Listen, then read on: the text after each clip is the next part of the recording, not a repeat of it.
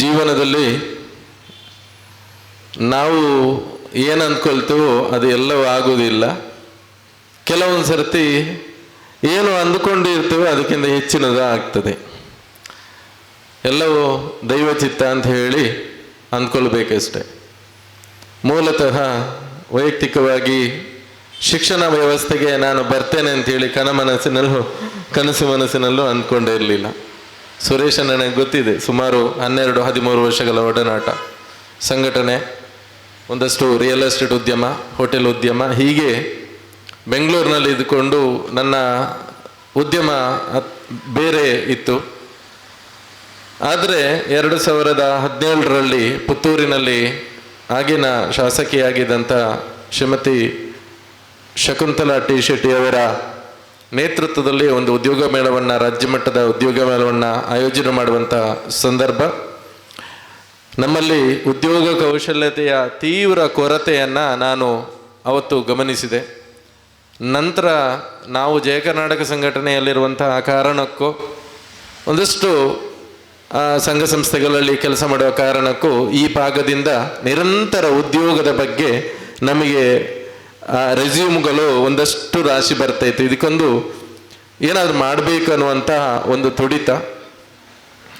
ಎರಡನೇದಾಗಿ 2014ರಿಂದ 2017ರವರೆಗೆ ಜಯ ಕರ್ನಾಟಕ ಸಂಘಟನೆಯಿಂದ ಸಮಾನ ಶಿಕ್ಷಣ ರಾಜ್ಯವ್ಯಾಪಿ ರ್ಯಾಲಿಯ ಉತ್ತರ ಕರ್ನಾಟಕ ಭಾಗ, ಅಂದರೆ ಹಾವೇರಿಯಿಂದ ಬೀದರ್ ತನಕದ 18 ಜಿಲ್ಲೆಗಳನ್ನು ವೀಕ್ಷಕನಾಗಿ ನಾನು ನಿಯೋಜನೆಗೊಂಡಾಗ ಅಲ್ಲಿಗೆ ಮತ್ತು ಇಲ್ಲಿಗಿರುವಂಥ ಸ್ಪರ್ಧಾತ್ಮಕ ಪರೀಕ್ಷೆಗಳ ಬಗ್ಗೆ ಇರುವಂಥ ವ್ಯತ್ಯಾಸಗಳು, ಇದೆಲ್ಲ ಒಂದು ರೀತಿಯಾಗಿ ನನ್ನ ಮನಸ್ಸಿನಲ್ಲಿ ಇಂಥದ್ದೊಂದು ಮಾಡಿದರೆ ಹೇಗೆ ಅನ್ನುವಂಥ ಭಾವನೆಯನ್ನು ಹುಟ್ಟುಹಾಕಲಿಕ್ಕೆ ಕಾರಣವಾಯಿತು. ನಂತರ ದಿನಗಳಲ್ಲಿ ನಾವು ಸ್ಕಿಲ್ ಡೆವಲಪ್ಮೆಂಟ್, ಒಂದು ಉದ್ಯೋಗ ಮೇಳ ಅನ್ನುವಂಥದ್ದು ಮದುವೆ ಊಟ ಥರ ಆಗ್ತದೆ. ಒಂದು ದಿವಸ ಡಂಬರಾಟ ಮಾಡಿ ಶಾಮ್ಯಾನ ಮುಡ್ಚಿದ್ರೆ ಅಲ್ಲಿಗೆ ಮುಗಿಯಿತು. ಅದು ಆಗಬಾರ್ದು ಅನ್ನುವಂಥ ಕಾರಣಕ್ಕೆ ಇಲ್ಲೊಂದು 2018ರಲ್ಲಿ ವಿಜಯದಶಮಿ ದಿವಸ ನಾವು ಇಲ್ಲಿ ಮಾನ್ಯ ಮುತ್ತಪ್ಪರೆಯವರ ಮೂಲಕ ಒಂದು ಕಚೇರಿಯನ್ನು ಉದ್ಘಾಟನೆ ಮಾಡಿದ್ದೇವೆ. ನಂತರ 2020ರವರೆಗೂ ಕೂಡ ನಾವು ಸ್ಕಿಲ್ ಡೆವಲಪ್ಮೆಂಟ್, ಉದ್ಯೋಗ ಕೌಶಲ್ಯತೆ ಮತ್ತು ನೇರ ಖಾಸಗಿ ಸಂದರ್ಶನಗಳನ್ನು ಆಯೋಜನೆ ಮಾಡಿಕೊಂಡಿದ್ವಿ. 2020ಕ್ಕೆ ಒಂದು ಸ್ಪರ್ಧಾತ್ಮಕ ಪರೀಕ್ಷೆಗಳ ತರಬೇತಿ ಕೇಂದ್ರ, ಮುಖ್ಯವಾಗಿ ನಾನು ಅವರ ಹೆಸರು ಹೇಳಲೇಬೇಕು, IPS ಆಫೀಸರ್ ಆಗಿರುವಂಥ ಪ್ರಕಾಶ್ ಗೌಡ ಅಂತ ಇದ್ದಾರೆ, ಮೈಸೂರಿನವರು. ಅವರ ಒಂದು ಸಂಪೂರ್ಣ ಬೆಂಬಲ ಮತ್ತು ನಮ್ಮ ಖ್ಯಾತ ಚಿಂತಕರು ಆಗಿರ್ತಕ್ಕಂಥ ಅರವಿಂದ್ ಚೊಕ್ಕಾಡಿಯವರ ಮತ್ತು ಚಾಣಕ್ಯ ಕೆರಿಯರ್ ಅಕಾಡೆಮಿಯ ಬಿರಾದರ್ ಸರ್, ಇಂಥವರ ಎಲ್ಲ ಒಂದು ಚಿಂತನೆಗಳನ್ನು ನನ್ನನ್ನು ಕಾರ್ಯರೂಪಕ್ಕೆ ಇಲ್ಲಿಲಿಕ್ಕೆ ಕಾರಣಕರ್ತವಾಯಿತು ಅಂತ ಹೇಳ್ಬೋದು. ಆದರೆ ಪ್ರಥಮ ಹೆಜ್ಜೆಯನ್ನು ಸುಲಭದಲ್ಲೇ ಇರಲಿಲ್ಲ. ನೀವು ಜಸ್ಟ್ ಇಮ್ಯಾಜಿನ್ ಮಾಡ್ಕೊಳ್ಳಿ, ನಾನು ಹೇಳುವಾಗ ಗೊತ್ತಾಗ್ಬೋದು. ಇದು ಸ್ಪರ್ಧಾತ್ಮಕ ಪರೀಕ್ಷೆಯ ತರಬೇತಿ ಅನ್ನುವಂಥದ್ದೇ ಇಲ್ಲಿ ಓಡದ ಕುದುರೆ ಅದು.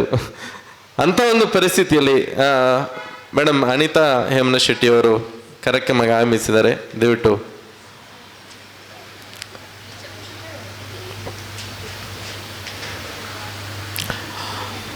ಅವರಿಗೆ ಕೂಡ ಸ್ವಾಗತವನ್ನು ನಾನು ವಿಶೇಷವಾಗಿ ಬಯಸ್ತೀನಿ. ನಂತರ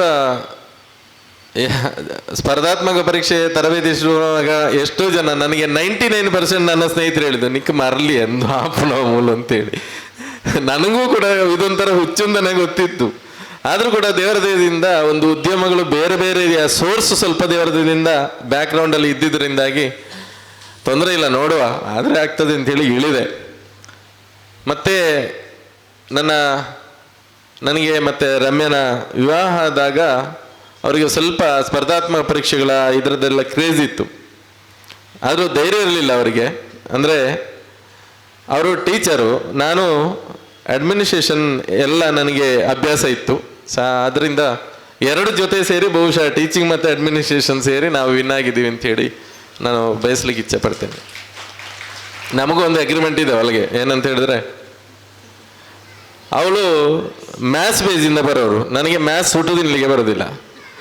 ನನಗೆ ಅವಳಿಗೆ ಸೋಷಿಯಲ್ ಸುಟ್ಟುದಿನ್ಲಿಕ್ಕೆ ಬರೋದಿಲ್ಲ.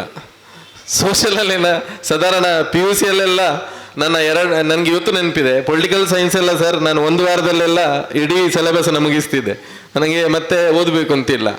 ಆ ಮಟ್ಟಕ್ಕೆ ಸೋಷಿಯಲ್ ನನ್ನ ಫೇವ್ರೇಟ್. ಇಲ್ಲಿ ಶಿವಶ್ರೀರಂಜನ್ ಇದ್ದಾರೆ ನನ್ನ ಕ್ಲಾಸ್ಮೇಟ್ ಅವರು. ಆ ರೀತಿಯಾಗಿತ್ತು. ಸೊ ಎರಡು ಪ್ಯಾಟರ್ನ್ ಕೂಡ ಇಂಪಾರ್ಟೆಂಟ್ ಆಗ್ತದೆ ಇದರಲ್ಲಿ. ಮ್ಯಾಥ್ಸ್ ಮತ್ತು ಸೈನ್ಸ್ ಒಂದು ಪ್ಯಾಟರ್ನ್ ಆದರೆ ಸೋಷಿಯಲ್ ಪ್ಯಾಟರ್ನ್. ಈಗ ಇಂಜಿನಿಯರಿಂಗ್ ಮಾಡಿದವರು IAS ಮಾಡಲಿಕ್ಕೆ ಕಷ್ಟ ಯಾಕೆ ಅಂತ ಕೇಳಿದ್ರೆ ಅವರಿಗೆ ಸೋಷಿಯಲ್ ಗಂಧಗಳಿಗೆ ಗೊತ್ತಿರೋದಿಲ್ಲ. BA ಮಾಡಿದವ್ರಿಗೆ ಸುಲಭ ಆಗ್ತದೆ. ಹಾಗಂತೇಳಿ ಮೆಂಟಲ್ ಎಬಿಲಿಟಿ ರೀಸನೇ ಒಂದು 10% ಅವರು ಹೆಣಗಬೇಕಾಗ್ತದೆ. ಇಂಥ ಒಂದು ಪರಿಸ್ಥಿತಿ ಸ್ಪರ್ಧಾತ್ಮಕದ್ದು. ಎಲ್ಲ ಕೂಡಿ ಬಂತು ಅಂತ ಹೇಳಬೇಕು. ಆ ಸಂದರ್ಭ ಕೂಡಿ ಬಂತು. ಒಟ್ಟು ಮಾಲಿಂಗೇಶ್ವರನ ದಯ ಅದು. ನಂತರ ನಾವು ಸ್ಪರ್ಧಾತ್ಮಕ ಅಂತ ಹೇಳಿದ್ರೆ ಬರೀ IAS IPS ಬಗ್ಗೆ ಮಾತ್ರ ಮಾತಾಡ್ತೀವಿ. ಆದರೆ ನಾವು ಮಲ್ಟಿಯಾಗಿ ತಗೊಂಡ್ವಿ. ನಮ್ಮ ಸಂಸ್ಥೆಯ ಸ್ಪೆಷಾಲಿಟಿ ಏನು ಗೊತ್ತಾ? 5 ವರ್ಷದಿಂದ 45 ವರ್ಷ ತನಕದವರೆಗೆ ತರಬೇತಿ ಇದೆ ವಿವಿಧ ಹಂತಗಳಲ್ಲಿ. 5 ವರ್ಷದ ಮಗು ಕೂಡ ನಮ್ಮ ವಿದ್ಯಾರ್ಥಿ, 45 ವರ್ಷದ ಮಹಿಳೆಯ ಪುರುಷನೋ ಕೂಡ ನಮ್ಮ ವಿದ್ಯಾರ್ಥಿ. ಅವರ ಶಿಕ್ಷಣ ವ್ಯವಸ್ಥೆಯಲ್ಲಿ ಈಗ KSET ಇರ್ಬೋದು, ಸೆಟ್, ನೆಟ್, ಟೆಟ್ ಇಂಥದಕ್ಕೆಲ್ಲ ಈ ರೀತಿಯಾಗಿ ನಾವು ಮಾಡ್ಕೊಂಡು ಹೋಗ್ತಿರುವಂಥದ್ದು. ಅಂದರೆ ನಾವು ಸ್ವಲ್ಪ ತುಂಬ ಇದ್ರ ಬಗ್ಗೆ ಇನ್ವಾಲ್ವ್ಮೆಂಟ್ ಬೇಕಾಗ್ತದೆ. ನಾನು ವಾಮನ್ ಪೈ ಸರ್ ಹತ್ರ ಮಾತಾಡೋಕೆ ಹೇಳಿದೆ, ಶಿಕ್ಷಣ ವ್ಯವಸ್ಥೆ ಬೇರೆ, ತರಬೇತಿ ಬೇರೆ, ಅದು ಒಂದೇ ಕಾಂಪೌಂಡ್ನಲ್ಲಿ ಆಗೋದಿಲ್ಲ. ನಾನು ನಾಳೆ ಏನಾದರೂ ಕಾಲೇಜ್ ಮಾಡ್ತೇನೆ ಅಂತ ಹೇಳಿದ್ರೆ ಇದು 100% ಇದಾಗೋದಿಲ್ಲ, ಇದು ಮಾಡಲಿಕ್ಕೆ ಆಗಲ್ಲ. ಆ ರೀತಿಯೊಂದಿಗೆ ಕಂಪ್ಲೀಟ್ ಆಗಿ ನಾವು ತರಬೇತಿ ಸಂಸ್ಥೆಯನ್ನು ಮಾಡ್ತಾ ಇರೋದು. ಸುಳ್ಯದಲ್ಲಿ ಮೊನ್ನೆ ಓಪನ್ ಆಯಿತು. ಸುಮಾರು ನೀವು ನಂಬಲಿಕ್ಕೆ ಸಾಧ್ಯ ಇಲ್ಲ, ಒಂದು 100 ಅಡ್ಮಿಷನ್ ಒಂದು ವಾರದಲ್ಲಿ ಟ್ಯೂಷನ್ಗೆ ಅಂತ ಬಂತು. ಒಂದೇ ಒಂದು ನಾನು ಟ್ಯೂಷನ್ ಮಾಡೋದಿಲ್ಲ ಅಂತ ಒಂದೇ ಮಾತಲ್ಲಿ ಹೇಳಿದ್ದು. ಟ್ಯೂಷನ್ಗೆ ಇಳಿದ್ರೆ ತರಬೇತಿ ಹೋಗ್ತದೆ. ಅದರಿಂದ ಒಂದು ಅಬಕಸ್, ವೇದಿಕ್ ಮ್ಯಾಥ್ಸ್ ಮತ್ತು ಮಾನಸಿಕ ಸಾಮರ್ಥ್ಯ, ಮೆಂಟಲ್ ಎಬಿಲಿಟಿ ಚಿಕ್ಕಂದಿನಿಂದ ಮಕ್ಕಳನ್ನು ಒಂದು ಪ್ರಬುದ್ಧತೆಗೆ ಕೊಂಡೊಯ್ಯಬಲ್ಲಂತಹ ಒಂದು ಕಾನ್ಸೆಪ್ಟ್ ಅದು. ಮ್ಯಾಥ್ಸ್ ಬಹುಶಃ ಅದು ಒಂದು 6 ತಿಂಗಳ ತರಬೇತಿ ತಗೊಂಡ್ರೆ ಗಣಿತ ಅನ್ನೋದು ಜೀವನ ಪೂರ್ತಿ ಕಷ್ಟ ಆಗಲಿಕ್ಕಿಲ್ಲ, ಕಷ್ಟ ಆಗುವುದಿಲ್ಲ. ಈ ನಿಟ್ಟಿನಲ್ಲಿ ಬಯಸದೆ ದೇವರು ಒಂದು ಅನುಗ್ರಹ ಮಾಡಿದ್ದಾನೆ. ಕಳೆದ ಸರ್ತಿ ನಾವು ನ್ಯಾಷನಲ್ ಚಾಂಪಿಯನ್, ಈ ವರ್ಷ ಇಂಟರ್ನ್ಯಾಷನಲ್ ಚಾಂಪಿಯನ್. ಇನ್ನು ಅದಕ್ಕಿಂತ ದೊಡ್ಡದು ಇಲ್ಲ ಅಂತ ಕಾಣ್ತದೆ. ನೋಡುವ, ಬರುವ ವರ್ಷದಿಂದ ಕೂಡ ಇಂಟರ್ನ್ಯಾಷನಲ್ ಪಡೆಯುವ, ಇನ್ನು ಅದಕ್ಕಿಂತ ಒಂದು ಸ್ತರ ಮತ್ತೊಂದು ಪಡೆಯುವಂಥ ಯೋಗವನ್ನು ದೇವರು ಕೊಡ್ಬೋದು. ಅದರಲ್ಲಿ ಕೂಡ ಗ್ರೇಟ್ ಏನಂತ ಹೇಳಿದ್ರೆ, ನಮ್ಮ ಸುರೇಶ್ ರೈ ಮತ್ತು ಭವೇಶ್ ಅಕ್ಕನ ಅವರ ದಂಪತಿಗಳ ಪುತ್ರ ವರ್ಲ್ಡಲ್ಲಿ 2ನೇ ರ್ಯಾಂಕಲ್ಲಿ ಇದ್ದಾನೆ, 2nd ರ್ಯಾಂಕ್. ಫಸ್ಟ್ ಮತ್ತು 2ಕ್ಕೆ ಎಷ್ಟು ಡಿಫ್ರೆನ್ಸ್ ಗೊತ್ತಾ? ಜಸ್ಟ್ 2 ಸೆಕೆಂಡಲ್ಲಿ ಇದಾಗಿದ್ದು. ಇನ್ನೊಂದು ಹೇಳಬೇಕು, ಸುರೇಶಣ್ಣ ಮತ್ತು ನಾನು ಅವರು ತುಂಬ ಕ್ಲೋಸ್ ಫ್ರೆಂಡ್ಸ್. ಅವರ ಮಗ ಅಬಕಸ ಸೇರಿದ್ದು ನನಗೆ ಗೊತ್ತೇ ಇಲ್ಲ, ಸ್ವಲ್ಪ ದಿನ ಆದಮೇಲೆ ಗೊತ್ತಾಯಿತು. ಹಾಗೆ ಅಂದರೆ ನಮ್ಮಲ್ಲಿ ತರಬೇತಿ ಇರೋದು ಬಹುಶಃ ಅವರಿಗೂ ಗೊತ್ತಿರಲಿಕ್ಕಿಲ್ಲ ಅಂತ ಕಾಣ್ತದೆ. ಈ ರೀತಿಯಾಗಿ ಎಲ್ಲ ನಾನು ಯಾಕೆ ಕಾಲ ಕೂಡಿ ಬರ್ತದೆ ಅಂತ ಹೇಳಿದ್ರೆ ಇದು ಕೂಡ ನೋಡಿ. ಸುರೇಶಣ್ಣ ನನಗೆ ಅತ್ಯಂತ ಆತ್ಮೀಯರಾಗಿದ್ರು ಕೂಡ ಅವರ ಮಗ ಆ ಒಂದು ಅರ್ಹತೆಯನ್ನು ಪಡೀಲಿಕ್ಕೆ ವಿದ್ಯಾಮಾತಕ್ಕೆ ನನಗೆ ಗೊತ್ತಿಲ್ಲದೆ ಸೇರಿ ತರಬೇತಿ ಪಡೆಯುವಂಥ, ಅದು ಕೂಡ ಒಂದು ಕಾಲ ಕೂಡಿ ಬರುವಂಥ ಒಂದು ವಿಚಾರ. ಅದಕ್ಕೆ ನಮ್ಮ ಪ್ರಾಮಾಣಿಕತೆ, ನಾವು ಇನ್ನೊಬ್ಬರಿಗೆ ಕೊಡುವಂಥ ಗೌರವ, ನಮ್ಮ ಕಮಿಟ್ಮೆಂಟ್ 100% ಜೀವನದಲ್ಲಿ ಗೆಲ್ಲಿಸಿಕೊಡ್ತದೆ. ಅದನ್ನು ಮಾತ್ರ ನಾವು ನಂಬಿದ್ದೇವೆ. ಅದೇ ದೇವರು, ಅದೇ ಪ್ರಕೃತಿಯೇ ದೇವರು. ಸೊ ನನ್ನ ಕ್ಲಾಸ್ ರೂಮ್ನಲ್ಲಿ ಒಂದು ಡಿಫ್ರೆನ್ಸ್ ಇದೆ. ಏನಂದರೆ ಬೇರೆ ಕ್ಲಾಸ್ ರೂಮ್ ನಮಗೂ, ನನ್ನ ಕ್ಲಾಸ್ ರೂಮಿನಲ್ಲಿ PUC ಯಲ್ಲಿ ಫೇಲ್ ಆದವ ಕೂತಿರ್ತಾನೆ, ಡಿಗ್ರಿಯಲ್ಲಿ BA ಮಾಡಿದವರು ಕೂತಿರ್ತಾನೆ, BSc ಮಾಡಿದವರು ಇರ್ತಾರೆ, MBA ಮಾಡಿದವರು ಇರ್ತಾರೆ, ಇಂಜಿನಿಯರಿಂಗ್ ಮಾಡಿದವರು ಇರ್ತಾರೆ. ಟ್ರೀಟ್ಮೆಂಟ್ ಒಂದೇ, ಅವರು ನಮ್ಮ ಪ್ರೈಮರಿ ಸ್ಟೂಡೆಂಟ್ ಅಷ್ಟೇ ಸ್ಪರ್ಧಾತ್ಮಕ ಪರೀಕ್ಷೆಗೆ. ಇದು ನಮ್ಮ ಕ್ಲಾಸ್ನ ಒಂದು ಸ್ಪೆಷಾಲಿಟಿ. ಆದ್ದರಿಂದ ಈ ಚಿಕ್ಕ ಮಕ್ಕಳನ್ನೆಲ್ಲ ನಿಭಾಯಿಸೋದು ಒಂದು ದೊಡ್ಡ ವಿಷಯ ಅಲ್ಲ, ನಾವು ನಿಭಾಯಿಸ್ತೇವೆ. ನಾನು ಈ PUC ಲೆವೆಲ್ಗೆಲ್ಲ ಸಾಮಾನ್ಯ ನನ್ನನ್ನು ಕಾರ್ಯಾಗಾರಕ್ಕೆಲ್ಲ ಕರೀತಾರೆ. ಸ್ವಲ್ಪ ಕಷ್ಟ ಅವರನ್ನು ನಿಭಾಯಿಸೋದು. ಈ ಕಾರ್ಯಾಗಾರದಲ್ಲಿ PUC ಲೆವೆಲ್ ಅವರನ್ನು ನಾವು ಹೇಳ್ತೇವೆ ನೋಡಿ, MBAದವ್ರನ್ನೆಲ್ಲ ನಾವು ಕೊಂಬು ಮುರಿದು ಕೂತ್ಕೊಳ್ತೇವೆ, ಅದರಿಂದ PUC ಅವ್ರನ್ನ ನಿಭಾಯಿಸೋದು ದೊಡ್ಡ ವಿಷಯ ಅಲ್ಲ. ಸುಮ್ಮನೆ ತಮಾಷೆಗೆ ಹೇಳುವುದಿದೆ ನಾವು ಕಾರ್ಯಾಗಾರದಲ್ಲಿ. ಈ ರೀತಿಯಾಗಿ ಮತ್ತೊಂದು ಏನಂದ್ರೆ, ಇರುವ ವ್ಯವಸ್ಥೆಯನ್ನ ನಾವು ಎಲ್ಲೋ ಒಂದು ಕಡೆ ದಕ್ಷಿಣ ಕನ್ನಡದವರು ಯೂಸ್ ಮಾಡ್ಕೊಳ್ಳೋದಿಲ್ಲ ಅಂತ ಭಾವನೆ ನಂದು. ಯಾಕಂದ್ರೆ ನಿನ್ನೆ ನೈಟ್ ಬಿರುಮಲೆ ಗುಡ್ಡೆಯಲ್ಲಿ ಇರುವಂತಹ ಒಂದು ವಸತಿ ನಿಲಯಕ್ಕೆ ನನ್ನನ್ನು ಕರೆದಿದ್ರು. OBC ಇರ್ಬೇಕಲ್ಲ, ದೇವರಾಜ ಅರಸು. ಅಲ್ಲಿ ನಾನು ಕೇಳಿದೆ ಎಷ್ಟು ಜನ ದಕ್ಷಿಣ ಕನ್ನಡದವರು ಇದ್ದಾರೆ ಅಂತ. 1% ಇಲ್ಲ ಸರ್. ಕೊಡಗು, ಚಿಕ್ಕಮಗಳೂರು, ಉತ್ತರ ಬಿಜಾಪುರದವರಿದ್ದಾರೆ. ನಮಗೆ ಅದು ಎಲ್ಲೋ ಒಂದು ಕಡೆ ನೆಗ್ಲಿಜೆನ್ಸ್ ಮಾಡುವಂಥದ್ದು. ನಾವು ಯಾಕೆ ಸ್ಯಾಕ್ರಿಫೈಸ್ ಮಾಡಲಿಕ್ಕೆ ರೆಡಿ ಇರುವುದಿಲ್ಲ ಅನ್ನುವಂಥದ್ದಕ್ಕೆ ಬಹುಶಃ ಹೇಳಿದ್ರೆ ಒಂದು ದಿನ ಬೇಕಾದಿದ್ದೇನು. ಆದರೆ ಇನ್ನಾದರೂ ಇಂಥ ಒಂದು ರೆವಲ್ಯೂಷನ್, ಕ್ರಾಂತಿ ನಮ್ಮ ಭಾಗದಲ್ಲಿ ಆಗಲಿ. ಮೊನ್ನೆ ಪ್ರಕಾಶ್ ಗೌಡ್ರು ಹೇಳಿದರು ನನಗೆ, ಹೇಗೆ ಮಾರಾಯ ಇನ್ನು ನಮ್ಮವರಿಗೆಲ್ಲ ಸಿಗ್ಲಿಕ್ಕೆ ಇರ್ಬೋದು ಸರ್ಕಾರಿ ಉದ್ಯೋಗ, ನೀನು ನಿಮ್ಮವರಿಗೆ ಹುಚ್ಚಿ ಹಿಡಿಸಿದ್ರೆ ಈಗ ನಮಗೆ ಕಷ್ಟ ಆದೀತು ಅಂತ ಕಾಣ್ತದೆ ಅಂತೇಳಿ. ಅಂದ್ರೆ ನಮ್ಮಲ್ಲಿ ಪ್ರಾರಂಭ ಸ್ವಲ್ಪ ಕಷ್ಟ. ಸುರೇಶನ ನನ್ಗೆ ಗೊತ್ತಿದೆ, ಆ ಒಂದು ಚಲನಚಿತ್ರ ರಂಗ ಒಂದು ಕಾಲದಲ್ಲಿ ಮಂಗಳೂರಿನವರಿಗೆ ಗಗನ ಕುಸುಮ. ಇವತ್ತು ಟೆಕ್ನಿಕಲ್ ಟೀಮಿಂದ ಎಲ್ಲ ಆಳ್ತಾ ಇರುವಂಥದ್ದು ಮಂಗಳೂರಿನವರು. ಆ ರೀತಿಯಾದಂಥ ಒಂದು ರೆವಲ್ಯೂಷನ್, ಕ್ರಾಂತಿ ಸರ್ಕಾರಿ ರಂಗದಲ್ಲಿ ಕೂಡ ಆಗಬೇಕು ಅನ್ನುವಂಥದ್ದನ್ನು ನಾನು ಬಯಸ್ತೇನೆ. ಈಗ ವಾಮನ್ ಪೈ ಸರ್ ಮಾತಾಡುವಾಗ ಹೇಳಿದರು, ನಾನು ವಿವೇಕಾನಂದ ಕಾಲೇಜಲ್ಲಿ ಈ ರೀತಿಯಾಗಿ ನನ್ನ ವ್ಯಾಪ್ತಿಯಲ್ಲಿ ನಿಮಗೆ ಏನು ಸಪೋರ್ಟ್ ಬೇಕು ಅದನ್ನು ನಾನು ಮಾಡ್ತೇನೆ ಅಂತೇಳಿ. ನಮ್ಮ ಜೀವನದಲ್ಲಿ 2 ಹಂತಗಳಲ್ಲಿ ನಾವು ಕೆಲಸವನ್ನು ಮಾಡ್ತೇವೆ ಸಮಾಜಮುಖಿಯಾಗಿ. ಒಂದು ಕರ್ತವ್ಯ ಮಾಮೂಲಿ ಇರ್ತದೆ, ನಾವು ಯಾಕೆಂದರೆ ನಮ್ಮ ಹೊಟ್ಟೆಪಾಡಿಗೂ ನಾವು ಸಂಬಳಕ್ಕೆ ದುಡಿಯುವಂಥದ್ದು, ಅಥವಾ ನಾವು ಉದ್ಯಮಿಗಳಾಗಿದ್ದರೆ ನಮಗೆ ಏನಾದರೂ ಒಂದು ಸಂಪಾದನೆ ಆಗ್ತದೆ ಅಂತ ದುಡಿಯುವಂಥದ್ದು. ಈ ಸಂಪಾದನೆ ಮತ್ತು ನಮ್ಮ ಕರ್ತವ್ಯನ ಹೊರತುಪಡಿಸಿ ಮಾಡುವಂಥದ್ದು ಸೇವೆ ಅಂತೇಳಿ ಪರಿಗಣಿಸಲ್ಪಡುತ್ತದೆ. ನಾವು ಎಲ್ಲವನ್ನು ಸೇವೆ ಅಂತೇಳಿ ಸನ್ಮಾನ ಮಾಡ್ತೇವೆ. ಆದರೆ ನಿಜವಾದ ಸನ್ಮಾನ ಯಾರಿಗೆ ದಕ್ಕಬೇಕು ಅಂತ ಹೇಳಿದ್ರೆ, ನಿಜವಾಗ್ಲೂ ಯಾರು ಸೇವೆ ಮಾಡ್ತಾರೆ ಅದಕ್ಕೆ, ಕರ್ತವ್ಯಕ್ಕಲ್ಲ, ನನ್ನ ದೃಷ್ಟಿಯಿಂದ. ಈ ನಿಟ್ಟಿನಲ್ಲಿ ಪ್ರತಿಯೊಬ್ಬರು ಇವತ್ತು ಎಷ್ಟೋ ಆಫೀಸರ್ಸ್ ನಮಗೆ ಸಪೋರ್ಟ್ ಆಗಿ ಇಲ್ಲಿ ಬಂದು ಕ್ಲಾಸ್ ಮಾಡ್ತಾರೆ. ನಮ್ಮ ನಗರ ಠಾಣೆಯ sub inspector Anjaneya Reddy sir ಇರ್ಬೋದು, ಮುಂಚೆ ಶ್ರೀಕಾಂತ್ ರಾಥೋಡ್ ಇದ್ರು, ನಮ್ಮ AC ಸಾಹೇಬ್ರು ಇರ್ಬೋದು, DYSP ಮ್ಯಾಮ್ ಇರ್ಬೋದು, ತುಂಬ ಜನ ನಮಗೆ ಇಲ್ಲಿ ಬಂದು ಅವೇರ್ನೆಸ್ ಪ್ರೋಗ್ರಾಮ್ಗಳಿಗೆ ಸಾಥ್ ಕೊಡ್ತಾರೆ. ಸಂಘ ಸಂಸ್ಥೆಗಳು ಸಾಥ್ ಕೊಡ್ತವೆ. ಎಲ್ಲರನ್ನು ಕೂಡ ಈ ಸಂದರ್ಭದಲ್ಲಿ ಜ್ಞಾಪಿಸ್ಕೊಳ್ತೇನೆ ನಾನು. ಸ್ವಲ್ಪ ಅನಾನುಕೂಲತೆ ಇರ್ಬೋದು ನನಗೆ, ಅಂದರೆ ಬೇರೆ ಹಾಲ್ನಲ್ಲಿ ಮಾಡೋದು ಬೇಡ ಅಂಥೇಳಿ ಇಲ್ಲೇ ಮಾಡಿದ್ವಿ. ಇನ್ನೂ ಸ್ವಲ್ಪ ರೆಡಿ ಆಗಬೇಕು ಈ ಹಾಲ್. ಬಹುಶಃ ಸ್ವಲ್ಪ ಸೆಕೆ ಎಲ್ಲ ಇದೆ. ಪೋಷಕರು ಮತ್ತು ಮಕ್ಕಳು ಸ್ವಲ್ಪ ನಮ್ಮನ್ನು ಈ ವಿಷಯದಲ್ಲಿ ಕ್ಷಮಿಸ್ತೀರಿ ಅಂತ ಹೇಳಿ ಅಂದ್ಕೊಳ್ತೀನಿ. ನಾವು ಏನು ಅಂದ್ಕೊಂಡಿದ್ದೀವೋ ನನಗೆ ಒಂದು ತೃಪ್ತಿ ಇದೆ, ನಾವು 10 ವರ್ಷದಲ್ಲಿ ರೀಚ್ ಆಗುವಂಥದ್ದನ್ನು ನಾವು 2 ವರ್ಷದಲ್ಲಿ ಮಾಡಿದ್ದೀವಿ ಅನ್ನೋಂಥ ಆತ್ಮತೃಪ್ತಿ ಒಂದು ಖಂಡಿತವಾಗಲೂ ನನಗಿದೆ. ಇವತ್ತು 96 ಜನ ಸ್ಪರ್ಧಾತ್ಮಕ ಪರೀಕ್ಷೆಗಳ ತರಬೇತಿಯನ್ನು ಪಡೆದು ಇವತ್ತು ಆಯಾ ವಿವಿಧ ಇಲಾಖೆಗಳಲ್ಲಿ ನಮ್ಮಲ್ಲಿ ಆಫೀಸರ್ ಆಗಿ ನಿಯುಕ್ತಿಗೊಂಡಿದ್ದಾರೆ. ಅದರಲ್ಲಿ ಕೂಡ ನಮಗೆ ಪ್ರತಿಯೊಂದು ಸರ್ತಿ ನಾವು ಹೆಮ್ಮೆ ಪಡುವಂಥದ್ದು ಭಾರತೀಯ ಸೇನೆ. ಇವತ್ತು 12 ಜನ ನನ್ನ ವಿದ್ಯಾರ್ಥಿಗಳು ಸೇನೆಯಲ್ಲಿ ಬಾರ್ಡ್ರಲ್ಲಿ ಅಗ್ನಿಪಥ್ ಮೂಲಕ ಕೆಲಸ ಮಾಡ್ತಿದ್ದೇನೆ ಅನ್ನುವಂಥದ್ದು ನನ್ನ ಹೆಮ್ಮೆ. 13 ಜನ, ಒಬ್ಬರು ನರ್ಸಿಂಗ್ ಅಸಿಸ್ಟೆಂಟ್ ಆಗಿ.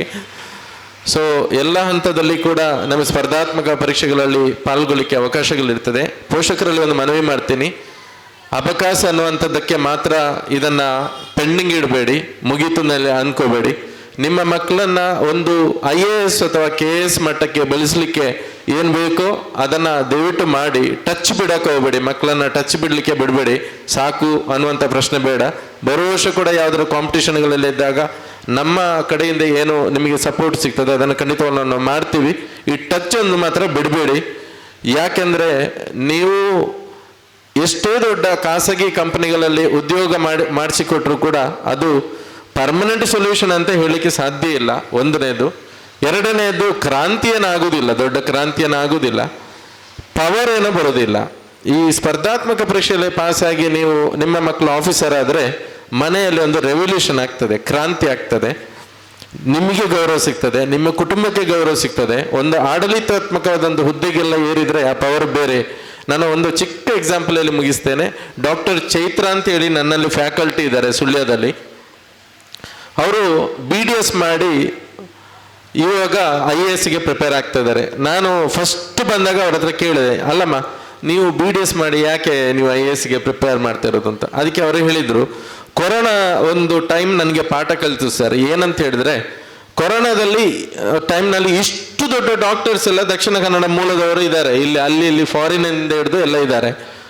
ಆದರೆ ಕೊರೋನಾ ಟೈಮ್ನಲ್ಲಿ ಇಂಜೆಕ್ಷನ್ ಕೊಡಬೇಕಾ ಬೇಡ ಅಂತ ಡಿಸೈಡ್ ಮಾಡಿದ್ದು ಮಾತ್ರ DC ಅಲ್ವಾ ಸರ್ ಅಂತೇಳಿ. ಅದರಿಂದ ಆಡಳಿತಾತ್ಮಕವಾದಂಥ ಹುದ್ದೆಗೇರಿದ್ರೆ ನಾವು ಹೇಗಿರ್ತೇವೆ ಅನ್ನೋದನ್ನು ಸ್ವಲ್ಪ ಯೋಚನೆ ಮಾಡಿ. ಒಂದು ಸಾಮಾನ್ಯ ಪೊಲೀಸ್ ಕಾನ್ಸ್ಟೇಬಲ್ ಹುದ್ದೆ ಕೂಡ ಇರ್ಬೋದು, ಸಾಮಾನ್ಯ ಅಂತೇಳಿ ತಿಳ್ಕೊಬೇಡಿ. ನೀವು 1 ಕೋಟಿಯ ಬೆಂಜ್ ಗಾಡಿಯಲ್ಲಿ ಬಂದರೂ ಕೂಡ ನಮ್ಮ ಸರ್ಕಲಲ್ಲಿ ಅವನ PC ಅಡ್ಡ ಹಾಕಿದರೆ ಗಾಡಿ ನಿಲ್ಲೇಬೇಕು. ಆದ್ದರಿಂದ ಇಂಥ ಒಂದು ರೆವಲ್ಯೂಷನ್ ನಮ್ಮ ಭಾಗದಲ್ಲಿ ಆಗಬೇಕು. ಮತ್ತೊಂದು ಎರಡನೇದಾಗಿ ಸರ್ವಿಸ್. ಈಗ ಒಂದು PDO ಅವನ ಜೀವಿತದಲ್ಲಿ 1 ಲಕ್ಷ ಜನಕ್ಕೆ ಹೆಲ್ಪ್ ಮಾಡ್ಬೋದು ವಿದೌಟ್ ಇನ್ವೆಸ್ಟ್ಮೆಂಟ್.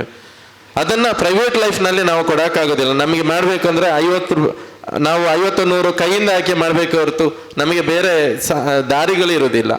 ಆದ್ದರಿಂದ ಈ ಎಲ್ಲವನ್ನ ನಾವು ಮಾಡಲಿಕ್ಕೆ ಸಾಧ್ಯ ಅಂತ ಹೇಳ್ತಾ ನಾವು ಈ ತಿಂಗಳಲ್ಲಿ 2 ಯೋಜನೆಗಳನ್ನು ಕೈಗೊಳ್ತಾ ಇದ್ದೀವಿ.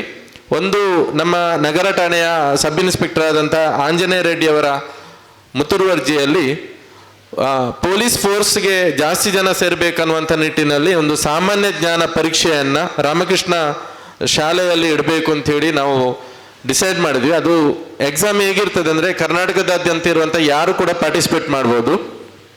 100 ಅಂಕದ ಪ್ರಶ್ನೆ. ಫಸ್ಟ್ ಪ್ರೈಸ್ 50,000 ರೂಪಾಯಿ, ಸೆಕೆಂಡ್ ಪ್ರೈಸ್ 25,000, ಮೂರನೇ ಪ್ರೈಸ್ 12,500 ಮತ್ತು 10 ಮಕ್ಕಳಿಗೆ 1,100 ರೂಪಾಯಿ ಕೊಡೋದು ಅಂತ ಹೇಳಿ ಡಿಸೈಡ್ ಆಗಿದೆ. ಎನ್ಕರೇಜ್ ಮಾಡಲಿಕ್ಕೆ ಒಂದು ಎಕ್ಸಾಮಿನೇಷನ್ ಸರ್ ಈಗ ಪ್ರಿಪೇರ್ ಆಗಿ ಆಯಿತು, ಅವರೊಂದು 25 ಜನ ಕಲಿಸ್ತಾರೆ. ಯಾಕಂದರೆ ಅವರ ಶಿಷ್ಯಂದ್ರು ಅಷ್ಟಿದ್ದಾರೆ. ಸೊ ನಾವೊಂದು ಅಂತ ಒಂದು ಪ್ರೋಗ್ರಾಮ್ನ ಮಾಡೋಣ ಅಂತ 1,000 ಮಕ್ಕಳು ಸಾಧಾರಣ ಭಾಗವಹಿಸ್ಬೋದು ಅದರಲ್ಲಿ. ಅದು ಕಂಪ್ಲೀಟ್ ಉಚಿತ ಇರುತ್ತೆ. ವಿದ್ಯಾಮಾತಾ ಅಕಾಡೆಮಿ ಅದನ್ನು ಆರ್ಗನೈಸ್ ಮಾಡ್ತಾ ಇರುವಂಥದ್ದು. ಎರಡನೇದು ಚಾಲೆಂಜ್ ಈ ವರ್ಷ ಏನಂತ ಹೇಳಿದ್ರೆ, ದ್ವಾರಕಾ ಪ್ರತಿಷ್ಠಾನ ಮತ್ತು ಕೆಲವೊಂದು ನನ್ನ ಸ್ನೇಹಿತ ವರ್ಗದವರು ಸೇರಿಕೊಂಡು ನಾವೊಂದು 50 ಮಕ್ಕಳನ್ನು ಅಗ್ನಿಪತಿ ಯೋಜನೆಗೆ ಸಂಪೂರ್ಣ 1 ವರ್ಷ ಪ್ರಿಪರೇಷನ್ ಮಾಡಬೇಕು ಅಂತೇಳಿ ಉಚಿತವಾಗಿ ಪ್ರಿಪೇರ್ ಮಾಡಬೇಕು ಅಂತೇಳಿ ಡಿಸೈಡ್ ಮಾಡಿದ್ದೀವಿ.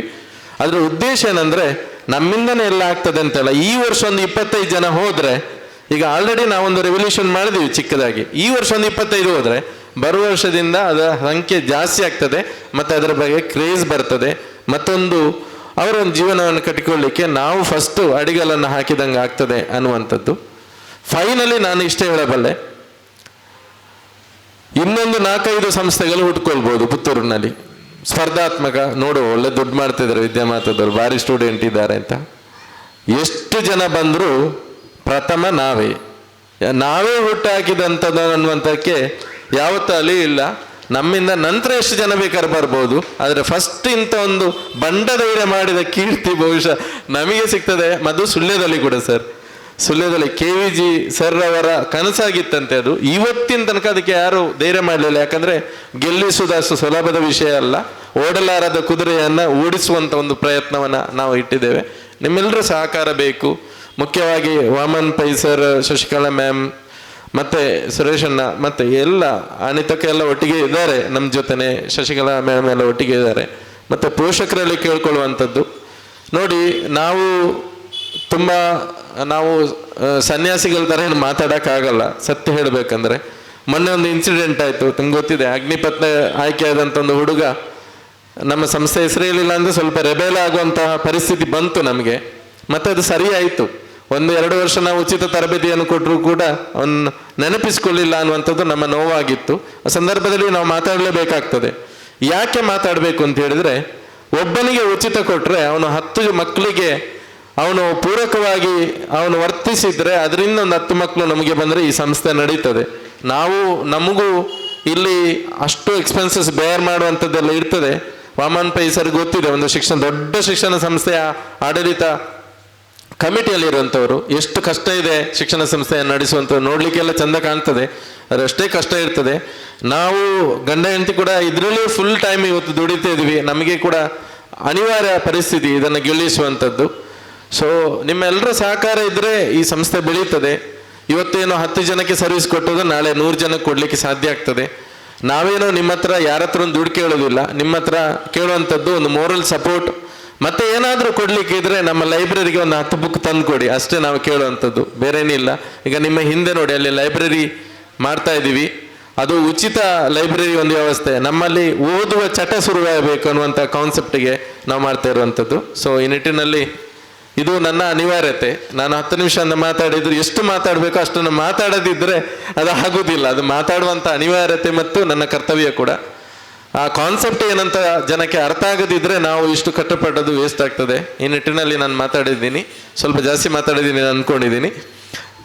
ಸೊ ಎಲ್ರಿಗೆ ನಮ್ಮ ಸ್ವಾಗತವನ್ನು ಇನ್ನೊಂದು ಸಾರಿ ಬಯಸ್ತಾ, ಯಾರಾದರೂ ಬಿಟ್ಟೋಗಿದ್ರೆ ಅನ್ಯತಾ ಭಾವಿಸದೆ ಮುಂದೆ ನಿಮ್ಮೆಲ್ಲರ ಸಹಕಾರವನ್ನು ಕೂಡ ಬಯಸ್ತಾ ನನ್ನ ಮಾತನ್ನು ಮುಗಿಸ್ತೀನಿ. ಜೈ ಹಿಂದ್, ಜೈ ಕರ್ನಾಟಕ.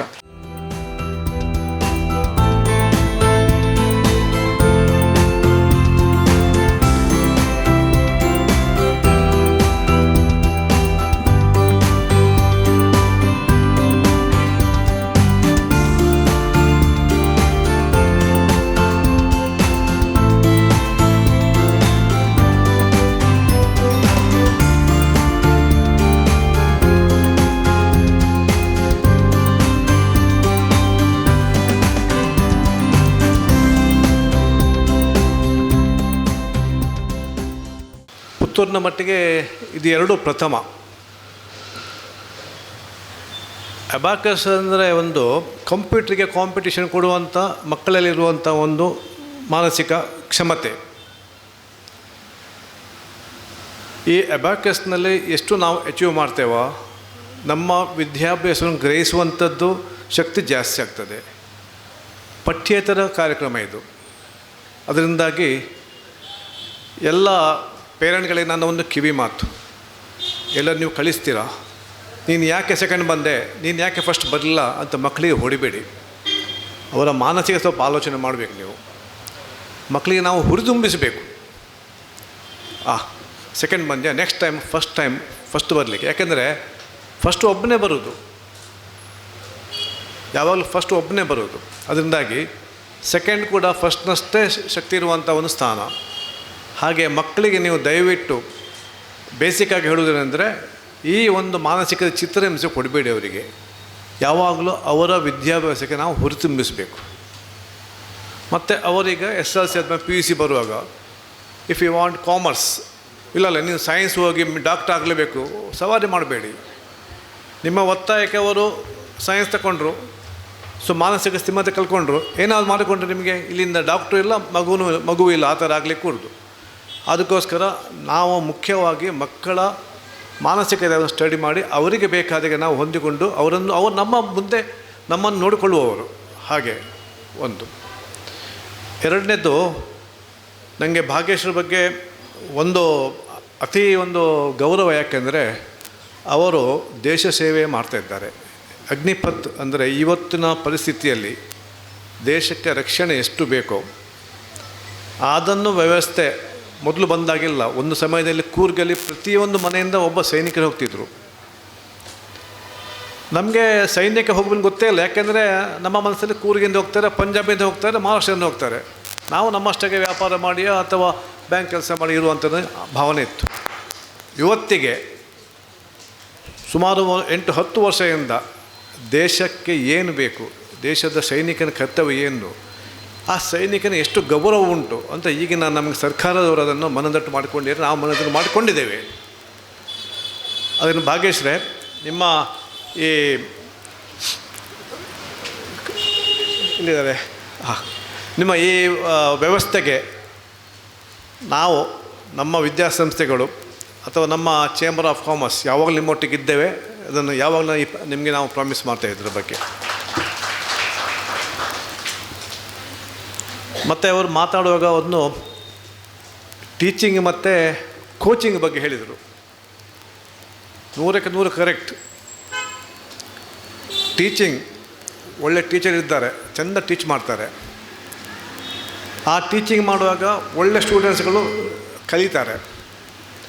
ಕೆಲವು ಸ್ವಲ್ಪ IQ ಕಮ್ಮಿ ಇದ್ದಾರಂಥ ಮಧ್ಯಮ ವರ್ಗ ಸ್ಟೂಡೆಂಟ್ ಇದ್ದಾರೆ, ಅವರಿಗೆ ಬೇಕಾದ ಕೋಚಿಂಗ್.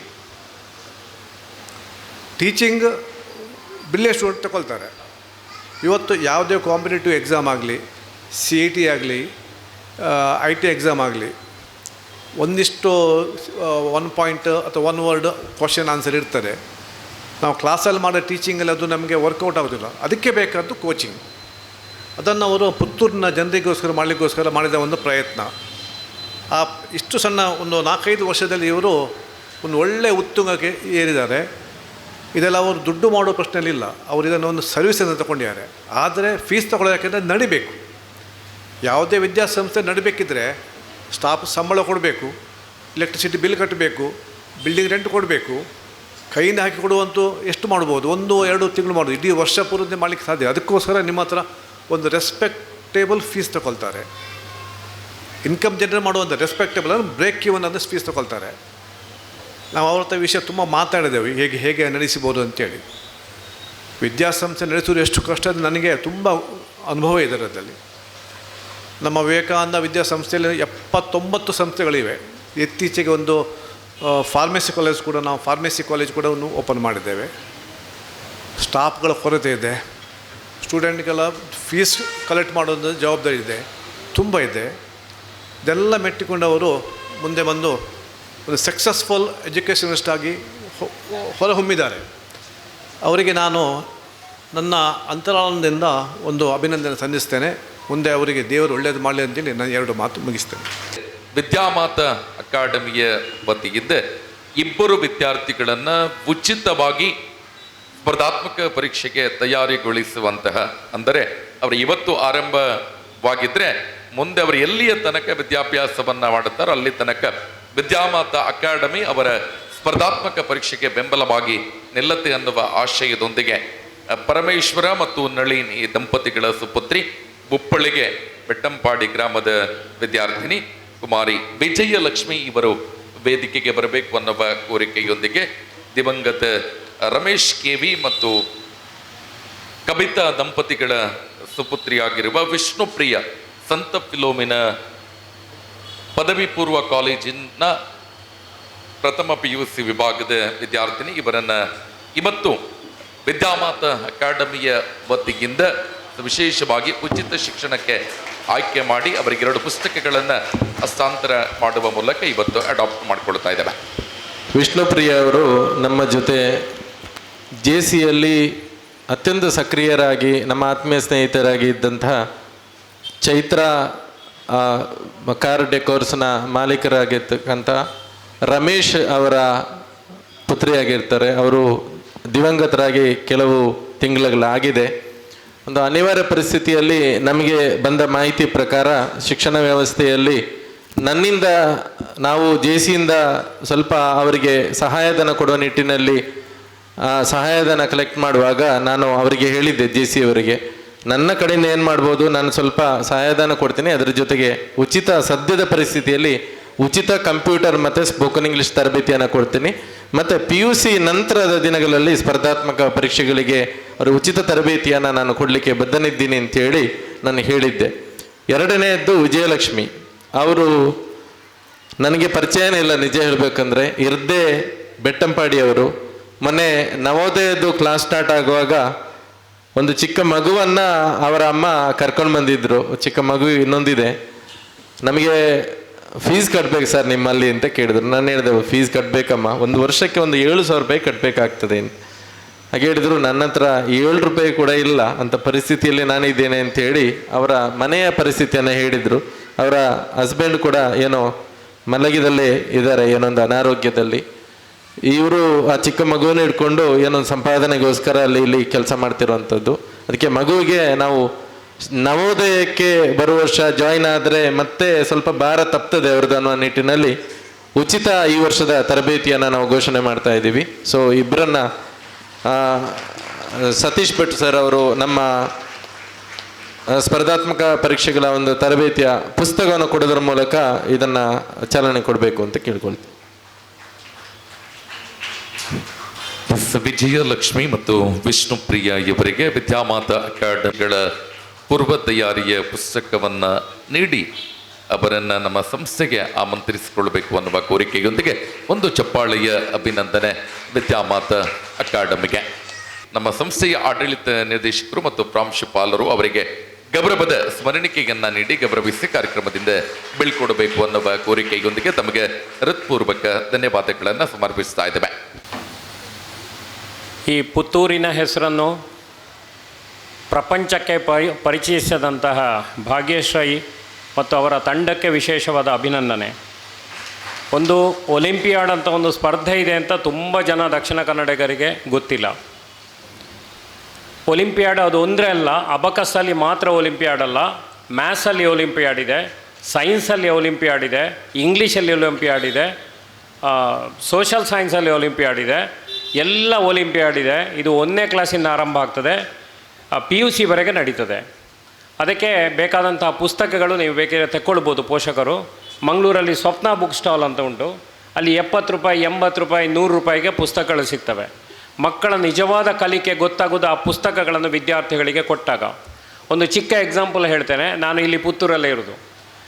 ನಮ್ಮ ಆಸುಪಾಸಲ್ಲಿ ಒಬ್ಬರು ಅಮ್ಮ ಇದ್ದರು. ಅವರು ಬಂದು ಯಾವಾಗಲೂ ಈ ಮಗನ ಬಗ್ಗೆ ಕೊಚ್ಚಿಕೊಳ್ಳೋದು, ನನ್ನ ಮಗ ಶಾಲೆಯಲ್ಲಿ ಫಸ್ಟು ಅಂತ. ಅವನ ಬರ್ತ್ಡೇಗೆ ಆಗ 4ನೇ ಕ್ಲಾಸಲ್ಲಿದ್ದ, ನನ್ನ ಮನೆಗೆ ಬರ್ತಾಯಿದ್ದ ಅವನು. ನಾನು ಬರ್ತ್ಡೇಗೆ ಈ ಒಲಿಂಪಿಯಾಡ್ ಪುಸ್ತಕ ಕೊಟ್ಟೆ, 4 ಪುಸ್ತಕ ಕೊಟ್ಟೆ, ಹೆಚ್ಚು ಏನು ಕಾಸ್ಟ್ಲಿ ಅಲ್ಲ. ಅವನು ಓದಿ ಬಂದು ಹೇಳಿದ, ಅಂಕಲ್ ನನಗಿದು ಅರ್ಥವೇ ಆಗೋದಿಲ್ಲ ಅಂತ. 4ನೇ ಕ್ಲಾಸಿನ ಹುಡುಗನಿಗೆ 4ನೇ ಕ್ಲಾಸ್ ಪೂರ್ತ ಅರ್ಥ ಆಗೋದಿಲ್ಲ. ಮತ್ತು 3ನೇ ಕ್ಲಾಸಿನ ಪುಸ್ತಕ ಕೊಟ್ಟೆ, ಅವ ಹೇಳಿದ ಅದು ಅರ್ಥ ಆಗೋದಿಲ್ಲ ಅಂಕಲ್ ಅಂತ. 2ನೇ ಕ್ಲಾಸಿನ ಪುಸ್ತಕ ಕೊಟ್ಟೆ, ಅದು ಅರ್ಥ ಆಯ್ತಂತ ಅವನಿಗೆ. ಅಂದರೆ ಏನಂದರೆ ಅವ ಇರುವುದು 4 ಕ್ಲಾಸಲ್ಲಿ, ಅವನ ನಿಜವಾದ IQ 2ನೇ ಕ್ಲಾಸಲ್ಲಿದೆ, ಕ್ಲಾಸಲ್ಲಿ ಫಸ್ಟ್ ಬರ್ತಾನೆ. ಈಗ ಉಳಿದವರ ಕತೆ ಹೇಗಿರ್ಬೋದು ಅಂತ ಆಲೋಚನೆ ಮಾಡಿ ನೀವು ಪ್ಲೀಸ್. ಇನ್ನೊಬ್ಬ ಹುಡುಗ ಇದ್ದಾನೆ, ಅವ ಕ್ಲಾಸಲ್ಲಿ ಫಸ್ಟ್ ಅಲ್ಲ, ಟಾಪ್ 10 ಇರ್ಬೋದು, ಅದು ಬೇರೆ ಸ್ಕೂಲ್, ಹೆಸರು ಹೇಳೋದಿಲ್ಲ. ಅವರ ಮಗನಿಗೂ ಕೊಟ್ಟೆ ಬರ್ತ್ಡೇಗೆ. ಅವ ಆಗ 7th ಅವನಿಗೆ ಕೊಟ್ಟೆ ಅದನ್ನು. ಅವನು ಹೇಳಿದ, ನಂದಿದು ಓದಿ ಆಯಿತು ಅಂಕಲ್, ಇನ್ನೊಂದು ಕೊಡಿ ಅಂತ. ಸೊ 8th ಕೊಟ್ಟೆ, ಅದು ಅವನಿಗೆ ಅರ್ಥ ಆಯಿತು. ಇರುವುದು 7th 8th ಅರ್ಥ ಆಯಿತು. ಇದಕ್ಕೇನು ಹೇಳ್ತಾರೆ ಅಂದರೆ IQ ಅಂತ ಹೇಳ್ತಾರೆ. ನಮ್ಮ ಇಡೀ ಶಿಕ್ಷಣ ವ್ಯವಸ್ಥೆಯಲ್ಲಿ, ನಾನೊಂದು ಶಿಕ್ಷಣ ಸಂಸ್ಥೆಯಲ್ಲಿರುವಂಥದ್ದು, ಶಿಕ್ಷಣ ಕ್ಷೇತ್ರದಲ್ಲಿರುವಂಥದ್ದು, IQ ಟೆಸ್ಟ್ ಮಾಡುವ ಯಾವ ಪ್ಯಾರಾಮೀಟ್ರೂ ಇಲ್ಲ, ಯಾವ ಅಳತೆಗೋಲು ಇಲ್ಲ. ಕ್ಲಾಸಲ್ಲಿ ಫಸ್ಟ್ ಬರೋದು, ಏನೋ ವಾಂತಿ ಮಾಡೋದು, ಒಂದಷ್ಟು ಬರೆಯೋದು, ಏನೋ ಕನ್ಫ್ಯೂಷನ್ ಆಯಿತು ಅಂತ ಹೇಳೋದಕ್ಕೆ ನಿಂತೋಯ್ತು. ಈ IQ ಟೆಸ್ಟ್ ಮಾಡಿದರೆ ನಿಮ್ಮ ಸ್ಕೂಲಲ್ಲಿ ಇದೆಲ್ಲ ಪೋಷಕರು ಮಾಡಬೇಕಿದನ್ನು. IQ ಟೆಸ್ಟ್ ಮಾಡಿದರೆ, ನಾನು ಮಹೇಶರಿಗೆ ಗೊತ್ತಿದೆ ನಾ ಏನು ಕೆಲಸ ಮಾಡ್ತೇನೆ ಅಂತ, ಅಲ್ಲಿ ಇದ್ದಾರೆ ಅವರು, ನಮಗೆ ತುಂಬ ಸಹಕಾರ ಕೊಡ್ತಾರೆ. ಈ IQ ಟೆಸ್ಟ್ ಮಾಡಿದಾಗ ನಮ್ಮ ಶಾಲೆಯ IQ 39% ಇತ್ತು, ಟಾಪ್ 10 ಇದ್ದು 39%. ನ್ಯಾಷನಲ್ ಎಷ್ಟಿರ್ಬೋದು ಗೊತ್ತಿದೆಯಾ ನಿಮಗೆ? ಯಾಕೆ ನಮ್ಮ ಮಕ್ಕಳು ಕಾಂಪಿಟೇಟಿವ್ ಎಕ್ಸಾಮಲ್ಲಿ ಸಕ್ಸಸ್ ಆಗೋದಿಲ್ಲ ಎಂಬುದಕ್ಕೆ ಕಾರಣ ಹುಡುಕಿದೆ ನಾನು. ಮತ್ತೊಂದು 5 ವರ್ಷ ರಿಗರಸ್ ಆಗಿ ಟ್ರೈನಿಂಗ್ ಕೊಟ್ಟೆವು, ನಾವೆಲ್ಲ ಸೇರಿ ರಿಗರಸ್ ಆಗಿ ಟ್ರೈನಿಂಗ್ ಕೊಟ್ಟೆವು. ಅದರ ಬಗ್ಗೆ ಎಷ್ಟಿರ್ಬೋದು ರಾಷ್ಟ್ರ ಮಟ್ಟದ ನಿಮ್ಮ ಗೆಸ್ ಪ್ರಕಾರ? ಯಾರಾದರೂ ಹೇಳ್ತೀರಾ? ರಾಷ್ಟ್ರ ಮಟ್ಟದ IQ ಲೆವೆಲ್ 57-58% ಇದೆ. ನಾ ರಾಜ್ಯ ವೈಸ್ ಲಿಸ್ಟ್ ಮಾಡಿದರೆ, ರಾಜ್ಯದಿಂದ ಲಿಸ್ಟ್ ಮಾಡಿದರೆ ಟಾಪ್ ಯಾವುದು ಗೊತ್ತಾ? ನಂಬರ್ 1 ಬಿಹಾರ್, ನಮ್ಮದಲ್ಲ. ನಂಬರ್ 2 ಯಾವುದು ಗೊತ್ತಾ? ರಾಜಸ್ಥಾನ, ಮರುಭೂಮಿ ಇರುವ ರಾಜ್ಯ. ನಂಬರ್ 3 ಯಾವುದು ಗೊತ್ತಾ? ಕಲ್ಕತ್ತಾ. ನಾವು ಟಾಪ್ 10 ಬರ್ತೇವೆ ಅಷ್ಟೇ, ಆದರೂ ನಾವು ಬುದ್ಧಿವಂತರು ಅಂತ ಹೇಳ್ತೇವೆ. ಟಾಪ್ 10 ಬರೋದಿಲ್ಲ, ಟಾಪ್ 10 ಇದ್ದೇವೆ ಅಷ್ಟೇ. ಹಾಗಾಗಿ ಇವತ್ತು ನೋಡಿ, ರಾಷ್ಟ್ರ ಮಟ್ಟದ IAS, IIT, JEE, NEET ಇದರ ಟಾಪ್ ಲಿಸ್ಟನ್ನು ತೆಗಿರಿ, ಅವರೆಲ್ಲ ಬಿಹಾರದಿಂದ ಅಲ್ಲಿಂದ ಇಲ್ಲಿಂದ ಬರ್ತಾರೆ. ಪ್ರಪ್ರಥಮ ಬಾರಿಗೆ ಈ ವರ್ಷ ಕರ್ನಾಟಕದಿಂದ ಒಬ್ಬರು ಆಯ್ಕೆಯಾಗಿದ್ದಾರೆ. ಇದು ಅತ್ಯಂತ ಸಂತೋಷದ ವಿಷಯ. ಹಾಗಂತ ಹೇಳಿ ನಮ್ಮ ವಿದ್ಯಾರ್ಥಿಗಳು, ದಕ್ಷಿಣ ಕನ್ನಡ ಜಿಲ್ಲಾ ವಿದ್ಯಾರ್ಥಿಗಳು ಡಲ್ ಅಂತ ಅರ್ಥ ಅಲ್ಲ, ದಯವಿಟ್ಟು ತಪ್ಪು ತಿಳ್ಕೊಳ್ಬೇಡಿ. ನಮ್ಮ ಸ್ವಲ್ಪ ಹಿನ್ನೆಲೆ ಹೇಳ್ತೇನೆ ನಾನು. ಒಂದು ರಾಜ್ಯ ವೈಸ್ ತಗೊಂಡ್ರೆ, ಇವತ್ತು ಬಿಹಾರಕ್ಕೆ ಹೋದರೆ, ಕಲ್ಕತ್ತಾಕ್ಕೆ ಹೋದರೆ, ರಾಜಸ್ಥಾನಕ್ಕೆ ಹೋದರೆ, ಆ ಎಲ್ಲ ವಿದ್ಯಾರ್ಥಿಗಳ ಡ್ರೀಮ್ ಏನು ಅಂತ ಕೇಳಿದರೆ IIT, ಬೇರೆ ಏನೂ ಇಲ್ಲ. IIT, JEE, NEET 3 ಮಾತಾಡೋದವರು. ನೀವು ಹರಿಯಾಣಕ್ಕೆ ಹೋಗಿ, ಏನು ನಿಮ್ಮ ಪೇರೆಂಟ್ಸ್ ಮಕ್ಕಳ ಡ್ರೀಮ್ ಏನು ಅಂತ ಕೇಳಿ, ಅವರೇ ಹೇಳ್ತಾರೆ ನಮ್ಮ ಮಗ ಅರ್ಜುನ ಅವಾರ್ಡ್ ತಗೊಳ್ಬೇಕು ಅಂತ, ನ್ಯಾಷನಲ್ ಅಥ್ಲೆಟಿಕ್ಸಲ್ಲಿ ಮೀಟ್ ಆಗಬೇಕು, ಅರ್ಜುನ ಅವಾರ್ಡ್ ತಗೊಳ್ಬೇಕು ಅಂತ. ಅಲ್ಲಿ ಮಗು ಹುಟ್ಟಿದ ಕೂಡಲೇ ಹೇಳ್ತಾರಂತೆ ಒಬ್ಬ ಅರ್ಜುನ ಅವಾರ್ಡಿಗೆ ಹುಟ್ಟಿದ ಅಂತ, ಒಬ್ಬ ಒಲಿಂಪಿಕ್ಸಿಗೆ ಪಾರ್ಟಿಸಿಪೇಟ್ ಮಾಡುವ ಹುಟ್ಟಿದ ಅಂತ. ಅದೇ ರೀತಿ ಅವರು ರೆಡಿ ಮಾಡ್ತಾರೆ. ಕರ್ನಾಟಕ, ದಕ್ಷಿಣ ಕನ್ನಡದಲ್ಲಿ ಇತ್ತೀಚೆಗೆ ಏನಾಗಿದೆ ಗೊತ್ತಾ? 1-2 ಶಬ್ದ ಏನು ಗೊತ್ತಾ? ಒಂದು ಇಂಜಿನಿಯರಿಂಗ್, ಇನ್ನೊಂದು ಮೆಡಿಕಲ್. ಇದು ಬಿಟ್ಟು ಬೇರೆ ಇಲ್ವಾ ಅಂತ ನಾವು ಯೋಚನೆ ಮಾಡೋದಿಲ್ವಾ ಅಂತ ನಾವು ಯೋಚನೆ ಮಾಡಬೇಕಾಗಿದೆ. ನೀವು ಇಡೀ ಪ್ರಪಂಚ, ಇಡೀ ಭಾರತದಲ್ಲಿ ತಗೊಂಡ್ರೆ ಇತ್ತೀಚೆಗೆ ಬ್ಯಾಂಕಿಂಗ್ ಕ್ಷೇತ್ರದಲ್ಲಿ ನಾವು ಲೀಡರ್ ಆಗಿದ್ದೆವು. ಯಾಕೆ ಲೀಡರ್ ಆಗಿದ್ದೆವು ಗೊತ್ತುಂಟಾ? 5 ಬ್ಯಾಂಕ್ ನಮ್ಮದೇ, ಅದು ದಕ್ಷಿಣ ಕನ್ನಡದವದ್ದೇ. ಇನ್ನವರು ಜಾಬ್ ಕೊಡೋದು ಎಂಥದ್ದು, ಸ್ಥಾಪನೆ ಮಾಡಿದವರೇ ನಾವು. ಜಾಬ್ ಕೊಡೋದು ಎಂಥದ್ದು? ನಾವೇ ಕ್ರಿಯೇಟ್ ಮಾಡಿದವರು ಜಾಬನ್ನು. ಇವತ್ತು ಸಿಂಡಿಕೇಟ್ ಬ್ಯಾಂಕ್ ಅಂತ ಏನಿತ್ತು ಅದರ 2,000 ಬ್ರಾಂಚ್ ಇದೆ ನಮ್ಮ ದೇಶದಲ್ಲಿ. ಜಾಬ್ ಕ್ರಿಯೇಟ್ ಮಾಡಿದವರೇ ನಾವು, ಜಾಬ್ ಕೊಡುವ ಪ್ರಶ್ನೆ ಬರುವುದಿಲ್ಲ. ಆದರೆ ಈ ಮರ್ಜರಿಂದಾಗಿ ಸೆಂಟ್ರಲೈಸ್ಡ್ ಆದ ಮೇಲೆ ಈ ಬ್ಯಾಂಕ್ ಪರೀಕ್ಷೆಯಲ್ಲಿ ನಾವು ಹಿಂದೆ ಉಳಿದಿದ್ದೆವು. ಕಾರಣ ಏನು ಅಂತ ಹೇಳಿದರೆ, ನಾನು ಸುಮಾರು ರಾಜ್ಯಗಳಿಗೆ ಬ್ಯಾಂಕ್ ಪರೀಕ್ಷೆಗೆ ತಿಂಗಳಿಗೊಮ್ಮೆ ಹೀಗೆಲ್ಲ ಹೋಗ್ತೇನೆ. ನೀವು ಆಂಧ್ರ ಪ್ರದೇಶಕ್ಕೆ ನಂದ್ಯಾಲ ಅಂತ ಒಂದು ಪ್ಲೇಸ್ ಇದೆ, ಸಣ್ಣ ಪುತ್ತೂರಿನ ಅಂತ ಒಂದು ಸಣ್ಣ ಹಳ್ಳಿ, ಅದು ಸಣ್ಣ ಪೇಟೆ, ಒಂದು ದೊಡ್ಡ ಮೆಟ್ರೋ ಸಿಟಿ ಅಲ್ಲ. ಅಲ್ಲಿಗೆ ಹೋದರೆ ಒಂದು ಸೆಂಟ್ರಿಗೆ ಹೋಗಿದ್ದೆ ನಾನು, 10,000 ಸ್ಟೂಡೆಂಟ್ ಬ್ಯಾಂಕ್ ಎಕ್ಸಾಮಿಗೆ ಕಟ್ತಾರೆ. ಒಂದು ಪರೀಕ್ಷೆಗೆ 15,000 ರೂಪಾಯಿ ಕೊಡಬೇಕು. ಆ 10,000ಕ್ಕೆ ಹೇಗೆ ಕನೆಕ್ಟ್? ನಾನು ಹೋಗಿ ನನಗೆ ಈ 200-300 ಜನಕ್ಕೆ ಪಾಠ ಮಾಡುವವನು 10,000 ಜನಕ್ಕೆ ಹೇಗೆ ಪಾಠ ಮಾಡೋದು ಕೇಳಿದರೆ, ಅಲ್ಲಲ್ಲಿ ಟಿ ವಿ ಕನೆಕ್ಟ್ ಮಾಡಿದ್ದಾರೆ, ಅಲ್ಲಲ್ಲಿ ನಿಮ್ಮ ಸೌಂಡ್ ಬಾಕ್ಸ್ ಇಟ್ಟಿದ್ದಾರೆ, ಯಾರು ಎದ್ದುಕೊಂಡು ಹೋಗ್ಬೋದು, ಯಾರು ಬೇಕಿದ್ರು ಬರ್ಬೋದು. ಅದೊಂದು ದೊಡ್ಡ ನಮ್ಮಲ್ಲೇ ಭಾಷೆಯಲ್ಲಿ ಹೇಳುವುದಾದ್ರೆ ಸಂತೆಯಾಗೆ ಯಾರು ಬರ್ಬೋದು, ಯಾರು ಹೋಗ್ಬೋದು. ಆದರೆ ಇವತ್ತು ನೋಡಿ ನೀವು ನಿಮ್ಮ ಊರಿನಲ್ಲಿ ಬ್ಯಾಂಕಿನವರು ಬೇರೆ ಬೇರೆ ರಾಜ್ಯದವ್ರು ಬಂದಿದ್ದಾರೆ, ಬಂದದಕ್ಕೆ ತಪ್ಪಿಲ್ಲ. ನೀವು ಅವರನ್ನು ಕೂತ್ಕೊಳಿಸಿ ಕೇಳಿ ಎಲ್ಲಿ ಟ್ರೈನಿಂಗ್ ತಗೊಂಡಿದ್ದೀರಿ ಅಂತ. ಅವರು ಹೇಳ್ತಾರೆ ನಂದ್ಯಾಲ್ ಅಂತ. ಎರಡನೇದಿದೆ ಎಲ್ಲಿ ಗೊತ್ತಾ? ಕೇರಳದಲ್ಲಿ ಕೊಚ್ಚಿನ್ ಅಂತ.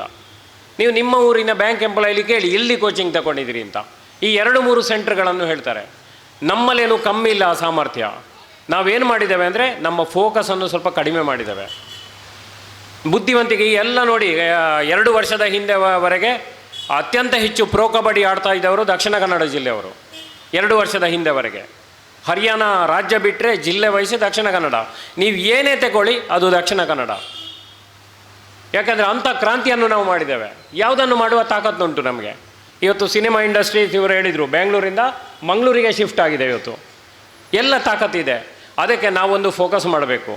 IT-BTಗಳು ಫಿಲ್ ಆಗ್ತಾ ಬಂದಿದೆ. ನಮ್ಮ GDPಗೆ ದೊಡ್ಡ ಕಾಂಟ್ರಿಬ್ಯೂಷನ್ ಇನ್ನಿಲ್ಲ. ಇನ್ನು ಬೇರೆ ಆಪ್ಷನ್ಸ್ ಇದೆ. ಯಾವುದು ಗೊತ್ತಾ? ಯೋಗವನ್ನು ಎಕ್ಸ್ಪೋರ್ಟ್ ಮಾಡ್ಬೋದು ನಾವು. ನೋಡಿ, ಇವತ್ತೀಗ ಮಾತಾಡಿದೆ ನಾನು, 2 ಜನ MSc ಅಥವಾ PG ಆದವ ಯೋಗ ಡಿಪ್ಲೊಮಾ ಇದ್ದವರು ಈ ಇಂಗ್ಲೀಷ್ ಕಮ್ಯುನಿಕೇಷನ್ ತುಂಬ ಚೆನ್ನಾಗಿ ಗೊತ್ತಿದ್ದರೆ ಇಂಡೋನೇಷ್ಯಾಕ್ಕೆ ಇವತ್ತು ಹೋಗ್ಬೋದು. ಅಲ್ಲಿ ಹೋಗಿ ಯೋಗ ಟ್ರೈನರ್ ಆಗ್ಬೋದು. ತಿಂಗಳಿಗೆ 1 ಲಕ್ಷಕ್ಕಿಂತ ಕಮ್ಮಿ ಇಲ್ಲದ ಸಂಬಳ ಪಡಿಬೋದು. ಯೋಗವನ್ನು ಭಾರತದ ಸಂಸ್ಕೃತಿಯ ರಾಯಭಾರಿ ನಾವು ಆಗ್ಬೋದು. ಹೀಗೆ ಸುಮಾರು ಅವಕಾಶಗಳು ನಮ್ಮ ದಕ್ಷಿಣ ಕನ್ನಡ ಜಿಲ್ಲೆಯವರಿಗಿದೆ. ಅದಕ್ಕೆ ನಾನು ಪೋಷಕರಿಗೆ ವಿನಂತಿ ಮಾಡ್ತೇನೆ, ಮಕ್ಕಳಿಗೆ ಕಾಂಪಿಟೇಟಿವ್ ಎಕ್ಸಾಮಿಗೆ ರೆಡಿ ಮಾಡಿ ಅಂತ. ಇವತ್ತು ನವೋದಯ ಕ್ಲಾಸ್ ಬಗ್ಗೆ ಹೇಳಿದರು. ನಾನು ಸುಮಾರು ಪೇರೆಂಟ್ಸಲ್ಲಿ ಹೇಳಿದ್ದೇನೆ, ಇಲ್ಲೇ ನೋಡಿ ವಿಕ್ಟರ್ಸಲ್ಲಿ ನೀವು ಜನವರಿಯ 2nd ಸಂಡೇ ಹೋಗಿ, ಅಲ್ಲಿ ಟೆಂಪೋಗಳು ನಿಂತಿರ್ತವೆ. KA11, KA9, KA13 ಟೆಂಪೋಗಳು ನಿಂತಿರ್ತವೆ. ದಕ್ಷಿಣ ಕನ್ನಡದವರು ಬೇಜಾರು ಮಾಡಬೇಡಿ, ಹೆಚ್ಚಿನವರು ಹೊರಗಡೆ ಅಲ್ಲೊಂದು ತರಕಾರಿ ಮಾರಿಕೊಂಡಿರ್ತಾರೆ, ಅದನ್ನು ತಗೊಂಡಿರ್ತಾರೆ ಪೇರೆಂಟ್ಸ್. ಈ 11, 13, 9 ಎಲ್ಲಿ ಗೊತ್ತಾ? ಅಲ್ಲಿಯವರು ಇಲ್ಲಿ ಬಂದು ಎಕ್ಸಾಮ್ ಕಟ್ಟೋದು. ತುಂಬ ಪೇರೆಂಟ್ಸಲ್ಲಿ ನಾನು ಕೇಳಿದೆ, ನಿಮ್ಮ ಮಕ್ಕಳನ್ನು ಯಾಕೆ ನವೋದಯ ಎಕ್ಸಾಮಿಗೆ ಕೂತ್ಕೊಳಿಸೋದಿಲ್ಲ? ನನ್ನ ಮಗನನ್ನು ಕಳಿಸೋದಿಲ್ಲ ಅಂತ. ಕಳಿಸೋದು ಬೇಡಪ್ಪ, ಎಕ್ಸಾಮಿಗೆ ಕೂತ್ಕೊಳಿಸಿ. ಪಾಸಾದರೆ ಪರವಾಗಿಲ್ಲ, ಹೋಗೋದು ನಿಮ್ಮ ಊರಲ್ಲೇ ಹೋಗಲಿ, ಪರವಾಗಿಲ್ಲ. ಬಟ್ ನಿಮ್ಮ ಮಕ್ಕಳ ಲೆವೆಲ್ ಏನು ಅಂತ ಗೊತ್ತಾಗ್ತದೆ. ಅದು ಒಳ್ಳೆ ಟೆಸ್ಟ್ ಮಾಡ್ತಾರೆ ಅವರು. ಒಲಿಂಪಿಯಾಡ್ನ 2ನೇ ವಿಶೇಷ ಏನೇನು ಗೊತ್ತಾ? ನಿಮ್ಮ ಮಗು ಯಾವ ವಿಷಯದಲ್ಲಿ ಡಲ್ ಇದ್ದಾರೆ ಅಂತ ಹೇಳ್ತಾರೆ. ನಮ್ಮಲ್ಲಿ ಜನರಲ್ ಆಗಿ ಏನು ಗೊತ್ತಾ? ಅವನಿಗೆ ಸೈನ್ಸ್ ಬರೋದಿಲ್ಲ, ಅವಳಿಗೆ ಮ್ಯಾಥ್ಸ್ ಕಷ್ಟ ಅಂತ. ಮ್ಯಾಥ್ಸಲ್ಲಿ 10 ಅಳತೆಗೋಲಿದೆ, ಪ್ಯಾರಾಮೀಟರ್ಸ್ 10 ಇದೆ. ಅನಲೈಸಿಂಗ್ ಸ್ಕಿಲ್ ಅಂತ ಇದೆ, ಪ್ರಾಬ್ಲಮ್ ಸಾಲ್ವಿಂಗ್ ಎಬಿಲಿಟಿ ಅಂತ ಇದೆ, ಆಲ್ಗೋರಿಥಮ್ ಅಂತ ಇದೆ, ಅದೆಲ್ಲ ಬೇರೆ ಬೇರೆ ಇದೆ. ಅದು ಯಾವುದರಲ್ಲಿ ವೀಕ್ ಅಂತ ಗೊತ್ತಾಗ್ತದೆ. ನೀವು ಈ ವರ್ಷ olympiad exam December 2nd weak ನಡೀತದೆ. ಒಂದು ಎಕ್ಸಾಮಿಗೆ ಕೂತ್ಕೊಳಿಸಿ, ಜನವರಿ 1st ವೀಕಿಗೆ ನಿಮಗೆ ರಿಪೋರ್ಟ್ ಬರ್ತದೆ ಮನೆಗೆ, ವಾಟ್ಸಪ್ಪಲ್ಲಿ ಅಥವಾ ಇದರಲ್ಲಿ. ಅದು ಬರೇ report grade A, grade B, grade C ಹಾಕೋದಿಲ್ಲ. ಯಾವುದರಲ್ಲಿ ವೀಕ್ ಇದ್ದಾರೆ, ಯಾವುದರಲ್ಲಿ ನಿಮ್ಮ ಮಗು ಸ್ಟ್ರಾಂಗ್ ಇದೆ ಅಂತ ಹೇಳಿದರೆ ಆ ಏರಿಯಾವನ್ನು ಇಂಪ್ರೂವ್ ಮಾಡ್ಕೊಳ್ಳಿಕ್ಕೆ ಸಾಧ್ಯ ಇದೆ. ಇದು ಈ ರೀತಿಯ ಒಂದು ಹೊಸ ವಿಧಾನವನ್ನು, ಹೊಸ ರೀತಿಯನ್ನು ಪರಿಚಯ ಮಾಡಿಕೊಟ್ಟದ್ದಕ್ಕಾಗಿ ನಾನು ಭಾಗ್ಯಶ್ರೀ ಮತ್ತು ದಂಪತಿಗಳಿಗೆ ವಿಶೇಷವಾದ ಅಭಿನಂದನೆ ಸಲ್ಲಿಸ್ತೇನೆ. ಯಾಕೆಂದರೆ ಇದು ಗೊತ್ತಿರಲಿಲ್ಲ ತುಂಬ ಜನಕ್ಕೆ. ನಾವು ಸೀಮಿತ ಅವಧಿಯಲ್ಲಿ ಸೀಮಿತ ರೀತಿಯಲ್ಲಿ ಕೆಲಸ ಮಾಡ್ಬೋದು. ಇವತ್ತು ಅವರು ಹೇಳಿದರು ನನ್ನನ್ನು ಹುಚ್ಚ ಅಂತ ಹೇಳ್ತಾರೆ ಅಂತ. ಆದರೆ ಈ ಹುಚ್ಚಿಡಿಯದಿದ್ದರೆ ಸರ್ ಜೀವನದಲ್ಲಿ ಬದಲಾವಣೆ ತರಲಿಕ್ಕಾಗೋದಿಲ್ಲ. ಹುಚ್ಚ ಎನಿಸಿಕೊಳ್ಬೇಕು. ಈ ಪ್ರಪಂಚದಲ್ಲಿ ಬದಲಾವಣೆ ತಂದವರೆಲ್ಲ ಹುಚ್ಚರೇ.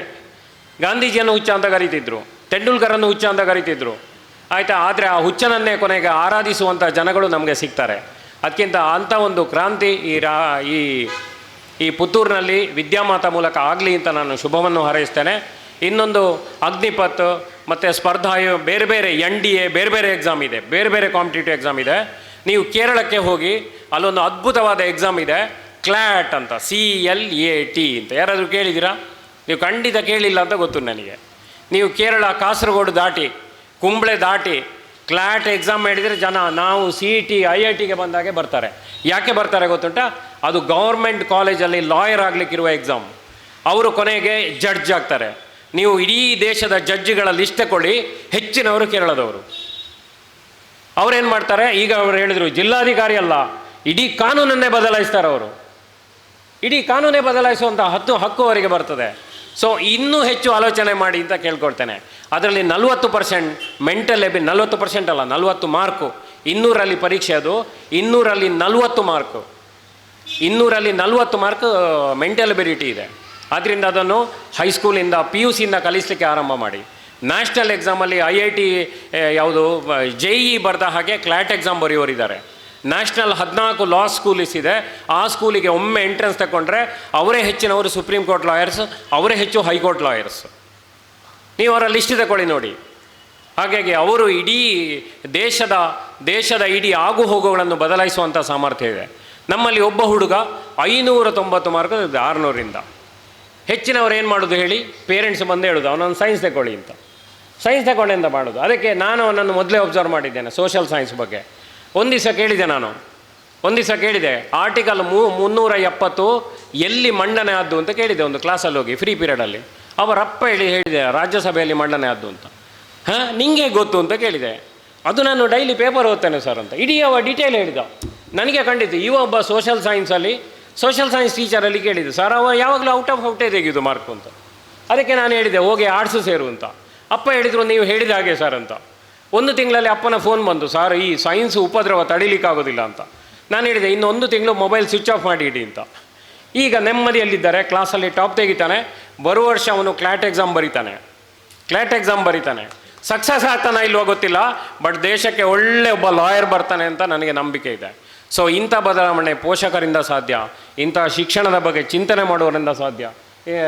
ಈ ಸುರೇಶ್ ದಂಪತಿಗಳಂಥ ಒಂದು ಪ್ರೋತ್ಸಾಹದಿಂದ ಈ ಅಚೀವ್ಮೆಂಟ್ ಆಗಿದೆ ಅಂತ ನಾನು ಭಾವಿಸ್ತೇನೆ. ಯಾಕಂದರೆ ಶಿಕ್ಷಕನ ಮೇಲೆ ನಂಬಿಕೆ ಇರಬೇಕಲ್ಲ ಪೋಷಕರಿಗೆ, ಆ ನಂಬಿಕೆ ಇಲ್ದಿರೋ ಆಗೋದಿಲ್ಲ. ಹಾಗಾಗಿ ಇದು 50-50 ಅಂತ ನಾನು ಭಾವಿಸ್ತೇನೆ. ಸೊ ಕ್ರೆಡಿಟ್ ಎಲ್ರಿಗೂ ಹೋಗ್ತದೆ. ಎಲ್ಲ ಪೋಷಕರಿಗೆ ವಿಶೇಷವಾಗಿ ಅಭಿನಂದಿಸ್ತೇನೆ.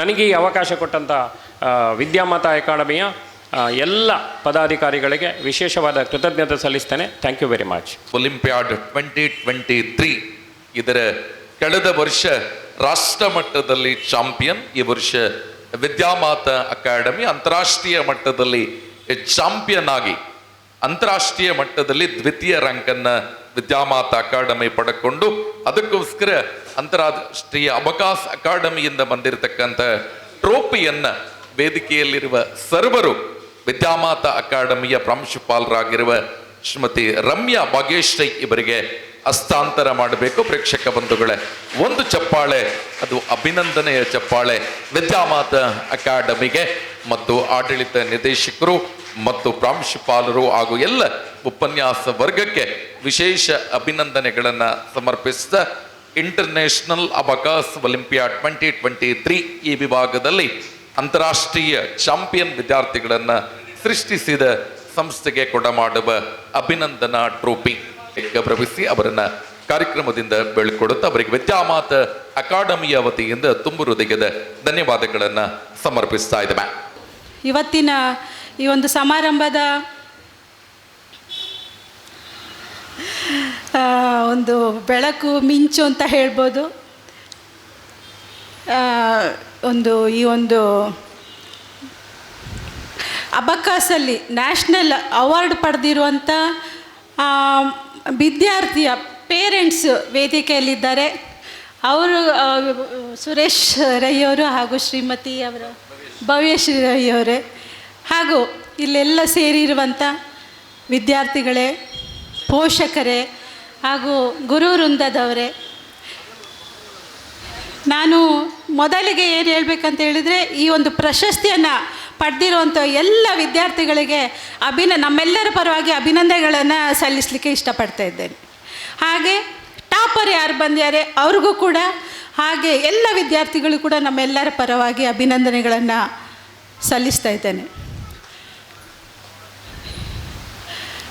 ಭಾಗ್ಯಶ್ರೀ ಅವರನ್ನು ನಾನು ಸೋಷಲ್ ಮೀಡಿಯಾದಲ್ಲಿ ಒಂದು ಫಾಲೋ ಮಾಡ್ತಾ ಬಂದಿದ್ದೇನೆ. ಒಂದು ಅವರು ಹೇಳಿದರು ಪ್ರಸ್ತಾವನೆಯಲ್ಲಿ 2017ನೇ ಇಸವಿಯಿಂದ ನಾನು ವಿದ್ಯಾಮಾತೆಯ ಅಕಾಡೆಮಿಯನ್ನು ಸ್ಟಾರ್ಟ್ ಮಾಡಿದ್ದೇನೆ ಅಂತ. ಎಷ್ಟು ಸ್ಟ್ರಗಲ್ ಇದೆ ಏನು ಅಂತ ಎಲ್ಲ ವಿಚಾರಗಳು ನನಗೆ ಗೊತ್ತಾಯಿತು. ಈ ಒಂದು ಪುತ್ತೂರು ಅಂತ ಹೇಳಿದರೆ ದಕ್ಷಿಣ ಕನ್ನಡ ಜಿಲ್ಲೆಯ ಒಂದು ತಾಲೂಕು, ಇನ್ನು ಮುಂದೆ ಜಿಲ್ಲೆ ಆಗುವಂಥ ಒಂದು ಘಟ್ಟದಲ್ಲಿ ನಾವು ಬಂದು ನಿಂತಿದ್ದೇವೆ. ಈ ತಾಲೂಕಿನಲ್ಲಿ ಅತ್ಲಾಗಿ ದೊಡ್ಡ ಸಿಟಿನೂ ಅಲ್ಲ, ಗ್ರಾಮಾಂತರ ಕೂಡ ಅಲ್ಲ. ಆ ಒಂದು ಸ್ಥಳದಲ್ಲಿ ಈ ಒಂದು ಏನು ಉದ್ಯೋಗವನ್ನು ಸೃಷ್ಟಿ ಮಾಡುವಂಥ ಒಂದು ಅಕಾಡೆಮಿಯನ್ನು ಸೃಷ್ಟಿ ಮಾಡಿದ್ದಾರೆ. ಅದ್ರ ಜೊತೆಗೆ ಈ ನಮ್ಮ ಪುಟ್ಟ ವಿದ್ಯಾರ್ಥಿಗಳಿಗೆ ಅಬಕಸ ಅನ್ನುವ ಒಂದು ಹೊಸ ಒಂದು ಮೆಥಡನ್ನು ಅವರ ಶ್ರೀಮತಿಯವರು ಬಹಳ ಇಂಟ್ರೆಸ್ಟಿಂದ ತಗೊಂಡು ಇವತ್ತು ಇಂಟರ್ನ್ಯಾಷನಲ್ ಮಟ್ಟಿಗೆ ಇವತ್ತು ಅವಾರ್ಡನ್ನು ಪಡೆದಿರುವಂಥದ್ದು ನಮಗೆ ನಿಜವಾಗಿ ಹೆಮ್ಮೆ ಪಡುವಂಥ ವಿಚಾರ. ನಾನು ಏನು ಹೇಳಲಿಕ್ಕೆ ಇಷ್ಟಪಡ್ತೇನೆ ಅಂತ ಹೇಳಿದರೆ, ಇಲ್ಲಿ ಪುಟ್ಟ ಮಕ್ಕಳಿದ್ದಾರೆ. ನಾನು ಒಬ್ಬಳು ಮಹಿಳೆಯಾಗಿ ಹಾಗೂ ನನ್ನ ಮಕ್ಕಳನ್ನು ನಾನು ಬೆಳೆಸಿದ ರೀತಿ ಅದನ್ನೊಂದು ಇಲ್ಲಿ ಪೇರೆಂಟ್ಸ್ ಇರುವ ಕಾರಣ ನಿಮ್ಮ ಮುಂದೆ ಇಡಲಿಕ್ಕೆ ಇಚ್ಛಪಡ್ತಾ ಇದ್ದೇನೆ. ಈಗ ಬಹಳ ಸ್ಪರ್ಧಾತ್ಮಕ ಒಂದು ಕಾಲ. ಮಕ್ಕಳು ಫಾಸ್ಟಾಗಿ ಓದಬೇಕು, ಫಾಸ್ಟಾಗಿ ಕಲಿಬೇಕು, ಎಲ್ಲದರಲ್ಲೂ ಮುಂದೆ ಬರಬೇಕು, ಹಾಗೆ ಫಸ್ಟ್ ಬರಬೇಕು. ಮೊದಲು ಒಂದು 10 ವರ್ಷದ ಮೊದಲು ಹೀಗಿರಲಿಲ್ಲ. ಒಂದು ಸ್ಕೂಲ್ನಲ್ಲಿ ಮಕ್ಕಳು ಕಲಿಯುವಾಗ ಚೆನ್ನಾಗಿ ಓದಬೇಕು. ನನ್ನ ಮಗು ಒಂದು SSLCಯಲ್ಲಿ ಒಂದು PUCಯಲ್ಲಿ ಒಳ್ಳೆ ಮಾರ್ಕ್ ಬಂದು ನೆಕ್ಸ್ಟ್ ಅವನು ಸೈನ್ಸ ಇಲ್ಲ ಬೇರೆ ಇದು BCom ಹಾಗೆ ತೊಗೊಂಡು ಒಂದು BBM ಆ ಒಂದು ಲೆವೆಲ್ನಲ್ಲಿ ಇತ್ತು. ಈಗ ಒಂದು CETಯಲ್ಲಿ ಬಂದು ಒಂದು ಮಗ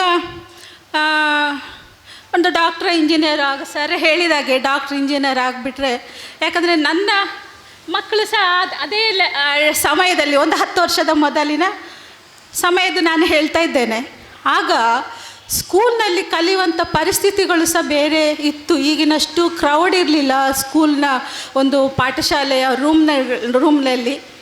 ಆ ಒಂದು ವಿದ್ಯಾರ್ಥಿ ಮತ್ತು ಗುರುಗಳ ಒಂದು ಬಾಂಧವ್ಯ ಕೂಡ ಅಷ್ಟೇ ಒಂದು ಒಳ್ಳೆ ರೀತಿಯಲ್ಲಿ ಇತ್ತು. ಆ ಗುರುಗಳಿಗೆ ಒಂದು ಗೌರವ ಕೊಡುವಂಥದ್ದು, ಅದೇ ಗುರುಗಳು ಮಕ್ಕಳ ಬಗ್ಗೆ ಒಂದು ಪ್ರೀತಿ ವಿಶ್ವಾಸದಿಂದ ಒಂದು ಕಲಿಸುವಂಥದ್ದು ಬಹಳ ಒಂದು ಒಳ್ಳೆಯ ಒಂದು ಕಾಲಘಟ್ಟ ಇತ್ತು. ಈಗ ಏನಾಗಿದೆ ಅಂತ ಹೇಳಿದರೆ, ಒಟ್ಟಾರೆ ತಂದೆ ತಾಯಿ ಕೂಡ ಜಾಬಿನಲ್ಲಿ ಹೋಗುವಂಥದ್ದು, ಮಕ್ಕಳು ಕೂಡ ಓದು ಆ ಓದಿನಲ್ಲಿಯೇ ಮಗುವಿನ ಭವಿಷ್ಯವನ್ನು ಕಾಣುವಂಥ ಈ ಒಂದು ಪರಿಸ್ಥಿತಿಯಲ್ಲಿ ನಾನೊಂದು 2 ಕಿವಿ ಮಾತುಗಳನ್ನು ನಿಮ್ಮ ಹತ್ರ ಹೇಳಲಿಕ್ಕೆ ಇಷ್ಟಪಡ್ತೇನೆ. ಹೇಳ್ತಿದ್ರು, ಈಗಿನ ನನ್ನ ಒಂದು ಹೈಸ್ಕೂಲಿನಲ್ಲಿ ಓದ್ತಾ ಇರುವಂಥ ಟೀಚರ್ಸ್ಗಳು ಸಿಗ್ತಾರೆ, ನನ್ನ ಮಕ್ಕಳು ಓದ್ತಾ ಇರುವಂಥದ್ದು. ಈ ಮಕ್ಕಳು ಹೇಗಿದ್ದಾರೆ, ಪ್ರತಿ ಸರ್ತಿ ಸಿಕ್ಕುವಾಗ ಸಹ ನಿಮ್ಮ ಮಕ್ಕಳು ಹೇಗಿದ್ದಾರೆ, ಎಲ್ಲಿದ್ದಾರೆ ಅಂತೆಲ್ಲ ಪ್ರೀತಿಯಲ್ಲಿ ವಿಚಾರಿಸ್ತಾರೆ, ಕೇಳ್ತಾರೆ. ಅವ್ರು ಹೇಳ್ತಾರೆ, ಈಗಿನ ಆ ಪರಿಸ್ಥಿತಿ ಇಲ್ಲ, ನಮಗೂ ಕೂಡ ಕ್ಲಾಸ್ ರೂಮ್ನಲ್ಲಿ ತುಂಬ ಮಕ್ಕಳಿರ್ತದೆ, ಒಬ್ಬೊಬ್ಬರನ್ನೇ ವಿಚಾರ ಮಾಡಿಕೊಂಡು ಹೋಗ್ಲಿಕ್ಕಾಗೋದಿಲ್ಲ. ಆ ಮಕ್ಕಳು ಕೂಡ ಹಾಗೆ, ಪೇರೆಂಟ್ಸ್ ಕೂಡ ಹಾಗೆ. ನಾವೇನು ಅವರಿಗೆ ಸಂಬಳ ಕೊಡ್ತೀವಿ, ಫೀಸ್ ಕೊಡ್ತೀವಿ, ಅವ್ರು ಕಲಿಸ್ತಾರೆ. ಆ ಒಂದು ಮೆಂಟಾಲಿಟಿಯಲ್ಲಿ ಈಗಿನ ಒಂದು ಪರಿಸ್ಥಿತಿ ಆಗ್ತಾ ಉಂಟು. ಆದರೆ ಗುರು ಶಿಷ್ಯ ಸಂಬಂಧ ಅದನ್ನು ಹೇಗೆ ನಾವು ಮನೆಯಲ್ಲಿ ತಾಯಂದರು ಪೇರೆಂಟ್ಸ್ ತಂದೆ ತಾಯಿ ಅವರ ಬಗ್ಗೆ ಒಂದು ಗೌರವ ಕೊಡುವಂಥದ್ದು, ಅದನ್ನು ಮನೆಯಿಂದನೇ ಸಣ್ಣ ಮಕ್ಕಳಿಂದನೇ ಅಲ್ಲ, ಈ ಮನೆಯಲ್ಲಿ ಹಿರಿಯರಿದ್ದರೂ ಕೂಡ ಅವರ ಬಗ್ಗೆ ಪ್ರೀತಿ ಗೌರವ ಕೊಡುವಂಥದ್ದನ್ನು ಕಲಿಸಬೇಕಂತ ನಾನು ನಿಮ್ಮ ಮುಂದೆ ಹೇಳ್ತಾ ಇದ್ದೇನೆ. ಅದೇ ರೀತಿ ಮಗುವಿನ ಒಂದು ಮಾನಸಿಕ ಬೆಳವಣಿಗೆ ಕೂಡ ಮನೆಯಿಂದನೇ ಸ್ಟಾರ್ಟ್ ಆಗಬೇಕು. ಆ ಮಗು ಓದಿನಲ್ಲಿ ಎಷ್ಟು ಫಸ್ಟ್ ಬರ್ತದೋ ಅದೇ ರೀತಿ ಮಾನಸಿಕವಾಗಿ ಮಗು ಹೇಗೆ ಬೆಳೀತಾ ಇದೆ, ಮಗುವಿಗೆ ನೀವು ಸಮಯ ಕೊಡ್ತಾ ಇದ್ದೀರಾ, ಆ ಮಗುವಿನ ನೋವು ಮತ್ತು ಸಂತೋಷದ ಒಂದು ಆ ಕ್ಷಣದಲ್ಲಿ ನೀವು ಆ ಮಗುವಿಗೆ ಸಮಯ ಕೊಡ್ತಾ ಇದ್ದೀರಾ, ಆ ಮಗುವಿನ ನೋವನ್ನು ನೀವು ಆಲಿಸ್ತಾ ಇದ್ದೀರಾ, ಅದರ ಬಗ್ಗೆ ಕೂಡ ನೀವು ಗಮನ ಕೊಡಬೇಕು ಪೇರೆಂಟ್ಸ್ನವರು ಅಂತ ನಾನು ಇಚ್ಛೆಪಡ್ತೇನೆ. ಯಾಕೆಂತ ಹೇಳಿದರೆ ಆತ್ಮವಿಶ್ವಾಸದ ಕೊರತೆ ಈಗ ಮಕ್ಕಳಲ್ಲಿ ಕಾಣ್ತಾ ಇದೆ. ಏನೋ ಒಂದು ಸಣ್ಣದು ನನಗೆ ಸಿಕ್ಕಲಿಲ್ಲ, ಒಂದು ಅಂಕ ಸಿಕ್ಕಲಿಲ್ಲ, ನಾನು ನೆನೆಸಿದಷ್ಟು ಅಂಕಗಳು ಸಿಗ್ತಾ ಇಲ್ಲ, ನಾನು ಫಸ್ಟ್ ಬರಲಿಲ್ಲ ಅಂತ ಹೇಳುವಾಗ ಮಾನಸಿಕವಾಗಿ ಮಕ್ಕಳು ಕುಗ್ಗಿ ಹೋಗ್ತಾ ಇರುವಂಥದ್ದನ್ನು ನಾವು ಈ ಸಮಯದಲ್ಲಿ ಕಾಣ್ತಾ ಇದ್ದೇವೆ. ಆದ ಕಾರಣ ಒಂದು ಸ್ಕೂಲ್ನಲ್ಲಿ ಗುರುಗಳು ಹೇಗೆ ಅವರನ್ನು ವಿದ್ಯೆಯಲ್ಲಿ ಅವರನ್ನು ಮುಂದಕ್ಕೆ ತರ್ತಾರೋ ಅದೇ ರೀತಿ ಮಗುವಿನ ಒಂದು ಮಾನಸಿಕ ಬೆಳವಣಿಗೆಗೆ ಪೇರೆಂಟ್ಸು ಮನೆಯಲ್ಲಿ ಅವರಿಗೆ ಶಕ್ತಿಯಾಗಿ ನಿಲ್ಲಬೇಕು. ಅವರ ಎಲ್ಲ ಆಟ ಪಾಠ, ಆ ಸ್ಕೂಲ್ನಲ್ಲಿ ಏನಾಯಿತು, ಇವತ್ತು ಏನಾಯಿತು, ನಿಮ್ಮ ಫ್ರೆಂಡ್ ಸರ್ಕಲ್ ಏನು, ಹೇಗಿದ್ದಾರೆ, ಅದನ್ನು ವಿಚಾರಿಸುವಂಥದ್ದು, ಸಮಯ ಕೊಡುವಂಥದ್ದು ಆಗಬೇಕು. ಒಂದು ಗಿಡವಾಗಿ ಬಗ್ಗದ್ದು ಮರವಾಗಿ ಬಗ್ಗುವುದಿಲ್ಲ ಅಂತ ಹೇಳುವಂಥ ಒಂದು ಗಾದೆ ಮಾತಿದೆ. ಆ ಒಂದು ಮಗು ಒಂದು ಗಿಡವನ್ನು ನಡುವಾಗ ಡೊಂಕಾಗಬಾರ್ದು ಅಂತೇಳಿ ಒಂದು ದಬ್ಬೆಯನ್ನು ಕಟ್ಟಿ ಅದನ್ನು ಬೆಳೆಸುವಂಥದ್ದು ಮಾಡ್ತೇವೆ ಮನೆಯಲ್ಲಿ. ಮಗುನು ಆ ಗಿಡವನ್ನು ಒಂದೇ ರೀತಿಯಾಗಿ ನಾವು ಆಲೋಚನೆ ಮಾಡುವಾಗ ಗಿಡ ಬೆಳೀತಾ ಬೆಳೀತಾ ಸ್ವಲ್ಪ ಬಾಗ್ತದೆ ಅಂಥೇಳಿದರೆ ಒಂದು ಹೈಸ್ಕೂಲ ಇಲ್ಲ ಕಾಲೇಜಿಗೆ ಹೋಗುವಾಗ ಆಗ ಕೂಡ ಗುರುಗಳಾಗಿರ್ಬೋದು ಮನೆಯಲ್ಲಿ ಆಗಿರ್ಬೋದು ಆ ಮಗುವಿಗೆ ಒಂದು ಒಳ್ಳೆ ದಾರಿಯಲ್ಲಿ ಹೋಗುವಂಥ ಒಂದು ಪರಿಸ್ಥಿತಿಯನ್ನು ನಿರ್ಮಾಣ ಮಾಡಿ ಕೊಡಬೇಕು. ಬೆಳೀತಾ ಬೆಳೀತಾ ಆ ಮಗು ಸಮಾಜದಲ್ಲಿ ಎಲ್ಲರ ಒಂದು ಏನು ಅಂತ ಹೇಳ್ತಾರೆ ಸಹಾಯ, ಗುರುಗಳಾಗಿರ್ಬೋದು ಇಲ್ಲ ಬೇರೆ ಹೊರಗಿನವರಾಗಿರ್ಬೋದು. ಈಗ ಭಾಗ್ಯಶ್ವರಯ್ಯವರು ಹೇಳ್ತಾ ಇದ್ದರು, ಮಗುವಿಗೆ ಕಲೀಲಿಕ್ಕೆ ಕಷ್ಟ ಉಂಟು, ಹುಡುಗನಿಗೆ ಒಂದು ಸಹಾಯ ಮಾಡುವಂಥದ್ದು, ಅವರನ್ನು ಸಹ ಮನಸ್ಸಲ್ಲಿ ನೆನೆಸ್ಕೊಂಡು ಅವನೊಂದು ದೊಡ್ಡ ಮಟ್ಟಕ್ಕೆ ಹೋಗುವಾಗ ಈ ಗಿಡ ಏನಾಗ್ತದೆ ಸ್ಟ್ರೈಟಾಗಿ ಬೆಳೀತಾ ಬೆಳೀತಾ ದೊಡ್ಡದು ಫಲ ಬಿಡುವಾಗ ಬಾಗುತ್ತದೆ. ಅದೇ ರೀತಿ ನಾವು ದೊಡ್ಡ ಒಂದು ಪೊಸಿಷನಲ್ಲಿ ಹೋದಾಗ ನಾವು ಬಾಗುವಂಥವರಾಗಬೇಕು. ನಮ್ಮ ಈ ಬೆಳವಣಿಗೆಗೆ ಯಾರೆಲ್ಲ ಸಹಾಯ ಮಾಡಿದ್ದಾರೆ ಅವರನ್ನೊಂದು ನೆನೆಸ್ಕೊಳ್ಳುವಂಥದ್ದು ಆಗಬೇಕು ಅಂತ ಹೇಳ್ತಾ ನಾನೊಂದು ಸಣ್ಣ ಒಂದು ಉದಾಹರಣೆಯನ್ನು ಕೊಡ್ತೇನೆ. ನಾನು ಕೌನ್ಸಿಲರ್, ನಗರಸಭೆಯ ಸದಸ್ಯೆ. ನಮ್ಮ ಮಹಿಳೆಯರ ಒಂದು ವುಮೆನ್ಸ್ ಎನ್ವೈರ್ಮೆಂಟ್ ಅನ್ನುವ ಒಂದು ದೆಹಲಿಯ ಒಂದು ಇದರಲ್ಲಿ ಮೈಸೂರಿನಲ್ಲಿ ಒಂದು ಟ್ರೈನಿಂಗ್ ಇತ್ತು ಮಹಿಳೆಯರಿಗೆ, ಮಹಿಳಾ ಕೌನ್ಸಿಲರಿಗೆ ಕಳೆದ ತಿಂಗಳು. ಅಲ್ಲಿ ಒಂದು 3 ದಿನದ ಟ್ರೈನಿಂಗು, ಬೇರೆ ಬೇರೆ ಆಟಗಳೊಟ್ಟಿಗೆ ಸೆಷನ್ಸ್ಗಳು ಇರ್ತಿತ್ತು. ನಮಗೆ ಒಂದು ಎಲ್ಲ ಮಹಿಳೆಯರನ್ನು ಒಂದು ರೌಂಡಲ್ಲಿ ನಿಲ್ಲಿಸಿ ಒಂದು ಬಾಲ್ ಕೊಡ್ತಿದ್ರು.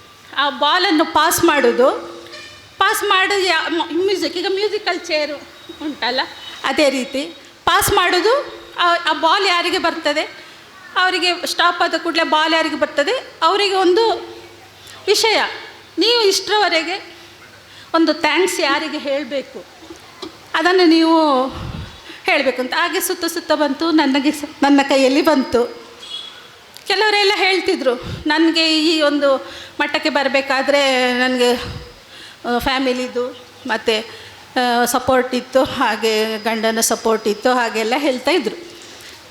ನನಗೆ ನನ್ನ ಇಲ್ಲಿಗೆ ಬರುವಾಗ ಒಂದು ಥಾಟ್, ನಾನು ಮೊದಲು ಒಂದು ಸಂಸ್ಥೆಯಲ್ಲಿ ಕೆಲಸ ಮಾಡ್ತಾಯಿದ್ದೆ. ಮಕ್ಕಳೆಲ್ಲ ಸ್ಕೂಲಿಗೆ ಹೋಗುವಾಗ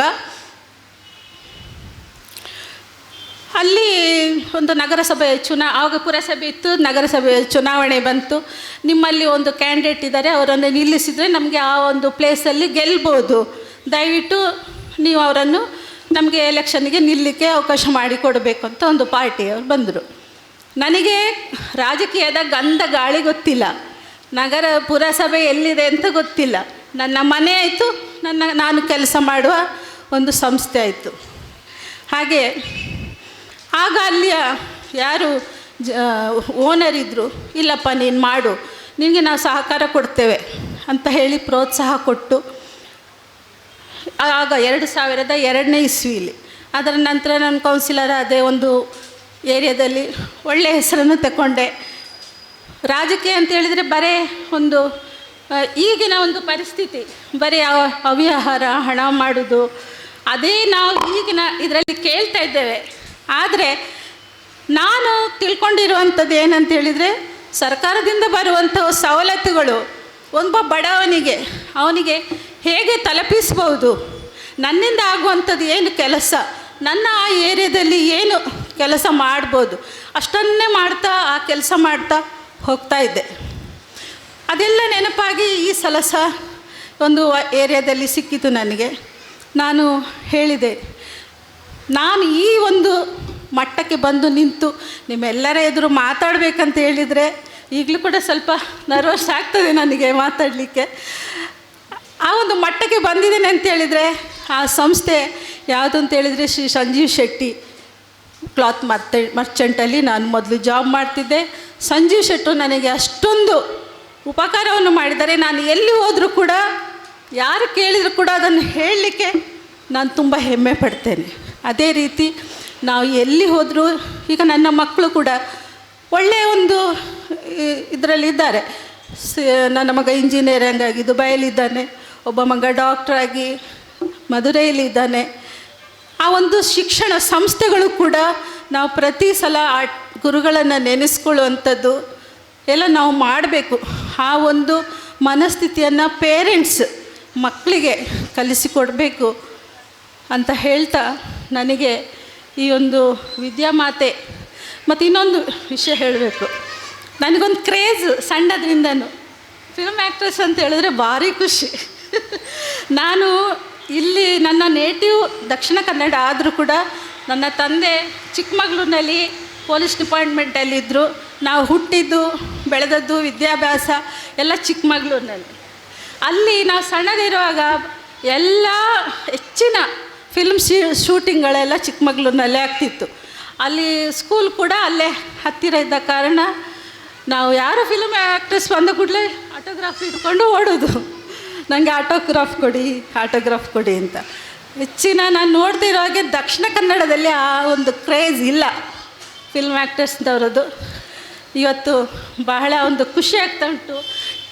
ಸಿನಿಮಾ ಥಿಯೇಟ್ರ್ನಲ್ಲಿ ಟಿ ವಿಯಲ್ಲಿ ನಿಮ್ಮನ್ನು ನೋಡ್ತಾ ಇದ್ವಿ, ಎದುರು ನೋಡುವಂಥ ಒಂದು ಅವಕಾಶ ಸಿಕ್ತು. ಆಟೋಗ್ರಾಫಿನ ಕಾಲ ಹೋಯಿತು, ಒಂದು ಸೆಲ್ಫಿ ಕೊಡಿ, ನಿಮ್ಮದೊಂದು ಸೆಲ್ಫಿ ಕೊಡಿ ಅಂತ ನಾನು ಕೇಳ್ತಾ ಈ ಒಂದು ಸಮಾರಂಭಕ್ಕೆ ನನ್ನನ್ನು ಪ್ರೀತಿ ಇಟ್ಟು ಕರೆದು ಗೌರವವನ್ನು ಕೊಟ್ಟಿದ್ದೀರಿ.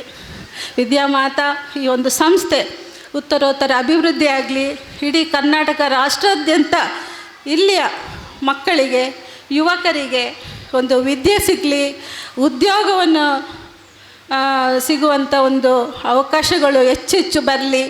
ಹಾಗೆ ಅಗ್ನಿವೀರ ಅನ್ನೋದೊಂದು ಹೇಳಲೇಬೇಕು.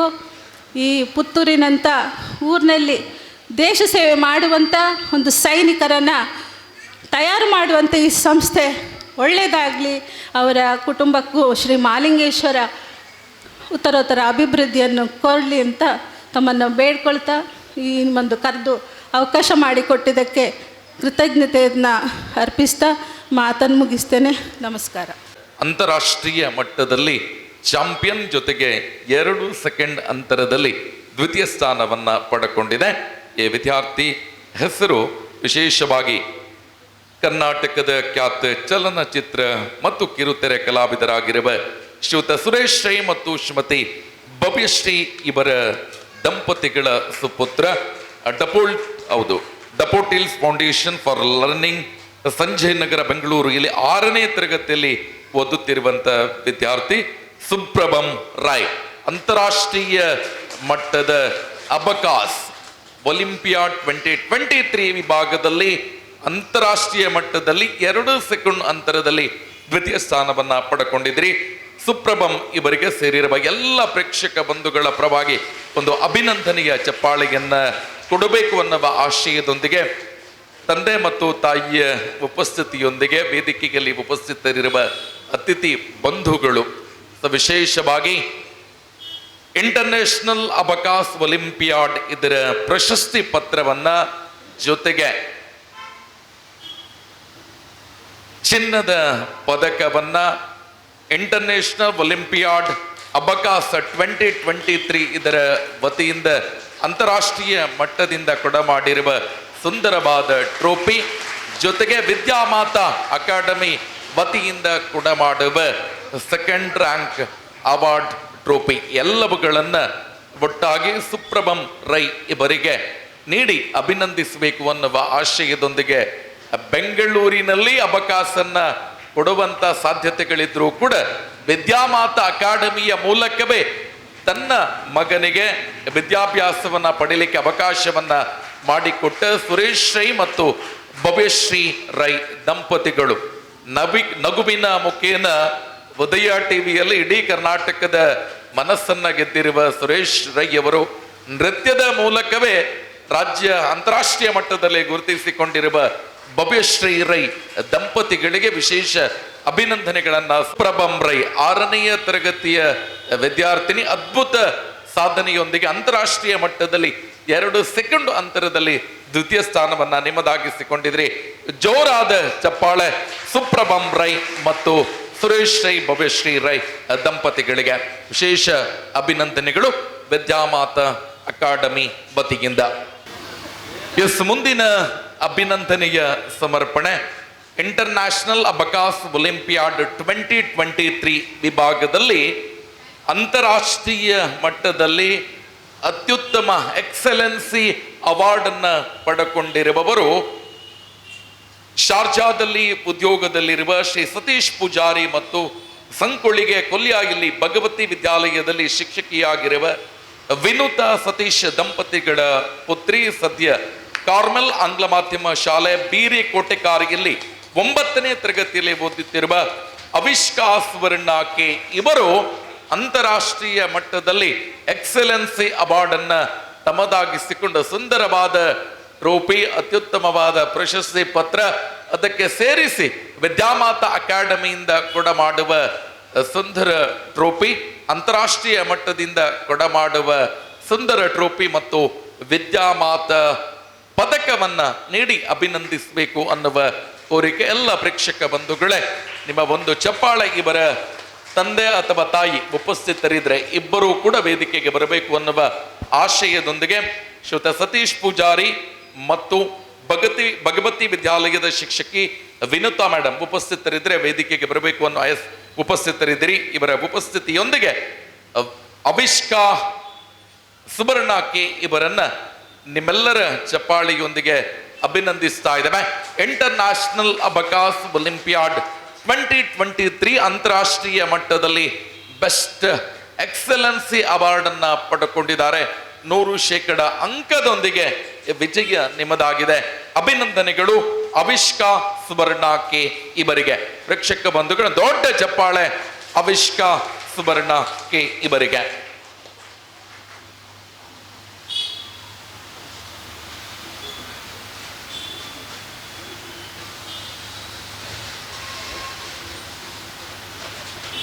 ಉಳಿದ 7 ವಿದ್ಯಾರ್ಥಿಗಳು 100% ಅಂಕದೊಂದಿಗೆ ಒಟ್ಟು 16 ವಿದ್ಯಾರ್ಥಿಗಳು ಅಂತಾರಾಷ್ಟ್ರೀಯ ಮಟ್ಟದ ಅಬಕಾಸ್ ಒಲಿಂಪಿಯಾಡ್ 2023 ವಿಭಾಗದಲ್ಲಿ ಭಾಗವಹಿಸಿ ಬಹಳ ಸಂತೋಷದ ಕ್ಷಣ. ನನ್ನ ಆತ್ಮೀಯ ಮಿತ್ರ, ಸುಮಾರು 15-16 ವರ್ಷಗಳ ನಮ್ಮ ಒಡನಾಟ ಭಾಗೇಶ್ ರೈ ಅವರು ನಮ್ಮ ಪುತ್ತೂರಿನಲ್ಲಿ ಒಂದು ಸ್ಪರ್ಧಾತ್ಮಕ ಪರೀಕ್ಷೆಗಳಿಗೆ ಒಂದು ತರಬೇತಿಯನ್ನು ನೀಡುವಂತಹ ಒಂದು ಅಕಾಡೆಮಿಯನ್ನು ಸ್ಥಾಪಿಸ್ತಿದ್ದಾರೆ ಅಂದಾಗಲೇ ಬಹಳಷ್ಟು ಸಂತೋಷಪಟ್ಟಂತಹ ಕ್ಷಣ. ಯಾಕೆಂದರೆ ಯಾವುದೇ ಒಬ್ಬ ವ್ಯಕ್ತಿ ಒಂದೇ ಸಲಕ್ಕೆ ಏನನ್ನೂ ಸಾಧಿಸೋಕ್ಕೆ ಸಾಧ್ಯ ಆಗೋದಿಲ್ಲ. ಬಹಳಷ್ಟು ಕನಸುಗಳನ್ನು ಹೊತ್ತು ತುಂಬ ಜನ ಹೋದಂತೆ ನಾವು ಕೂಡ ನಮ್ಮ ವಿದ್ಯಾಭ್ಯಾಸವನ್ನು ಮುಗಿಸಿ ಯಾವುದೋ ಒಂದು ವೃತ್ತಿಯನ್ನು ಆಯ್ಕೆ ಮಾಡಿಕೊಂಡು ಅಥವಾ ಯಾವುದೋ ಒಂದು ಕ್ಷೇತ್ರದಲ್ಲಿ ಸಾಧನೆಯನ್ನು ಮಾಡಬೇಕು ಅಂತ ಊರನ್ನು ಬಿಟ್ಟು ಬೆಂಗಳೂರು ನಗರಕ್ಕೆ ಹೋದಂಥವರು. ಅವರು ಅವರದೇ ಆದಂಥ ಕಾರ್ಯವ್ಯಾಪ್ತಿಯಲ್ಲಿ ಅವರದೇ ಆದಂತಹ ಕ್ಷೇತ್ರದಲ್ಲಿ ಬಹಳಷ್ಟು ಶ್ರಮವನ್ನು ಪಟ್ಟು ಬಹಳಷ್ಟು ಸಾಧನೆಗಳನ್ನು ಮಾಡಿ ಬೇರೆ ಬೇರೆ ವಿಧದ ವ್ಯವಹಾರಗಳನ್ನು ಬೇರೆ ಬೇರೆ ಸಂಘಟನಾತ್ಮಕ ಚಟುವಟಿಕೆಗಳನ್ನು ಮಾಡ್ತಾ ಬೆಳೆದಂಥವರು. ಅಲ್ಲಿಂದ ಬಂದು ಇಂತಹ ಒಂದು ಅತ್ಯುತ್ತಮವಾದಂತಹ ಒಂದು ಕೆಲಸವನ್ನು ಇಲ್ಲಿ ಮಾಡಬೇಕು. ನಮ್ಮ ಒಂದು ಗ್ರಾಮೀಣ ಪ್ರದೇಶದ ವಿದ್ಯಾರ್ಥಿಗಳಿಗೆ ಬಹಳಷ್ಟು ಉಪಯುಕ್ತವಾಗುವಂತಹ ಒಂದು ಈ ಥರದ ಒಂದು ತರಬೇತಿ ಒಂದು ಅಕಾಡೆಮಿಯನ್ನು ಸ್ಥಾಪಿಸುವುದರ ಮೂಲಕ ಇಲ್ಲಿನ ಬಹಳಷ್ಟು ಆಕಾಂಕ್ಷಿಗಳಿಗೆ ಹಾಗೂ ಯಾವುದೇ ಬೇರೆ ಬೇರೆ ಕ್ಷೇತ್ರಗಳಲ್ಲಿ ಅವ್ರನ್ನ ತೊಡಗಿಸ್ಕೊಳ್ಳೋಕ್ಕೆ ಅವಕಾಶವನ್ನು ಮಾಡಿಕೊಂಡು ಮೊದಲನೇದಾಗಿ ಅವರಿಗೆ ನಾನು ಧನ್ಯವಾದಗಳನ್ನು ಅರ್ಪಿಸ್ತೇನೆ. ಈ ಒಂದು ಅಕಾಡೆಮಿಯ ಮುಖಾಂತರ ಅವರು ಅಬಕಸ್ ತರಬೇತಿ ಒಂದು ಕ್ಲಾಸ್ಗಳನ್ನು ಅವರ ಶ್ರೀಮತಿಯವರು ಮಾಡ್ತಾರೆ ಅಂತ ಗೊತ್ತಾದಾಗ ಸರಿ, ಬೆಂಗಳೂರಲ್ಲೂ ಬೇಕಾದಷ್ಟು ಈ ಥರ ತರಬೇತಿ ಸಂಸ್ಥೆಗಳಿದೆ ತರಬೇತಿಯನ್ನು ಕೊಡುವಂಥದ್ದು. ಆದರೆ ಎಲ್ಲ ತುಂಬ ಈಗ ಗೊತ್ತಿದೆ, ಎಲ್ಲ ಕಮರ್ಷಿಯಲೈಸ್ ಆಗಿದೆ ತುಂಬ. ಸೊ ನನಗೆ ಗೊತ್ತಿರುವವರು ಭಾಗ್ಯೇಶ್ ಹಾಗೂ ಅವರ ಧರ್ಮಪತ್ನಿ. ಭಾಗ್ಯೇಶ್ ಅವರ ಗುಣಗಳು ಏನು ಅಂತ ನನಗೆ ಗೊತ್ತು. ಅವರು ಆವಾಗಿಂದ ಉದ್ಯೋಗದ ಜೊತೆಗೆ ಅಥವಾ ತನ್ನ ವ್ಯವಹಾರದ ಜೊತೆಗೆ ಯಾವಾಗಲೂ ಸಮಾಜ ಸೇವೆಯಲ್ಲಿ ತಮ್ಮನ್ನು ತೊಡಗಿಸ್ಕೊಂಡಿದ್ರು. ಸಮಾಜ ಸೇವೆ ಅಂದರೆ ದೊಡ್ಡ ಮಟ್ಟದಲ್ಲೇ ಮಾಡಬೇಕು ಅಂತ ಇಲ್ಲ, ನನ್ನಿಂದ 10 ಜನರಿಂದ ನನಗೇನಾದರೂ ಒಂದಷ್ಟು ಬಂತು ಅಂದರೆ ಒಂದು ಇಬ್ಬರಿಗಾದರೂ ಅದರಿಂದ ಸಹಾಯ ಮಾಡೋಣ, ಎಲ್ಲವನ್ನೂ ನಾನೇ ಇಟ್ಕೊಳ್ಳೋದು ಬೇಡ ಅನ್ನುವಂಥ ಒಂದು ಗುಣ. ಅದನ್ನು ಮೊದಲಿಂದ ಅವರು ಸಣ್ಣ ಪ್ರಮಾಣದಲ್ಲಿ ಮಾಡ್ತಾ ಬರ್ತಾಯಿದ್ರು. ಈಗ ಇಲ್ಲಿ ನಮ್ಮ ಊರಿನಲ್ಲೂ ಅದನ್ನು ಇನ್ನು ಬೆಳೆಸ್ತಾ ಇದ್ದಾರೆ, ಭಾಳಷ್ಟು ಸಂತೋಷ ಆಗ್ತಾ ಇದೆ. ಸೊ ಈ ಒಂದು ಅಬಕಸ್ ಇದರಲ್ಲಿ ನನ್ನ ಮಗನ್ನ ಸೇರಿಸೋಣ ಅಂತ ಅನ್ನಿಸ್ತು. ನನ್ನ ವೈಫ್ಗೆ ಹೇಳಿದೆ, ಅವನ್ನ ಹೆಂಗೆ ಕೂರಿಸೋದು, ಅವನಿಗೆ ಒಂದು ಸಲ ಸಿಸ್ಟಮ್ ಆನ್ ಮಾಡಿಕೊಟ್ರೆ ಅಲ್ಲಿಂದ ಎಬ್ಬಿಸೋದೇ ಕಷ್ಟ, ಬರೀ ಅದರಲ್ಲಿ ಇರ್ತಾನೆ. ನೋಡೋಣ, ಅಟ್ಲೀಸ್ಟ್ ಎಷ್ಟಾಗುತ್ತೋ ಅಷ್ಟಾಗಲಿ, ಸ್ವಲ್ಪನಾದ್ರೂ ಬೆನಿಫಿಟ್ ಸಿಗುತ್ತಲ್ಲ, ಯಾಕೆ ಇದು ಮಾಡೋದು ಅಂತ ಹೇಳ್ಬಿಟ್ಟು ಸರಿ ಅಂತ ಹೇಳ್ಬಿಟ್ಟು ಒಪ್ಪಿಸ್ತೀವಿ. ಆಮೇಲೆ ಅವನಿವತ್ತು ಒಳ್ಳೆ ಸಾಧನೆಯನ್ನು ಮಾಡಿದ್ದಾನೆ. ಆ ಸಾಧನೆಗೆ ಅವಳ ಶ್ರಮ ಬಹಳಷ್ಟು ಇದೆ. ಯಾಕೆಂದರೆ ಅವನ್ನ ಕೂರಿಸಿ ಅವನಿಗೆ ಹೇಳ್ಕೊಡೋದೇ ಸ್ವಲ್ಪ ಕೂರಿಸೋದು ದೊಡ್ಡ ಕಷ್ಟ.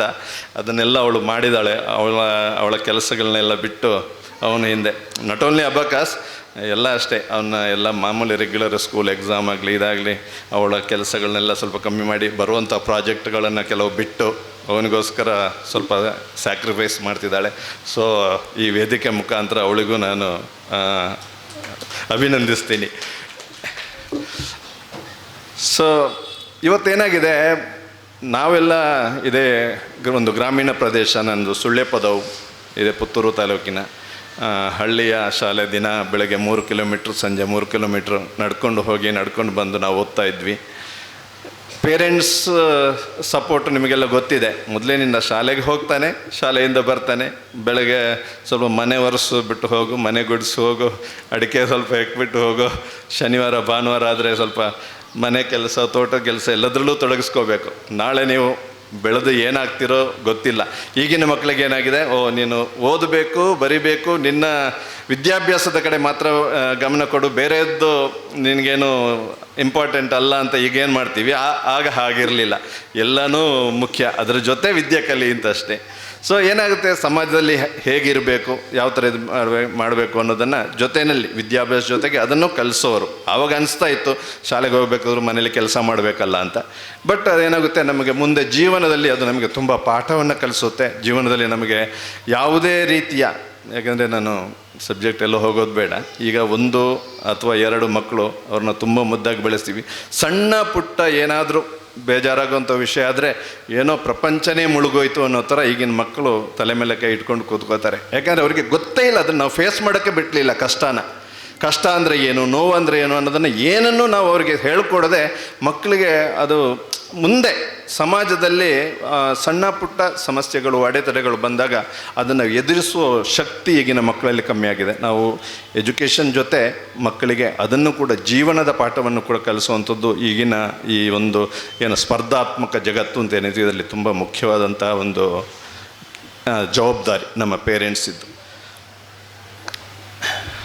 ನಾವೆಲ್ಲ ಹುಡುಗರು ಇದ್ದಾಗ ಇದು ಮಾಡಿದ್ರೆ ಏನಾಗ್ತಿ ಅಂತ ಹೇಳಿದ್ರೆ ಏನಾಗ್ತೀನಿ ಅಂತ ಅವನಿಗೆ ಗೊತ್ತಿರ್ತಾ ಇರಲಿಲ್ಲ. ಪೇರೆಂಟ್ಸ್ ಮಗ ಏನೋ ಮಾಡ್ತಿದ್ದಾನೆ, ಓದ್ತಿದ್ದಾನೆ ಅಂತ ಹೇಳ್ಬಿಟ್ಟು ನಮ್ಮೆಲ್ಲ ಹೇಳೋರು, ಏನು ಬೆರಿಪತ್ತಿ ಲೆಕ್ಕ ಬೆಳ್ತಿಂಡ ಓಕೆ, ಈ ಜನ ಬಲ್ತಿ ಲೆಕ್ಕ ಬೆರಿಬತ್ತನಿ ಅಂತ ಊರಲ್ಲಿ. ನಾವು ಅಂದ್ಕೊಂಡಂಗೆ ಹೋದರೆ ಓಕೆ, ಇಲ್ಲಾಂದರೆ ಹೋದಂಗೆ ನಾವು ಬಿಡೋದು ಅಂತ ಆ ಥರ ಇರೋದು. ಬಟ್ ಈಗ ಹಾಗಲ್ಲ, ಎಲ್ರಿಗೂ ಒಂದು ಗೋಲ್ ಅನ್ನೋದಿದೆ, ಎಲ್ಲರ ಹತ್ರನೂ ಒಂದು ಏಮ್ ಇದೆ. ಸೊ ಆ ನಿಟ್ಟಿನಲ್ಲಿ ನಾವು ಬೇಕಾದಷ್ಟು ಅದಕ್ಕೆ ಪ್ರೋತ್ಸಾಹ ಕೊಡುವಂಥ ಬೇಕಾದಷ್ಟು ಈ ಥರ ಅಕಾಡೆಮಿಗಳಿಂದ ಮುಖಾಂತರ ಆಗಿರಲಿ, ಅಥವಾ ಪೇರೆಂಟ್ಸ್ ಕೂಡ ಎಲ್ಲ ಎಜುಕೇಟೆಡ್ ಆಗಿರೋದ್ರಿಂದ ಈಗ ಅವ್ರಿಗೆ ಒಂದು ಸರಿಯಾದ ಮಾರ್ಗದರ್ಶನ ಕೊಡೋಕ್ಕೆ ಸಾಧ್ಯ ಆಗಿದೆ. ಅಂಥ ಮಾರ್ಗದರ್ಶನವನ್ನು ಇನ್ನಷ್ಟು ಹೆಚ್ಚು ಮಾಡಿ ನಮ್ಮ ಗ್ರಾಮೀಣ ಪ್ರದೇಶದ ವಿದ್ಯಾರ್ಥಿಗಳು, ಗ್ರಾಮೀಣ ಪ್ರದೇಶದ ಯುವಕರು ಬೇರೆ ಬೇರೆ ಕ್ಷೇತ್ರಗಳಲ್ಲಿ ತಮ್ಮನ್ನು ತೊಡಗಿಸಬೇಕು. ಆ ಮೂಲಕ ನಮ್ಮ ಉತ್ತಮ ಹುದ್ದೆಗಳಲ್ಲಿ ಇರಬೇಕು. ಅದರಿಂದ ನಮ್ಮ ಜಿಲ್ಲೆಗೆ, ನಮ್ಮ ದೇಶಕ್ಕೆ ಅವರಿಂದ ಸೇವೆಯನ್ನು ಸಿಗುವಂತೆ ಮಾಡಬೇಕು ಅನ್ನೋ ಒಂದು ಈ ಉದ್ದೇಶ ಇಟ್ಕೊಂಡು ಮಾಡಿರುವಂಥ ಈ ಅಕಾಡೆಮಿ ಇನ್ನಷ್ಟು ಉತ್ತಮವಾದಂತಹ ಕೆಲಸ ಕಾರ್ಯಗಳನ್ನು ಮಾಡೋದರ ಮೂಲಕ ನಮ್ಮ ಇಡೀ ಪುತ್ತೂರು ತಾಲೂಕಿಗೆ, ದಕ್ಷಿಣ ಕನ್ನಡ ಜಿಲ್ಲೆಗೆ ಇನ್ನಷ್ಟು ಹೆಸರನ್ನು ತಂದುಕೊಡಲಿ. ಈ ಸಂಸ್ಥೆಯಿಂದ ಬಹಳಷ್ಟು ಪ್ರತಿಭೆಗಳು, ಬಹಳಷ್ಟು ಅವಕಾಶಗಳು ಅವರಿಗೆ ಸಿಗುವಂತಾಗಲಿ ಅಂತ ನಮ್ಮ ಮಹತೋಬಾರ್ ಶ್ರೀ ಮಹಾಲಿಂಗೇಶ್ವರನಲ್ಲಿ ಪ್ರಾರ್ಥನೆಯನ್ನು ಮಾಡ್ತಾ, ಈ ಅಕಾಡೆಮಿ ಇನ್ನು ಮುಂದೆ ತುಂಬ ಚೆನ್ನಾಗಿ ಬೆಳೆಯಲಿ ಅಂತ ಅವರಿಗೆ ಮನಪೂರ್ವಕವಾಗಿ ಹಾರೈಸ್ತಾ, ಈ ಒಂದು ನನ್ನ ಮಗನಿಂದಾಗಿ ಈ ಒಂದು ಕಾರ್ಯಕ್ರಮದಲ್ಲಿ ಬಂದು ನಿಮ್ಮೆಲ್ಲರ ಜೊತೆ 4 ನುಡಿಗಳನ್ನು ಆಡೋದಕ್ಕೆ ಅವಕಾಶ ಮಾಡಿಕೊಟ್ಟಂತಹ ಈ ಅಕಾಡೆಮಿಯ ಎಲ್ರಿಗೂ ಮತ್ತೊಮ್ಮೆ ಹೃದಯಪೂರ್ವಕ ಅಭಿನಂದನೆಗಳನ್ನು ಸಲ್ಲಿಸ್ತೀನಿ. ಜೈ ಹಿಂದ್, ಜೈ ಕರ್ನಾಟಕ. ಮೊದಲನೇದಾಗಿ ಇಂಟರ್ನ್ಯಾಷನಲ್ ಲೆವೆಲಲ್ಲಿ 2nd ಪ್ಲೇಸ್ ಬಂದ ಸುಪ್ರಬ್ಗೆ ಮತ್ತು ಅವಿಷ್ಕನಿಗೆ ಅಭಿನಂದನೆಯನ್ನು ಸಲ್ಲಿಸ್ತಾ ಇದ್ದೇನೆ. ಅದಕ್ಕೆ ತರಬೇತಿಯನ್ನು ಕೊಟ್ಟ ರಮ್ಯಾ ಮತ್ತು ಈ ಒಂದು ಅಕಾಡೆಮಿಯನ್ನು ಸೃಷ್ಟಿಸಿದ ಭಾಗ್ಯೇಶ್ವರಿ ಕೂಡ ತುಂಬ ಹೃದಯದ ಅಭಿನಂದನೆಯನ್ನು ಸಲ್ಲಿಸ್ತಾ ಇದ್ದೇನೆ. ಪ್ರತಿಯೊಂದು ಮಕ್ಕಳಲ್ಲಿ ಪ್ರತಿಭೆ ಇದೆ, ಹಾಗೂ ಈಗಿನ ಮಕ್ಕಳು ತುಂಬ ಶಾರ್ಪ್ ಆಗಿದ್ದಾರೆ. ಅವರಿಗೆ ತರಬೇತಿ ಕೊಟ್ಟು ಅವರನ್ನು ಆ ಒಂದು ಸ್ಪರ್ಧಾತ್ಮಕ ಪರೀಕ್ಷೆ ಇರ್ಬೋದು, ಬೇರೆ ಬೇರೆ ಪರೀಕ್ಷೆಯಲ್ಲಿ ಸಜ್ಜುಗೊಳಿಸಲಿಕ್ಕೆ ಬೇಕಾಗುವ ತರಬೇತಿಯನ್ನು ಇವತ್ತು ಭಾಗ್ಯೇಶ್ ಅವರು ಮತ್ತು ಅವರ ಒಟ್ಟಿಗೆ ಸೇರಿಕೊಂಡು ವಿದ್ಯಾಮಾತಾ ಅಕಾಡೆಮಿಯನ್ನು ಇಲ್ಲಿ ಸ್ಥಾಪಿಸಿ ಹೆಚ್ಚಿನ ಜನರಿಗೆ ಈಗ ಅಗ್ನಿಪಥ್ ಇರ್ಬೋದು, ಬೇರೆ ಬೇರೆ ಸ್ಪರ್ಧಾತ್ಮಕ ಪರೀಕ್ಷೆಯಲ್ಲಿ ಹೇಗೆ ಬರಿಬೇಕು ಅಂದರೆ, ಎಲ್ಲರಿಗೆ ಓದಲಿಕ್ಕೆ ಎಲ್ಲರೂ ಹುಷಾರಿರ್ತಾರೆ, ಎಲ್ಲರೂ 95 ಎಬೋ ಮಾರ್ಕ್ಸ್ ತಗೊಳ್ತಾರೆ. ಆದರೆ ಆ ಪರೀಕ್ಷೆಯನ್ನು ಹೇಗೆ ಬರಿಬೇಕು ಅನ್ನೋದು ಹೆಚ್ಚಿನ ಮಕ್ಕಳಿಗೆ ಗೊತ್ತಿಲ್ಲ. ಈಗ ಬಿಕಾಮ್ ಇರ್ಬೋದು, ಎಮ್.ಕಾಮ್ ಇರ್ಬೋದು, ಅದರಲ್ಲಿ ಹೆಚ್ಚಿನ ಮಕ್ಕಳು ಒಳ್ಳೆಯ ಮಾರ್ಕ್ ತೆಗಿತಾರೆ, ಹೈ ಫಸ್ಟ್ ಕ್ಲಾಸ್ ಡಿಸ್ಟಿಂಕ್ಷನಲ್ಲಿ ಪಾಸ್ ಆಗ್ತಾರೆ. ಆದರೆ ಒಬ್ಬೊಬ್ಬರು ಬ್ಯಾಂಕ್ ಎಕ್ಸಾಮಲ್ಲಿ ಪಾಸ್ ಆಗೋದಿಲ್ಲ. ಎಲ್ಲ ವಿಜಯ ಬ್ಯಾಂಕ್, ಈಗ ಬರೋಡಾ ಬ್ಯಾಂಕಲ್ಲಿ ನೋಡಿದ್ರೆ ಎಲ್ಲ ನಾರ್ತಿನವರು, ಎಲ್ಲ ಹಿಂದಿ ಮಾತಾಡೋರು. ಈಚಿನವರಿಗೆ ಇಲ್ಲಿ ಬ್ಯಾಂಕಿಗೆ ಹೋದಾಗ ಎಲ್ಲ ಯಾವ ವ್ಯವಹಾರವನ್ನು ಕೂಡ ಅವರ ಜೊತೆ ಮಾತಾಡಲಿಕ್ಕೆ ಆಗ್ತಾ ಇಲ್ಲ. ಆಗ ಮೊನ್ನೆ ನಾವು ಹೇಳಿದೆವು, ಎಲ್ಲ ಹಿಂದಿನವರಿದ್ದಾರೆ, ಹಿಂದಿ ಮಾತಾಡೋರಿದ್ದಾರೆ, ಇಲ್ಲಿ ವ್ಯವಹಾರ ಮಾಡಲಿಕ್ಕೆ ತುಂಬ ಎಲ್ಲರಿಗೆ ಕಷ್ಟ ಆಗ್ತದೆ. ಆಗ ಅವ್ರು ಹೇಳಿದರು, ನಿಮ್ಮ ಕಡೆಯವರಿಗೆ ಸ್ಪರ್ಧಾತ್ಮಕ ಪರೀಕ್ಷೆಯಲ್ಲಿ ಬ್ಯಾಂಕ್ ಎಕ್ಸಾಮ್ಗೆ ಕೂರಿಸಿ ಅಲ್ಲಿ ಪಾಸ್ ಆಗಲಿಕ್ಕೆ ಹೇಳಿ. ಈಚೆಯವರು ಯಾರು ಕೂಡ ಪಾಸ್ ಆಗೋದಿಲ್ಲ, ನಾರ್ತಿನವರೇ ಪಾಸ್ ಆಗ್ತಾರೆ, ನಾವೇನು ಮಾಡಲಿಕ್ಕೆ ಸಾಧ್ಯ ಅಂತ. ಆದ ಕಾರಣ ಎಲ್ಲ ಪೋಷಕರು ಡಿಗ್ರಿ ಆದ ಕೂಡಲೇ ಇಲ್ಲಿ ಒಂದು ಒಳ್ಳೆಯ ಒಂದು ವಿದ್ಯಾಮಾತಾ ಅಕಾಡೆಮಿ ಸ್ಥಾಪನೆ ಆಗಿದೆ. ಅಲ್ಲಿ ಹೆಚ್ಚಿನ ಮಕ್ಕಳಿಗೆ ಆ ಸ್ಪರ್ಧಾತ್ಮಕ ಬ್ಯಾಂಕ್ ಎಕ್ಸಾಮ್ ಇರ್ಬೋದು, IAS ಇರ್ಬೋದು, IPS ಇರ್ಬೋದು, ಬೇರೆ ಬೇರೆ ಇದರಲ್ಲಿ ಹೇಗೆ ಮಕ್ಕಳನ್ನು ಸಜ್ಜುಗೊಳಿಸಬೇಕು ಅಂತ ಅವರು ತರಬೇತಿ ಕೊಡ್ತಾರೆ. ಮಕ್ಕಳನ್ನು ಸೇರಿಸುವುದು ಪೋಷಕರ ಕೆಲಸ.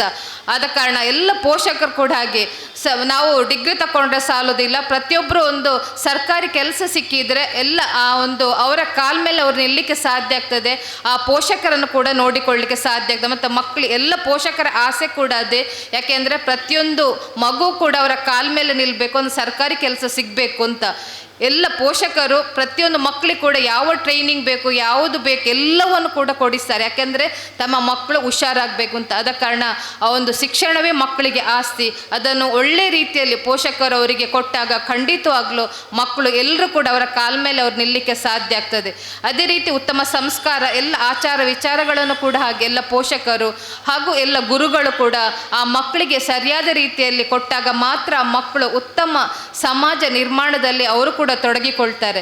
ಆದ ಕಾರಣ ಈ ಒಂದು ಪುತ್ತೂರಲ್ಲಿ ಒಂದು IAS ಆಫೀಸರ್ ಆಗಿ ಈ ಒಂದು ವಿದ್ಯಾಮಾತಾ ಅಕಾಡೆಮಿಯಿಂದ ಮೂಡಿ ಬರಲಿ ಅಂತ ನಮ್ಮ ಒಂದು ಆಸೆ. ಯಾಕೆಂದರೆ ಬೇರೆ ಎಲ್ಲ ಕಡೆಯಿಂದ ಬರ್ತಾರೆ, ನಮ್ಮ ಇಲ್ಲಿ ದಕ್ಷಿಣ ಕನ್ನಡ ಜಿಲ್ಲೆಯವರು ಯಾರು ಕೂಡ ಆಗೋದಿಲ್ಲ. ಆದ ಕಾರಣ ಭಾಗ್ಯೇಶ್ವರವರು ಅವರಿಗೆ ಪ್ರೋತ್ಸಾಹವಾಗಿ ಅವರ ಶ್ರೀಮತಿಯವರು, ಯಾಕೆಂದರೆ ಯಾವುದೇ ಒಂದು ಪುರುಷ ಯಾವುದೇ ಒಂದು ವಿಷಯ ಸಕ್ಸಸ್ ಆಗಬೇಕಿದ್ರೆ ಅದರ ಹಿಂದೆ ಪ್ರೋತ್ಸಾಹಕ್ಕೆ ನಿಲ್ಲೋದು ಅವರ ಹೆಂಡತಿ. ಹಾಗೆ ಅವರ ಹೆಂಡತಿ ಅವರಿಗೆ ಒಂದು ಪ್ರೋತ್ಸಾಹವಾಗಿ ಒಳ್ಳೆ ರೀತಿಯಲ್ಲಿ ಅವರಿಗೆ ಸಪೋರ್ಟಿವ್ ಆಗಿದ್ದಾರೆ. ಹಾಗೂ ಇಲ್ಲಿ ಈ ಒಂದು ವಿದ್ಯಾಮಾತಾ ಅಕಾಡೆಮಿ ಈಗ ಸುಳ್ಯದಲ್ಲಿ ಕೂಡ ಸ್ಥಾಪನೆ ಆಗಿದೆ. ಆ ಸುಳ್ಯದ ಜನರು, ಪುತ್ತೂರು ಜನರು, ಈ ನಮ್ಮ ದಕ್ಷಿಣ ಕನ್ನಡ ಜಿಲ್ಲೆಯ ಪ್ರತಿ ತಾಲೂಕಲ್ಲಿ ಇಂಥ ಒಂದು ವಿದ್ಯಾಮಾತಾ ಅಕಾಡೆಮಿ ಸ್ಥಾಪನೆ ಆಗಲಿ, ಎಲ್ಲ ಮಕ್ಕಳಿಗೆ ಕೂಡ ಸ್ಪರ್ಧಾತ್ಮಕ ಪರೀಕ್ಷೆಯಲ್ಲಿ ಯಾವ ರೀತಿ ಬರೀಬೇಕನ್ನುವ ಆ ಒಂದು ಮಕ್ಕಳಿಗೆ ಆ ಕೋಚಿಂಗನ್ನು ಖಂಡಿತವಾಗಿ ಅವರು ಕೊಡ್ತಾರೆ. ಅದಕ್ಕೆ ಎಲ್ಲ ಆ ಒಂದು ಮಕ್ಕಳು ಮತ್ತು ಪೋಷಕರು ಅದಕ್ಕೆ ಆ ಮಕ್ಕಳನ್ನು ಇಲ್ಲಿ ವಿದ್ಯಾಮಾತಾ ಅಕಾಡೆಮಿಯಲ್ಲಿ ಅವರಿಗೆ ಟ್ರೈನಿಂಗ್ ಕೊಡಲಿಕ್ಕೆ, ಅವರನ್ನು ಕೂಡ ಇಲ್ಲಿ ಯಾವ ರೀತಿ ನಾವು ಬರಿಬೇಕು, ಯಾವ ರೀತಿ ಫೇಸ್ ಮಾಡಬೇಕು ಅನ್ನೋದನ್ನು ಖಂಡಿತವಾಗ್ಲೂ ಇಂದ ಕಲಿತಾಗ ಖಂಡಿತವಾಗ್ಲೂ ಇನ್ನಷ್ಟು ಜನ ಬೇರೆ ಬೇರೆ ಅಗ್ನಿಪಥ್ ಇರ್ಬೋದು ಅಥವಾ ಬೇರೆ ಬೇರೆ ಬ್ಯಾಂಕ್ ಎಕ್ಸಾಮ್ ಇರ್ಬೋದು, IAS ಇರ್ಬೋದು, IPS ಇರ್ಬೋದು, ಎಲ್ಲದಕ್ಕೂ ಕೂಡ ಸಜ್ಜುಗೊಳಿಸಲಿಕ್ಕೆ ಸಾಧ್ಯ ಆಗ್ತದೆ. ಆದ ಕಾರಣ ಈ ಒಂದು ಅವಕಾಶವನ್ನು ಎಲ್ಲರೂ ಸದುಪಯೋಗ ಪಡಿಸಿಕೊಳ್ಳಿ ಅಂತ ಹೇಳುತ್ತಾ, ಇನ್ನಷ್ಟು ಪೋಷಕರು ಹೆಚ್ಚಿನ ಮಕ್ಕಳನ್ನು ಇಲ್ಲಿ ತಯಾರು ಮಾಡಿ ಅಂತ ಹೇಳುತ್ತಾ, ಈ ಒಂದು ದಕ್ಷಿಣ ಕನ್ನಡ ಜಿಲ್ಲೆಯಿಂದ ಒಂದು ಹೆಚ್ಚಿನ ಒಂದು ಮಕ್ಕಳಿಗೆ IAS ಕೋಚಿಂಗ್ ಕೂಡ ಸಿಕ್ಕಿ IAS ಅಥವಾ IPS ಆಫೀಸರ್ ಆಗಿ ಈ ಒಂದು ಅಕಾಡೆಮಿಯಿಂದ ಮೂಡಿ ಬರಲಿ ಅಂತ ಮಾಲಿಂಗೇಶ್ವರನಲ್ಲಿ ಕೇಳುತ್ತಾ, ಇಂಥ ಒಂದು ಸುಂದರ ಅವಕಾಶವನ್ನು ತುಂಬ ಸಾರಿ ನಾವಿಲ್ಲಿ ಬಂದಿದ್ದೇವೆ. ಒಳ್ಳೆಯ ಅವಕಾಶವನ್ನು ಭಾಗ್ಯೇಶ್ವರ್ ನಮಗೆ ಮಾಡಿಕೊಟ್ಟಿದ್ದಾರೆ. ಅವರಿಗೆ ಕೂಡ ತುಂಬ ಹೃದಯದ ಕೃತಜ್ಞತೆಯನ್ನು ಸಲ್ಲಿಸುತ್ತಾ ಅವಕಾಶಕ್ಕಾಗಿ ವಂದಿಸಿ ನನ್ನೆರಡು ಮಾತನ್ನು ಕೊನೆಗೊಳಿಸ್ತೇನೆ. ಜೈ ಹಿಂದ್. ಇದರಲ್ಲಿ ಪರೀಕ್ಷೆಯನ್ನ ಬರೆದು 7 ವಿದ್ಯಾರ್ಥಿಗಳು 100% ಅಂಕಗಳೊಂದಿಗೆ ಉತ್ತೀರ್ಣರಾಗಿದ್ದಾರೆ. ಇವರಿಗೆ ಅಭಿನಂದಿಸುವ ಸಮಯ. ಪುತ್ತೂರಿನ ತೆಂಕಿಲದ ಶ್ರೀ ಹರೀಶ್ ಮತ್ತು ಶ್ರೀಮತಿ ರಮ್ಯಶ್ರೀ ದಂಪತಿಗಳ ಪುತ್ರ ಸುದಾನ ವಸತಿಯುತ ಶಾಲೆ ಪುತ್ತೂರು ಇಲ್ಲಿ 5ನೇ ತರಗತಿಯಲ್ಲಿ ಓದುತ್ತಿರುವ ಅನೀಶ್ MH, ಕೈಕಾರದ ಬುಟ್ಯಾಡಿ ಗುತ್ತು ಶ್ರೀ ಉದಯ ರೈ ಮತ್ತು ಶ್ರೀಮತಿ ಸುಚೇತಾ ಯು ರೈ ದಂಪತಿಗಳ ಪುತ್ರಿ ಸಾಂದೀಪನಿ ಶಿಕ್ಷಣ ಸಂಸ್ಥೆ ನರಿಮೊಗರು ಇಲ್ಲಿ 9ನೇ ತರಗತಿಯಲ್ಲಿ ಓದುತ್ತಿರುವ ಧೃತಿ ಯು ರೈ, ಬೀರಿ ಮಾಡೂರಿನ ಸತೀಶ್ P ಮತ್ತು ಶ್ರೀಮತಿ ದಿವ್ಯಾ ಇವರ ಸುಪುತ್ರನಾದ ಪ್ರಸ್ತುತ ಭಗವತಿ ಆಂಗ್ಲ ಮಾಧ್ಯಮ ಶಾಲೆ ಸಂಕುಳಿಕೆ ಇಲ್ಲಿ 5ನೇ ತರಗತಿಯಲ್ಲಿ ಓದುತ್ತಿರುವ ಜಿಶಾನ್ S, ಪುತ್ತೂರಿನಲ್ಲಿ SP ಫ್ಯಾಷನ್ ವಸ್ತ್ರ ಮಳಿಗೆಯ ಮಾಲಕರಾದ ಶ್ರೀ ವೀರಪ್ಪ ಮತ್ತು ಶ್ರೀಮತಿ ಶ್ವೇತಾ HC ಇವರ ಪುತ್ರ ಪ್ರಸ್ತುತ ವಿವೇಕಾನಂದ ಆಂಗ್ಲ ಮಾಧ್ಯಮ ಶಾಲೆಯಲ್ಲಿ 7ನೇ ತರಗತಿಯಲ್ಲಿ ವ್ಯಾಸಂಗ ಮಾಡುತ್ತಿರುವ ವೈಷ್ಣವ್ ಚಾಕೋಟೆ, ಅದೇ ರೀತಿ ಚಾಕೋಟೆ ಮನೆ ಕಾವು ಮಡ್ನೂರು ಗ್ರಾಮದ ಗಿರಿಧರ ಗೌಡ ಮತ್ತು ಶ್ರೀಮತಿ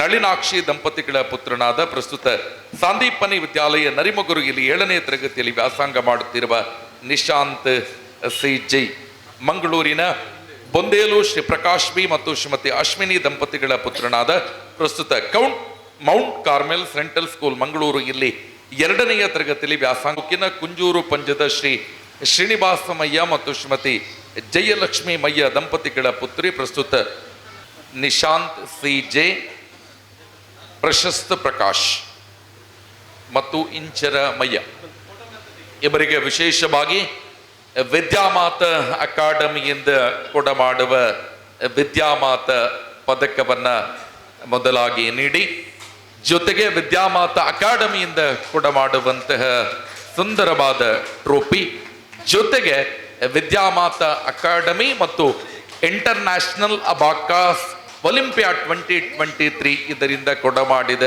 ಪ್ರಶಸ್ತಿ ಪತ್ರದೊಂದಿಗೆ ಅಭಿನಂದಿಸುವ ಕಾರ್ಯಕ್ರಮ. 100% ಅಂಕಗಳೊಂದಿಗೆ ಅತ್ಯುನ್ನತ ಶ್ರೇಣಿಯಲ್ಲಿ ವಿಜೇತ ವಿದ್ಯಾರ್ಥಿಗಳಿಗೆ ಅಭಿನಂದಿಸುವಂಥ ಕಾರ್ಯಕ್ರಮ ಪ್ರಗತಿಯಲ್ಲಿದೆ.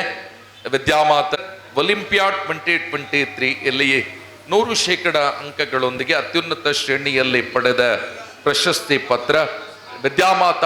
ಎಲ್ಲ ಪೋಷಕರು ಕೂಡ ನಮ್ಮ ಜೊತೆ ಫೋಟೋ ಸೆಷನ್ನಲ್ಲಿ ಭಾಗಿಗಳಾಗಬೇಕು ಅನ್ನುವ ಆಶಯದೊಂದಿಗೆ 7 ವಿದ್ಯಾರ್ಥಿಗಳ ತಂದೆ ಮತ್ತು ತಾಯಿಯವರು ನಮ್ಮ ಜೊತೆ ಉಪಸ್ಥಿತರಿದ್ರೆ ದಯವಿಟ್ಟು ನೀವು ವೇದಿಕೆಗೆ ಬರಬೇಕು. 7 ವಿದ್ಯಾರ್ಥಿಗಳ ಮನೆಯಿಂದ ಪೋಷಕರು ಆಗಮಿಸಿದರೆ ಫೋಟೋ ಸೆಷನ್ನಲ್ಲಿ ನಮ್ಮ ಜೊತೆ ವೇದಿಕೆಯಲ್ಲಿ ಉಪಸ್ಥಿತರಿರಬೇಕು ಅನ್ನುವ ಆಶಯ. ಆದರಣೀಯ ಪ್ರೇಕ್ಷಕ ಬಂಧುಗಳೇ, ವಿದ್ಯಾಮಾತ 23 ವಿಭಾಗದಲ್ಲಿ 16 ವಿದ್ಯಾರ್ಥಿಗಳು ಭಾಗವಹಿಸಿ ಒಂದು ಅಂತಾರಾಷ್ಟ್ರೀಯ ಮಟ್ಟದ 2nd ರ್ಯಾಂಕ್, ಮತ್ತೊಂದು ಎಕ್ಸಲೆನ್ಸಿ ಅವಾರ್ಡ್, ಆ ಬಳಿಕ 100% ಅಂಕಗಳೊಂದಿಗೆ ಎಲ್ಲ ಪ್ರಶ್ನೆಗಳಿಗೆ ಉತ್ತರವನ್ನ ಬರೆದ 7 ವಿದ್ಯಾರ್ಥಿಗಳು.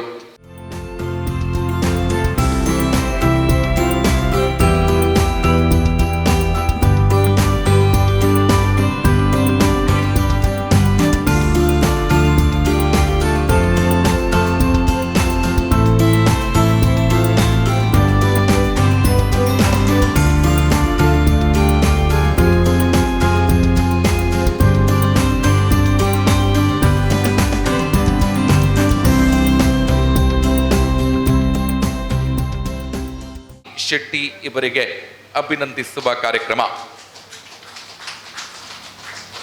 ಮುಂದಕ್ಕೆ ತಮಿಳುನಾಡಿನ ಚೆನ್ನೈ ಕಾಂಚೀಪುರಂ ಶ್ರೀ ದೀಪಕ್ ಶೆಟ್ಟಿ ಮತ್ತು ಶ್ರೀಮತಿ ದೀಪ್ತಿ ಶೆಟ್ಟಿ ದಂಪತಿಗಳ ಪುತ್ರಿ ಪ್ರಸ್ತುತ ಚೈತನ್ಯ ಟೆಕ್ನೋ ಚೆನ್ನೈ 6ನೇ ತರಗತಿಯಲ್ಲಿ ವ್ಯಾಸಂಗ ಮಾಡುತ್ತಿರುವ ಅನ್ವಿತಾ ದೀಪಕ್ ಶೆಟ್ಟಿ ಅವರ ಅನುಪಸ್ಥಿತಿಯಲ್ಲಿ ಅವರಿಗೆ ಅಭಿನಂದನೆಗಳನ್ನು ಸಮರ್ಪಿಸಿದ ಮಂಗಳೂರಿನ ತೊಕ್ಕೊಟ್ಟು ನಿವಾಸಿ ಶ್ರೀ ಉಮೇಶ್ ಮತ್ತು ಶ್ರೀಮತಿ ಅನಿತಾ ದಂಪತಿಗಳ ಪುತ್ರನಾದ ಪ್ರಸ್ತುತ S A central school Deralakatte Mangaluru ಇಲ್ಲಿ 8ನೇ ತರಗತಿಯಲ್ಲಿ ವ್ಯಾಸಂಗ ಮಾಡುತ್ತಿರುವ ಸೋಹನ್ ಯೋಕೆ ಇವರಿಗೆ ಅಭಿನಂದನಾ ಕಾರ್ಯಕ್ರಮ. ಅದೇ ರೀತಿ ಪ್ರಸ್ತುತ ಲಂಡನ್ 3ನೆಯ ತರಗತಿಯಲ್ಲಿ ವ್ಯಾಸಂಗ ಮಾಡುತ್ತಿರುವ ಅಥರ್ವ ಶೆಟ್ಟಿ ಇವರಿಗೆ ಅಭಿನಂದನಾ ಕಾರ್ಯಕ್ರಮ. ಪುತ್ತೂರಿನ ಬನ್ನೂರಿನ ಶ್ರೀ ವಸಂತಗೌಡ ಶ್ರೀಮತಿ ಅಥರ್ವ ಶೆಟ್ಟಿ ಇವರ ಅನುಪಸ್ಥಿತಿಯಲ್ಲಿ ಅವರ ಅಜ್ಜ ಮತ್ತು ಅಜ್ಜಿ ನಿವೃತ್ತ ಹಿಂದಿ ಅಧ್ಯಾಪಕರು ನಮ್ಮ ಜೊತೆ, ಅದೇ ರೀತಿ ರಮ್ಯಾ ಭಾಗ್ಯಶ್ರೀಯವರ ಶಿಕ್ಷಕರು ಕೂಡ ಉಪಸ್ಥಿತರಿದ್ದಾರೆ. ಇವರನ್ನ ಅಭಿನಂದಿಸುವ ಕಾರ್ಯಕ್ರಮ ಪ್ರಗತಿಯಲ್ಲಿದೆ. ಅದರ ಜೊತೆ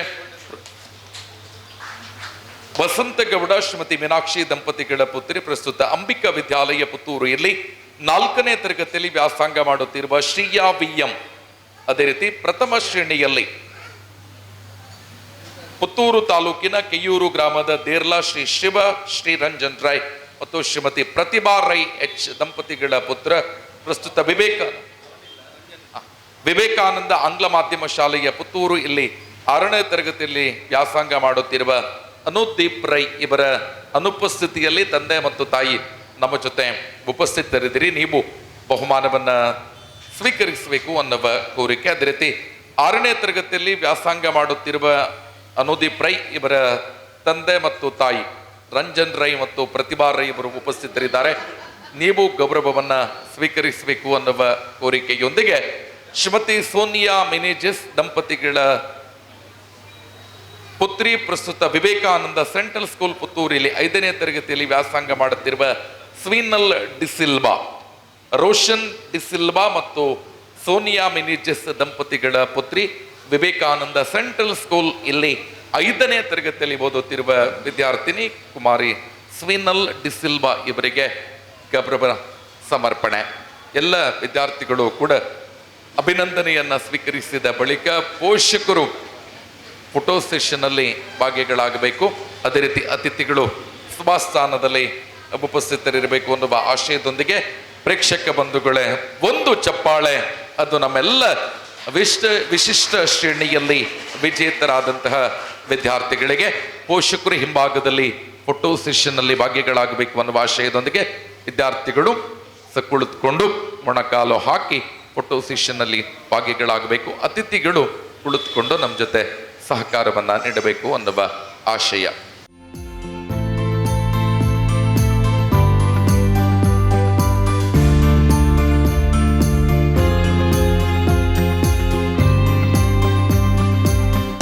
ಏಳು ವಿಶಿಷ್ಟ ಶ್ರೇಣಿಗಳು ಮತ್ತು 100% ಅಂಕವನ್ನ ಪಡೆದುಕೊಂಡಿರುವ ವಿದ್ಯಾರ್ಥಿಗಳ ಜೊತೆಯಾಗಿ ಅತಿಥಿಗಳ ಫೋಟೋ ಸೆಷನ್ ನಡೆದ ವಿದ್ಯಾರ್ಥಿಗಳಿಗೆ ಒಂದು ಚಪ್ಪಾಳೆಯ ಅಭಿನಂದನೆಗಳನ್ನ ಸಮರ್ಪಿಸಬೇಕು ಅನ್ನುವ ಕೋರಿಕೆ.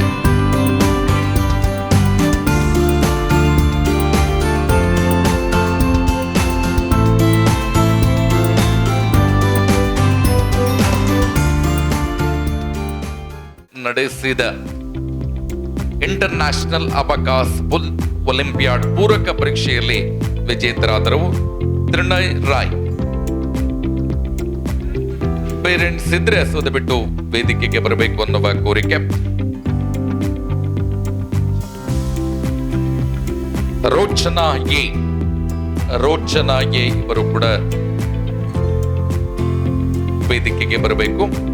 ಪ್ರಶಸ್ತಿ ಪತ್ರ ಮತ್ತು ಪದಕವನ್ನ ಸ್ವೀಕರಿಸಬೇಕು. ರೋಚನಾ ಎ.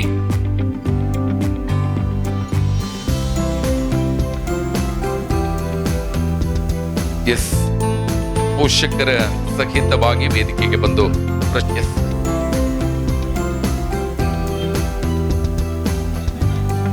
ರೋಚನಾ ಮತ್ತು ರೋಚಿಕಾ ಇಬ್ಬರು. ಮುಂದಕ್ಕೆ ಪೂರ್ವಿಕಾ ಟಿ.ಆರ್. ವಿದ್ಯಾರ್ಥಿ ಮತ್ತು ಪೋಷಕರು ವೇದಿಕೆಗೆ ಬಂದು ಪ್ರಶಸ್ತಿ ಪತ್ರ ಮತ್ತು ವಿದ್ಯಾಮಾತ ಪದಕವನ್ನ ಸ್ವೀಕರಿಸಬೇಕು. ಪೂರ್ವಿಕಾ ಟಿ.ಆರ್.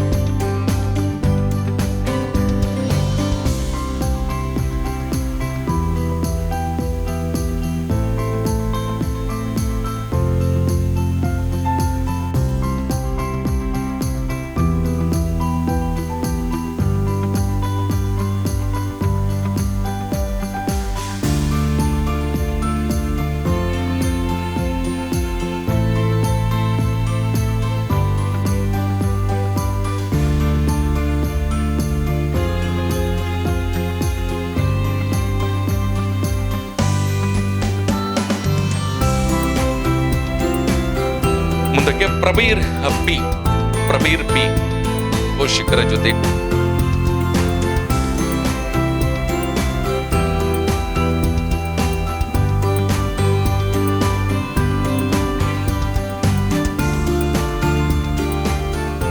ಮುಂದಕ್ಕೆ ವಿದ್ಯಾಮಾತ ಅಕಾಡೆಮಿಯ ವತಿಯಿಂದ ಇಂಟರ್ನ್ಯಾಷನಲ್ ಅಬಕಾಸ್ ಒಲಿಂಪಿಯಾಡ್ ಈ ಪ್ರಶಸ್ತಿಯನ್ನ ಪಡೆದುಕೊಂಡವರು ಕುಮಾರಿ ಸ್ವೀನಲ್ ಡಿಸಿಲ್ವಾ.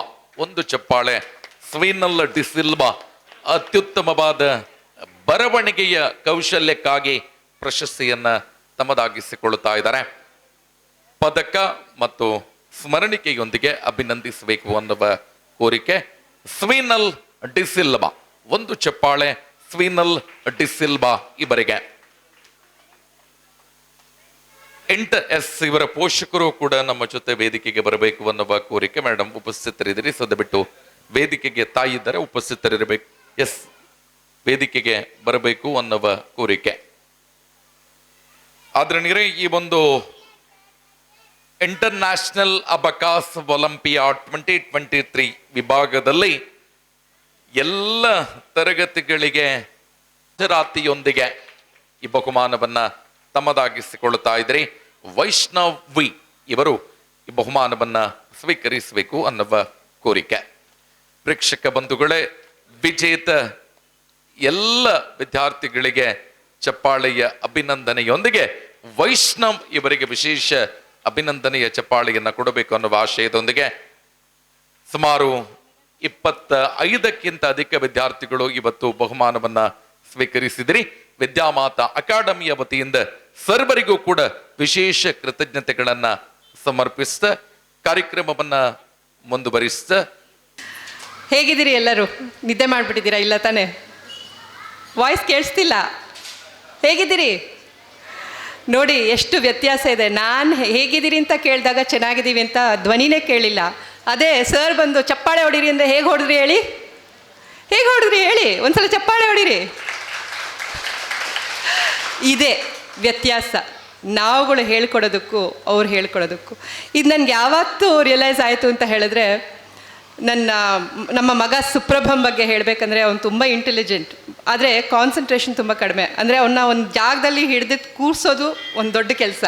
ಅದು ನನ್ನಿಂದ ಬಿಟ್ಟರೆ ಯಾರಿಂದನೂ ಸಾಧ್ಯ ಆಗಿರಲಿಲ್ಲ. ಹಾಗಾಗಿ ಯಾವ ಟ್ಯೂಷನ್ಗೂ ಯಾವ ಅಕಾಡೆಮಿಗೂ ಅವನ್ನ ಸೇರಿಸಿರ್ಲಿಲ್ಲ. ಆ್ಯಕ್ಚುಲಿ ನಮ್ಮ ಯಜಮಾನರು ಹೇಳಿದಾಗ ಈ ಥರ ವಿದ್ಯಾಮಾತಾ ಅಕಾಡೆಮಿ ಇದೆ, ಒಂದ್ಸಲ ನೋಡೋಣ ಅಬಾಕಸಲ್ಲಿ ಅವನ್ನ ಸೇರಿಸೋಣ ಅಂತ ಹೇಳಿದಾಗ ನಾನು ಅಯ್ಯೋ ಅವನ್ನ ಹಿಡ್ದಿಡೋಕ್ಕಾಗಲ್ಲ. ಆನ್ಲೈನ್ ಕ್ಲಾಸ್ ಸ್ಟಾರ್ಟ್ ಆದಮೇಲೆ, ಮುಂಚೆ ತುಂಬ ಕಾನ್ಸಂಟ್ರೇಷನ್ ಇತ್ತು. ಈ ಆನ್ಲೈನ್ ಕ್ಲಾಸ್ ಬಂತು ನೋಡಿ 2 ವರ್ಷ ಲಾಕ್ಡೌನ್ ಆಗಿ, ಆ ಟೈಮಿಂದ ಅವ್ನ ಕಾನ್ಸಂಟ್ರೇಷನ್ ಡೈವರ್ಟ್ ಆಯಿತು. ಅವನು ಮೆರಿಟಲ್ಲಿದ್ದ, ಬಟ್ ಅವ್ನ ಗ್ರೇಡ್ಸ್ ಎಲ್ಲ ಕಡಿಮೆ ಬಂತು. ಆವಾಗ ನಾವು ಯಾವುದಾದ್ರೂ ಒಂದು ಸೆಷನ್ಗೆ ಸೇರಿಸ್ಬೇಕು ಅಂತ ಅಂದ್ಕೊಂಡ್ವಿ. ಆದರೆ ಅವ್ರು ಹೇಳಿದಾಗೆ ನಮಗೆ ಟೀಚಿಂಗ್ ಬೇಡ ಕೋಚಿಂಗ್ ಬೇಕಿತ್ತು. ಆ ಕೋಚಿಂಗ್ ಕೊಡೋ ಸಂಸ್ಥೆಗಳು ತುಂಬ ಕಡಿಮೆ ಅಂತ ನನಗನ್ಸುತ್ತೆ. ನಾವು ಬ್ಯಾಂಗ್ಳೂರಲ್ಲಿ ಇದ್ದೀವಿ, ಯಾಕೆ ಇಲ್ಲಿ ವಿದ್ಯಾಮಾತಾ ಅಕಾಡೆಮಿಗೆ ನಮ್ಮ ಮಗನ ಸೇರಿಸಿದ್ದೀವಿ ಅನ್ನೋ ಪ್ರಶ್ನೆಗೆ ಇದು ಉತ್ತರ ಅನಿಸುತ್ತೆ. ನಾನು ರಮ್ಯಾ ಮ್ಯಾಮ್ ಅವ್ರ ಜೊತೆ ಮಾತಾಡಿದಾಗ ಮೊದಲನೇದಾಗಿ ನಾನು ಕೇಳಿದೆ, ಅದು ಅವನು ಗ್ರಾಸ್ ಮಾಡ್ತಾನೆ ತುಂಬ ಕ್ವಿಕ್ಕಾಗಿ. ಆದರೆ ಅವನು ಅಲ್ಲಿ ನೋಡ್ತಾ ಇದ್ರೂ ಅವ್ನ ಮನಸ್ಸು ಬೇರೆ ಎಲ್ಲೋ ಇರುತ್ತೆ. ಅದನ್ನು ಅವನ್ನ ಒಂದು ಜಾಗದಲ್ಲಿ ಕೂರಿಸೋದು ಕಷ್ಟ, ಹೇಗೆ ಮಾಡ್ತೀರಿ ಅಂತ. ಅವ್ರು ಭರವಸೆ ಕೊಟ್ಟರು, ಇಲ್ಲ ನಾವು ಮಾಡ್ತೀವಿ ಅಂತ. ಅವ್ರ ಜೊತೆ ಮಾತಾಡಿದಾಗ ನನಗೊಂದು ಸ್ಪಷ್ಟ ಆಯಿತು, ಅವರಲ್ಲಿ ಕಾನ್ಫಿಡೆನ್ಸ್ ಇತ್ತು. ನಾನು ಸಾಧಿಸ್ತೀನಿ, ನಾನು ಮಾಡ್ತೀನಿ ಅನ್ನೋ ಕಾನ್ಫಿಡೆನ್ಸ್ ಅವರಲ್ಲಿ ಕಾಣಿಸಿದಾಗ ನಾನು ಖಂಡಿತವಾಗ್ಲೂ ಅಂದ್ಕೊಂಡೆ, ಸರಿ ಇದು ಮಕ್ಕಳಲ್ಲೂ ಬರುತ್ತೆ, ಈ ಭರವಸೆ, ಈ ಕಾನ್ಫಿಡೆನ್ಸು ಮಕ್ಕಳಲ್ಲೂ ಬರುತ್ತೆ ಅನ್ನೋ ವಿಶ್ವಾಸ ನನಗೆ ಬಂದಿದ್ದರಿಂದ ಸರಿ ಆಯಿತು ಸೇರಿಸೋಣ ಅಂತ ಹೇಳಿದೆ. ಒಂದೇ ಮಾತಿಗೆ ಒಂದು ಸಲ ನಾವು ಮಾತಾಡಿದಾಗಲೇ ಸರಿ ಇದು ಕರೆಕ್ಟಾದ ಜಾಗ ಅಂತ ನನಗನ್ನಿಸ್ತು. ಅವನ್ನ ಸೇರಿಸಿದ ಮೇಲೆ ಲೇಟಾಗಿ ಸೇರಿಸಿದ್ವಿ ಅವನ್ನ ಈ ತರಬೇತಿಗೆ. 1-to-1 ಕೋಚಿಂಗ್ ಸಿಕ್ತು ಬಿಗಿನಿಂಗಲ್ಲಿ. ಅವ್ನಿಗೆ ಹೇಳ್ಕೊಡ್ತಿದ್ದ ರೀತಿ, ಅವ್ರನ್ನ ಇಷ್ಟಪಡೋಕ್ಕೆ ಶುರು ಮಾಡಿದ ರೀತಿ, ಅಂದರೆ ಟೀಚರ್ಸ್ ಬಗ್ಗೆ ಭಕ್ತಿ ಜೊತೆ ಒಂಥರ ಫ್ರೆಂಡ್ಲಿ ರಿಲೇಷನ್ಶಿಪ್ಪು ಇರಬೇಕು. ಅದು ಅವರಲ್ಲಿ ನನಗೆ ಕಾಣಿಸ್ತು. ಯಾಕಂದರೆ ಪ್ರತಿ ಸಲ ಈಗಲೂ ನೋಡ್ತಾ ಇರ್ಬೋದು, ಯಾವಾಗಲೂ ನಗ್ತಾನೆ ಇದ್ದಾರೆ. ಆ ನಗು ಮುಖ ಮೋಸ್ಟ್ಲಿ ಅದು ಒಂದು ಅಟ್ರಾಕ್ಷನ್. ಅದ್ರ ಜೊತೆ ಪ್ರತಿ ಸಲ ಅವ್ರು ಮಾತಾಡಿದಾಗ ಒಂದು ಭರವಸೆ ಮೂಡಿಸ್ತಾರೆ ಮಕ್ಕಳಲ್ಲಿ. ನೀವು ಮಾಡ್ತೀರಾ. ಇಂಟರ್ನ್ಯಾಷನಲ್ ಅಬಕಸ್ ಸ್ಪರ್ಧೆಗೆ ಸೇರಿಸಿದಾಗಲೂ ನಾನು ಹೇಳಿದೆ, ಅವನಿಂದ ಆಗುತ್ತಾ, ಹೇಗೆ ಏನು ಅಂತ. ಅದಕ್ಕೆ ಇಲ್ಲ ಮಾಡ್ತಾನೆ ಅವನು ಅಂದರು. ಆ ಕಾನ್ಫಿಡೆನ್ಸ್ನ ಮಕ್ಕಳಲ್ಲಿ ತರೋದು ಸಾಮಾನ್ಯವಾದ ವಿಷಯ ಅಲ್ಲ. ಯಾಕಂದರೆ ಬೇಸಿಕಲಿ ಯಾರಿಗೆ ಆಗಲಿ, ಈಗ ನಾವಿಲ್ಲಿ ನಿಂತು ಮಾತಾಡಬೇಕಂದ್ರೆ ನಮಗೆ ಕಾನ್ಫಿಡೆನ್ಸ್ ಇಲ್ಲ ಅಂದರೆ ತುಂಬ ಕಷ್ಟ ಆಗಿಬಿಡುತ್ತೆ. ಆ ಕಾನ್ಫಿಡೆನ್ಸ್ನ ಮಕ್ಕಳಲ್ಲಿ ತುಂಬೋದು ಮುಖ್ಯ ಉದ್ದೇಶ. ಅಲ್ಲಿ ಕಾನ್ಫಿಡೆನ್ಸ್ ಬಂದರೆ ಮಿಕ್ಕಿದೆಲ್ಲ ಅದ್ರ ಜಾಗಕ್ಕೆ ತಾನಾಗ್ತಾನೆ ಬೀಳುತ್ತೆ. ಸೊ ಮೇಯ್ನಾಗಿ ಅವನಲ್ಲಿ ಆ ಕಾನ್ಫಿಡೆನ್ಸ್ ಮೂಡಿಸಿದ್ರು. ಅಂದರೆ ಆನ್ಲೈನ್ ತರಬೇತಿಲಿ ಅವ್ನಿಗೆ ಏನಾಗಿತ್ತೋ, ಯಾವುದು ಸ್ಕೂಲಿಂಗ್ ಹೇಳ್ತಾ ಇರೋದು, ಅಯ್ಯೋ ಮಾಡಿದ್ರಾಯ್ತು ಹೋದ್ರಾಯ್ತು ಅನ್ನೋ ಒಂದು ಮನೋಭಾವ ಬಂದಿತ್ತು. ಅದನ್ನು ತೆಗೆದು ಹಾಕಿ ಅವನಲ್ಲಿ ಇಲ್ಲ ನಾನು ಮಾಡ್ತೀನಿ ಅನ್ನೋ ಭರವಸೆ ಮೂಡಿಸೋದಕ್ಕೆ ನಾನು ವಿದ್ಯಾಮಾತಾ ಅಕಾಡೆಮಿಗೆ ನಿಜವಾಗ್ಲೂ ಋಣಿಯಾಗಿದ್ದೀನಿ. ಆ್ಯಂಡ್ ಅದ್ರ ಜೊತೆ ತುಂಬ ಟ್ರಿಕ್ಸ್ ಹೇಳಿಕೊಟ್ರು. ಅವು ಕಾನ್ಸಂಟ್ರೇಷನ್ ಮಕ್ಳದ್ದು ಹೋಗಬಾರ್ದು ಅನ್ನೋದಕ್ಕೆ ಪಝಲ್ಸ್ ಮಾಡಿದ್ರು. ಇದೆಲ್ಲ ಅವ್ರಿಗೆ ಒಂಥರ ಬರೀ ಓದಲ್ಲ, ಅದ್ರ ಜೊತೆ ಫನ್ನು ಮಿಕ್ಸ್ ಆಗಿತ್ತು ಅಲ್ವಾ ಮಕ್ಕಳೇ? ಹಾಗಾಗಿ ಸುಪ್ರಭಮ್ಗೂ ತುಂಬ ಇಷ್ಟ ಆಯಿತು. ಇನ್ನೊಂದು ಮಾತು ಹೇಳಬೇಕು ಅಂತ ಹೇಳಿದ್ರೆ, ಎಲ್ಲೂ ನಡೀತಿರೋ ದಾರಿಯಲ್ಲಿ ಎಲ್ಲೂ ನಡೆಯೋದು ತುಂಬ ಸುಲಭ, ಆದರೆ ಅದನ್ನು ಬಿಟ್ಟು ಬೇರೆ ದಾರಿಗೆ ಹೋಗೋದಿದೆಲ್ಲ ತುಂಬ ಕಷ್ಟ. ಅದನ್ನು ವಿದ್ಯಾಮಾತಾ ಅಕಾಡೆಮಿ ಫಸ್ಟ್ ಟೈಮ್ ಪುತ್ತೂರಲ್ಲಿ ಸಾಧಿಸಿದೆ. ಇನ್ನು ಮುಂದೆ ಅನೇಕ ಸಾಧನೆಗಳನ್ನು ಮಾಡುವ ಶಕ್ತಿ ಆ ದೇವರು ಕೊಡಲಿ. ಎಲ್ಲ ಪೋಷಕರ ಪ್ರೋತ್ಸಾಹ ಕೂಡ ಅವ್ರ ಜೊತೆ ಇರಲಿ ಅಂತ ನಾನು ಆಶಿಸ್ತೇನೆ. ಜಯ ಕರ್ನಾಟಕ ಮಾತೆ, ಜಯ ಭುವನೇಶ್ವರಿ. ಮಹೇಶ್ ಸರ್ ಹೇಳಿದರು, ನಮ್ಮ ಗೌರವ ತರಬೇತರಾದಂತಹ ಮಹೇಶ್ ಸರ್ ಸುರೇಶ್ ಅವರಿಂದ ಒಂದು ಸ್ಮರಣಿಕೆಯನ್ನು ಸ್ವೀಕರಿಸಬೇಕು ಅಂತೇಳಿ ಕೇಳ್ಕೊಳ್ತಾ ಇದ್ದಾರೆ.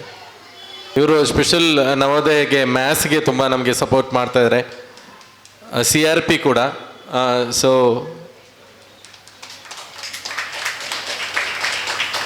ಯುವಕ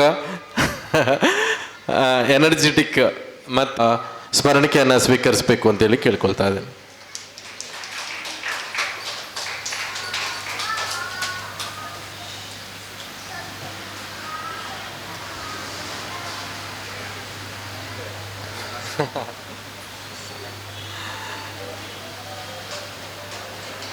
ಸಾವಿರಾರು ಮಕ್ಕಳೇನು ನಮ್ಮಲ್ಲಿ ಕಲಿತು ಇವತ್ತು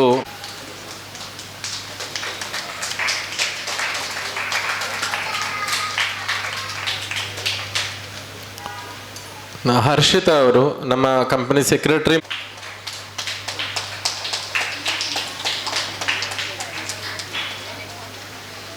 ನಮ್ಮಲ್ಲಿ ಒಂದು ಅಂದರೆ ಮ್ಯಾನೇಜ್ಮೆಂಟ್ ಸ್ಟಾಫ್ ಆಗಿ ಹೋಗುವಂಥವರಿಗೆ ನಾವು ಫಾರ್ ಎಕ್ಸಾಂಪಲ್ ಟ್ಯಾಲಿ ಅಂತ ಹೇಳಿದರೆ ಕಂಪನಿಯ ಟ್ಯಾಲಿಯನ್ನೇ ಕಲಿಸುವಂಥದ್ದು, ಪ್ರಾಕ್ಟಿಕಲ್ ಎಜುಕೇಷನ್ ಸಿಸ್ಟಮ್ ಅಂತೇಳಿ. ಸೊ ಇನ್ಸ್ಟಿಟ್ಯೂಟ್ ಆಫ್ ಪ್ರಾಕ್ಟಿಕಲ್ ಅಕೌಂಟೆನ್ಸಿಯಿಂದ ಟ್ರೇಡ್ ಮಾರ್ಕ್ ಸರ್ಟಿಫಿಕೇಷನ್ ಬರ್ತದೆ. ಅದಕ್ಕೆ ಹರ್ಷಿತಾಚಾರ್ಯ ಅವರ ಇನ್ಚಾರ್ಜ್ನಲ್ಲಿ ತುಂಬ ಅದು ಸಕ್ಸಸ್ಫುಲ್ಲಾಗಿ ನಡೀತಿದೆ. ಮತ್ತು ಅವ್ರ ಜೊತೆ ಹಿತರ್ಷಿ ಅವರು ವರ್ಕ್ ಮಾಡ್ತಾ ಇದ್ದಾರೆ. ಮತ್ತು ವಿಶಾಲಾಕ್ಷಿ ಅವ್ರ ಜೊತೆ ಡಿಪ್ಯಾಟ್ನ ಅಸಿಸ್ಟೆಂಟ್ ವಿಶಾಲಾಕ್ಷಿ ಅವರು ಕೂಡ ಸ್ಮರಣಿಕೆಯನ್ನು ಸ್ವೀಕರಿಸಬೇಕು ಅಂತೇಳಿ ಕೇಳ್ಕೊಳ್ತಾ ಇದ್ದೀನಿ.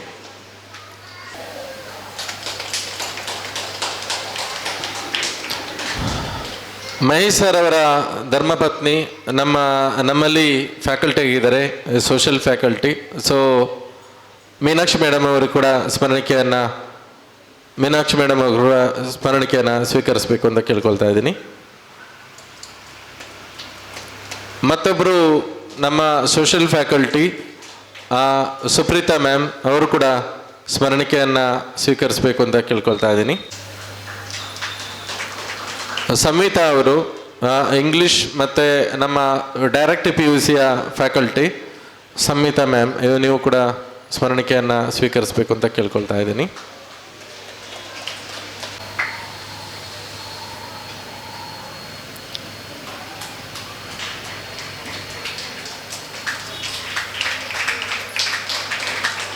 ನಮ್ಮ ಕಚೇರಿಯ ಸಹಾಯಕಿ ರಂಜಿತಾ ಮ್ಯಾಮ್ ಸ್ಮರಣಿಕೆಯನ್ನು ಸ್ವೀಕರಿಸಬೇಕು ಅಂತ ಹೇಳಿ ಕೇಳ್ಕೊಳ್ತಾ ಇದ್ದೀನಿ.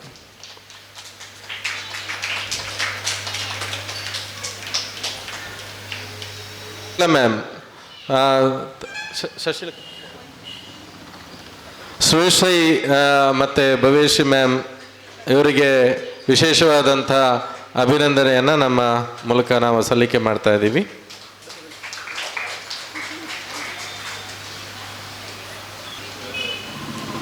ದೆನ್ ಶಶಿಕಲಾ ಮ್ಯಾಮ್ ತುಂಬ ಸರ್ತಿ ತಪ್ಪಿಸ್ಕೊಂಡಿದ್ರು ಮೇಡಮ್, ಈ ಸರ್ತಿ ಮಾತ್ರ ಬಿಡಲಿಲ್ಲ, ಬರಲೇಬೇಕು ಅಂತ ಹೇಳಿ ನಮ್ಮ ಪ್ರೀತಿಗೆ ಹೋಗೊಟ್ಟು ಬಂದಿದ್ದೀರಿ.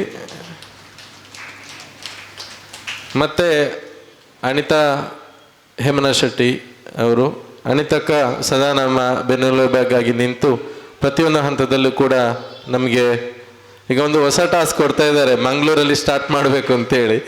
ಸೊ ನೆಕ್ಸ್ಟ್ ನಮ್ಮ ಪ್ರಾಜೆಕ್ಟ್ ಮಂಗಳೂರಲ್ಲಿ ಬರ್ತದೆ. ಸೊ ಅದಕ್ಕೆ ಕೂಡ ಅನಿತಕ್ಕ ಮತ್ತು ಹೇಮನಾಥ್ ಶೆಟ್ಟರು ನಮಗೆ ಸಂಪೂರ್ಣ ಬೆಂಬಲವನ್ನು ಕೊಡ್ತಾ ಇದ್ದಾರೆ. ಧನ್ಯವಾದಗಳು. ಮೇಯ್ನಾಗಿ ಅಬಕಾಸ್ ಕಾನ್ಸೆಪ್ಟಿಗೆ ಮುಖ್ಯವಾಗಿ ಕಾರಣಕರ್ತರು ರಮ್ಯಾ ಮ್ಯಾಮ್. ಅಭಿನಂದನಾ ಭಾಷಣ ಮತ್ತು ಒಂದಿಷ್ಟು ಅನಿಸಿಕೆಯನ್ನು ಒಂದು ಹೇಳೋದ್ರ ಮೂಲಕ ಈ ಕಾರ್ಯಕ್ರಮ ಮುಗಿಸ್ತೇವೆ. ಬಂದಿರತಕ್ಕಂಥ ಎಲ್ಲ ಪೋಷಕರಲ್ಲಿ ವಿನಂತಿ, ಮಕ್ಕಳಲ್ಲಿ ವಿನಂತಿ, ಒಂದು ಚಿಕ್ಕದಾಗಿ ಒಂದು ಉಪಹಾರವನ್ನು ನಾವು ಆಯೋಜನೆ ಮಾಡಿದ್ದೀವಿ. ಅದನ್ನು ಸ್ವೀಕರಿಸಿ ಮತ್ತೆ ಮುಂದುವರಿಬೇಕು ಅನ್ನುವಂಥ ಒಂದು ಕೋರಿಕೆ ನಮ್ಮದು. ಮತ್ತೊಂದು, ಸುರೇಶನ ಮತ್ತು ಭವ್ಯಶ್ರೀ ಅಕ್ಕನ ಜೊತೆ ಫೋಟೋ ತಗೊಳ್ಳೋಕ್ಕೆ ಇದ್ದರೆ ನಿಮ್ಮ ನಂತರ ಒಬ್ಬೊಬ್ಬರು ಬಂದು ತಗೋಬೋದು ಪ್ರೋಗ್ರಾಮ್ ಮುಗ್ದಾದ್ಮೇಲೆ. ಸೊ ಅದಕ್ಕೂ ಕೂಡ ಸುರೇಶನ್ನ ಅವಕಾಶ ಇದೆ ಅಂತೆ. ಹಾಗೆ ಸೆಲ್ಫಿನೂ ತಗೋಬೋದು, ಫೋಟೋನು ತಗೋಬೋದು, ನಮ್ದೇನು ಅಬ್ಜೆಕ್ಷನ್ ಇಲ್ಲ. ಓಕೆ, ಹೇಳ್ತಾರಾ? ಎನ್ನ ಪುದರ ಸುಪ್ರಭಂ ರೈ 6th ಸ್ಟ್ಯಾಂಡರ್ಡ್. ಈ ಅಬ್ಯಾಕಸ್ ಕ್ಲಾಸಸ್ ಹತ್ರ ಇಂಕ್ ನಾಲೆಡ್ಜ್ ఒక ಕಾನ್ಫಿಡೆನ್ಸ್ಲ ತಿಕ್ಕದುಂಡು. ರಮ್ಯಾ ಮ್ಯಾಮ್ ಇಂಕ್ ಸುಮಾರು ಟ್ರಿಕ್ಸ್ ಕಲ್ಪತ್ ಕೊಡ್ತಾರೆ. ಅಡಿಷನ್, ಮಲ್ಟಿಪ್ಲಿಕೇಶನ್, ಡಿವಿಷನ್ ಆರು ನಂಗೆ ಕಾನ್ಫಿಡೆನ್ಸ್ಲ ಕೊಡ್ತಾರೆ. ನಂಗೆ ಸುಮಾರು ಪಝಲ್ಸ್ ಕೊಡ್ದು, ಸಮ್ಸ್ ಕೊಡ್ದು ನಮ್ಮ ನಾಲೆಜನ್ನು ಇಂಪ್ರೂವ್ ಮಾಡ್ತಿದ್ದಾರೆ. ಇತ್ತ ಎಂಕ್ ಮ್ಯಾಥ್ಸ್ ಸಾಲ್ವ್ ಮಪ್ಪರೆಗೆ ಈಸಿ ಅವನುಂಡು. Thank you. Experience about Abaka's class is excellent. I have been more creative than before. It has helped me to contribute in my school activities. Rather than only Abaka's, there are many mind-boosting activities that are done in Abaka's class. There are many multiplication and division solving easy methods. Then Ramya ma'am has a very excellent patience level. She teaches every single student in a very good way. Then she moves forward for the next concept. And I am great to say that I am a student of Vidya Mata Academy. Thank you. ಕಾರ್ಯಚಾಲಕರು ಆಗಿರತಕ್ಕಂಥ ಮಿಥುನ್ ಅವರಿಗೆ ಸ್ಮರಣಿಕೆಯನ್ನು ಸುರೇಶ್ ಅವರು ನೀಡಬೇಕು ಅಂತೇಳಿ ಕೇಳ್ಕೊಳ್ತೀನಿ.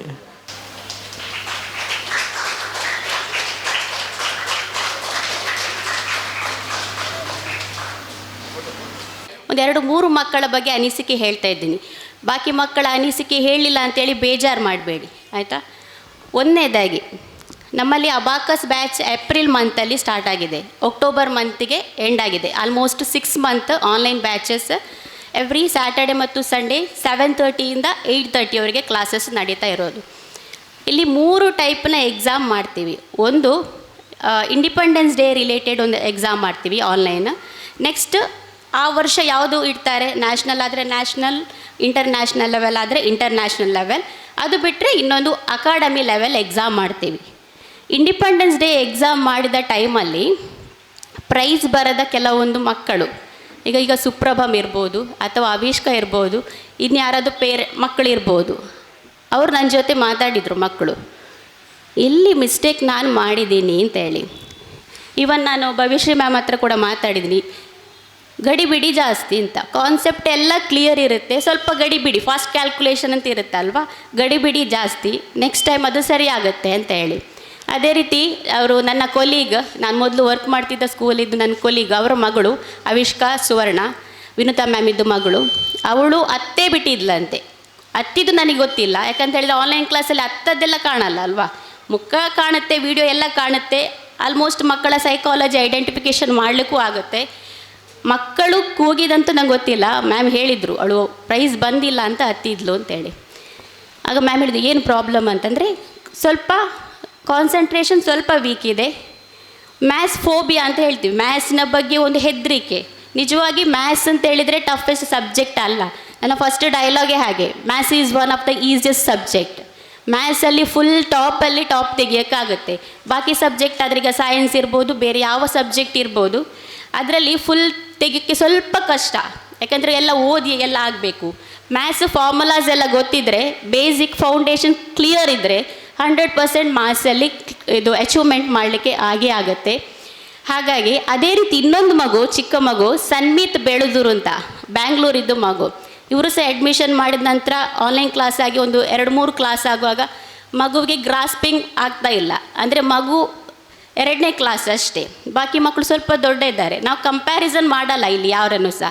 ಪೇರೆಂಟ್ಸ್ಗೆ ಕೂಡ ಒಂದು request ನಂದು, ದಯವಿಟ್ಟು ಮನೇಲಿ ಒಂದು ಮಗು ಇರಲಿ ಅಥವಾ 2 ಮಕ್ಕಳಿರಲಿ, ಕಂಪ್ಯಾರಿಸನ್ ಮಾಡಬೇಡಿ ಯಾವತ್ತು. ಒಂದು ಮಗು ಕಲೀಲಿಕ್ಕೆ ಟಾಪ್ ಇರ್ಬೋದು, ಇನ್ನೊಂದು ಮಗು ವೀಕ್ ಇರ್ಬೋದು, ಕಂಪೇರ್ ಮಾಡ್ತಾರೆ, ತುಲಾ ಅಲ್ಲಿ 8 ಮಾರ್ಕ್ ಕನಪಲ್ ಅಂತ. ಕಂಪ್ಯಾರಿಸನ್ ಮಾಡಿದ ಕೂಡಲೇ ಡಿಪ್ರೆಷನ್ ಸ್ಟಾರ್ಟ್ ಆಗುತ್ತೆ ಮಗುವಿಗೆ. ಆಟೋಮೆಟಿಕಲಿ ಪೇರೆಂಟ್ನ ಮೇಲೆ ಅದು ಗ್ರಜ್ ತೆಗಿತಾರೆ ಅವರು. ಅಂದರೆ ಅಮ್ಮ ಯಾವಾಗಲೂ ಅವಳನ್ನೇ ಟಾಪಲ್ಲೇ ಹೇಳೋದು ಅಂತಲ್ಲ, ಲೈಫಲ್ಲಿ ಸ್ವಲ್ಪ ಫೇಸ್ ಮಾಡಲಿಕ್ಕೆ ಸಹ ಕಲಿಬೇಕು ಅಂತ. ನಾನು ಕೆಲವೊಂದು ಇನ್ಸಿಡೆಂಟ್ ಆಗುವಾಗ ಸರ್ ಹತ್ರ ಮಾತಾಡಲಿಕ್ಕಿದೆ. ಕೆಲವೊಂದು ಇತ್ತೀಚಿನ ದಿನದಲ್ಲಿ ಚಿಕ್ಕ ಮಕ್ಕಳು, ಯಾವ ಕೇಸ್ ಅಂತ ಹೇಳಲ್ಲ, ಭಾರಿ ಸೀರಿಯಸ್ ಕೇಸೆಲ್ಲ ಹೋಗ್ತಾರೆ.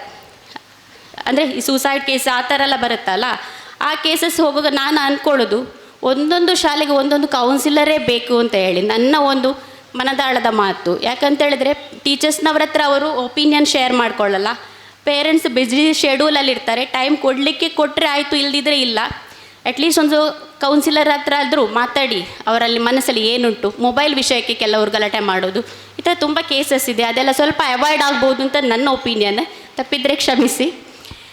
ನೆಕ್ಸ್ಟ್ ನಾವು ಕಾರ್ಯಕ್ರಮದ ಕೊನೆಗೆ ಹೋಗುವ. ಅದೇ ಸನ್ಮಿತ್ ಬಗ್ಗೆ ಮಾತಾಡ್ತಿದ್ದೆ. ಆ ಸನ್ಮಿತ್ ಈಗ ಬಾಕಿ ಮಕ್ಕಳಿಗೆ ಇದು ಮಾಡಿದರೆ ಅವನ ಲೆವೆಲ್ಗೆ 2nd ಸ್ಟ್ಯಾಂಡರ್ಡ್ಗೆ ಆ ಅಬಾಕಸನ್ನು ಗ್ರಾಸ್ ಮಾಡೋದ್ರಲ್ಲಿ ಟಾಪ್ ಆಗಿದ್ದಾನೆ. ಫಸ್ಟ್ ಸ್ಟ್ಯಾಂಡರ್ಡ್ ಸನ್ಮಿತ್ ಇರೋದು. ಆ ಮಗುಗೊಂದು ದೊಡ್ಡ ಚಪ್ಪಾಳೆ ಬರಲಿ. ಸನ್ಮಿತ್ ಬೆಳದೂರು, ಬ್ಯಾಂಗ್ಳೂರಿಂದ. ಅದೇ ರೀತಿ ಇನ್ನೊಂದು ಮಗು ಪ್ರಶಸ್ತ್ ಪ್ರಕಾಶ ಅಂತೇಳಿ, ವೆರಿ ಆ್ಯಕ್ಟಿವ್. ಅವ್ರ ಜೊತೆ ಯಾವಾಗಲೂ ಅಮ್ಮ ಕ್ಲಾಸಲ್ಲಿ ಕೂತ್ಕೊಳ್ತಾರೆ. ನಮ್ಮದೊಂದು ರೂಲ್ಸ್ ಇದೆ, 1st, 2nd, 3rd ಸ್ಟ್ಯಾಂಡರ್ಡ್ನ ಪೇರೆಂಟ್ ಕೂಡ ಅವರ ಜೊತೆಗೇ ಕೂತ್ಕೋಬೇಕು ಅಂತ. ಯಾಕಂತೇಳಿದ್ರೆ ಮಗುಗೆ ಏನಾದರೂ ಅಲ್ಲಿ ಡೌಟ್ ಇದ್ದರೆ ಪೇರೆಂಟ್ ಇರ್ತಾರೆ. ಕ್ರೆಡಿಟ್ ನಾನು ಒಬ್ಬಳೇ ನಿಜವಾಗ್ಲೂ ತಗೊಳ್ಳಲ್ಲ. ನಾನು ಭವ್ಯಶ್ರೀ ಮ್ಯಾಮ್ ಹತ್ರ ಹೇಳಿದೆ, ಅವ್ರು ಥ್ಯಾಂಕ್ಸ್ ಎಲ್ಲ ಹೇಳಿದರು ನನಗೆ. ಕ್ರೆಡಿಟ್ ನಂದು ಒಬ್ಬಳೇದಲ್ಲ. ಯಾಕಂತೇಳಿದ್ರೆ ನನ್ನ ಜೊತೆ ಶನಿವಾರ ಮತ್ತು ಆದಿತ್ಯವಾರ ಜಸ್ಟ್ 1 hour ಮಾತ್ರ ನನ್ನ ಜೊತೆ ಇರೋದು. ರೆಸ್ಟ್ ಆಫ್ ದ ಟೈಮ್ ಸ್ಕೂಲಲ್ಲಿ ಇರ್ತಾರೆ, ಪೇರೆಂಟ್ಸ್ ಜೊತೆ ಇರ್ತಾರೆ, ಫ್ರೆಂಡ್ಸ್ ಜೊತೆ ಇರ್ತಾರೆ, ಸ್ವಲ್ಪ ಮಲಗೋಕ್ಕೂ ಟೈಮ್ ಕೊಡ್ತಾರೆ. ಸೊ ಕ್ರೆಡಿಟ್ ಅಂತ ಹೇಳುವಾಗ ಓವರಾಲ್ ಕ್ರೆಡಿಟ್. ಸೊ ನನ್ನ ಎಲ್ಲ ವಿನ್ನರ್ಸ್ ಮಕ್ಕಳಿಗೆ 16 ಮಕ್ಕಳಿರ್ಬೋದು, ಅಥವಾ ಅಬಕಸ್ ಈ ಬ್ಯಾಚಲ್ಲಿ ಅಡ್ಮಿಷನ್ ತಗೊಂಡ ಎಲ್ಲ ಮಕ್ಕಳಿಗೆ ಒಂದು ದೊಡ್ಡ ಚಪ್ಪಾಳೆ ಕೊಡಿ. ಓಕೆ, ಕಾರ್ಯಕ್ರಮದ ಕೊನೆಯ ಹಂತ ಧನ್ಯವಾದ ಕಾರ್ಯಕ್ರಮ. ಎಲ್ಲರನ್ನು ಹೆಸರು ಹೇಳಿ ದೊಡ್ಡ ವಿಷಯ ರಾಮಾಯಣ ಕೊಂಡೋಗೋದು ಕಷ್ಟ ಓವರಲ್ ಆಗಿ. ಅಂದರೆ ಎಲ್ಲರೂ ಪರಿಚಯ ಆಗಿದೆ. ಇನ್ನೊಂದು ಸಲ ನಾನು ಹೊಸ ರಾಮಾಯಣ ಬೇಡ. ಬಂದಂತಹ ಎಲ್ಲ ಅತಿಥಿ ಗಣ್ಯರಿಗೆ ವಿದ್ಯಾಮಾತಾ ಅಕಾಡೆಮಿ ವತಿಯಿಂದ ಧನ್ಯವಾದಗಳು.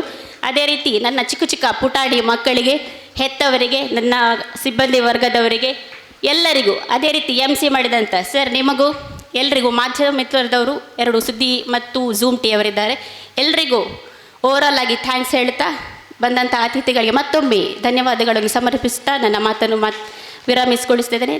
ಜೈ ಹಿಂದ್, ಜೈ ಕರ್ನಾಟಕ. ರೆಕಾರ್ಡಿಂಗ್ ಮಾಡ್ತಾ ಇರುವಂಥ ಸುದ್ದಿ ಮಾಧ್ಯಮದ ದಯವಿಟ್ಟು ಬನ್ನಿ.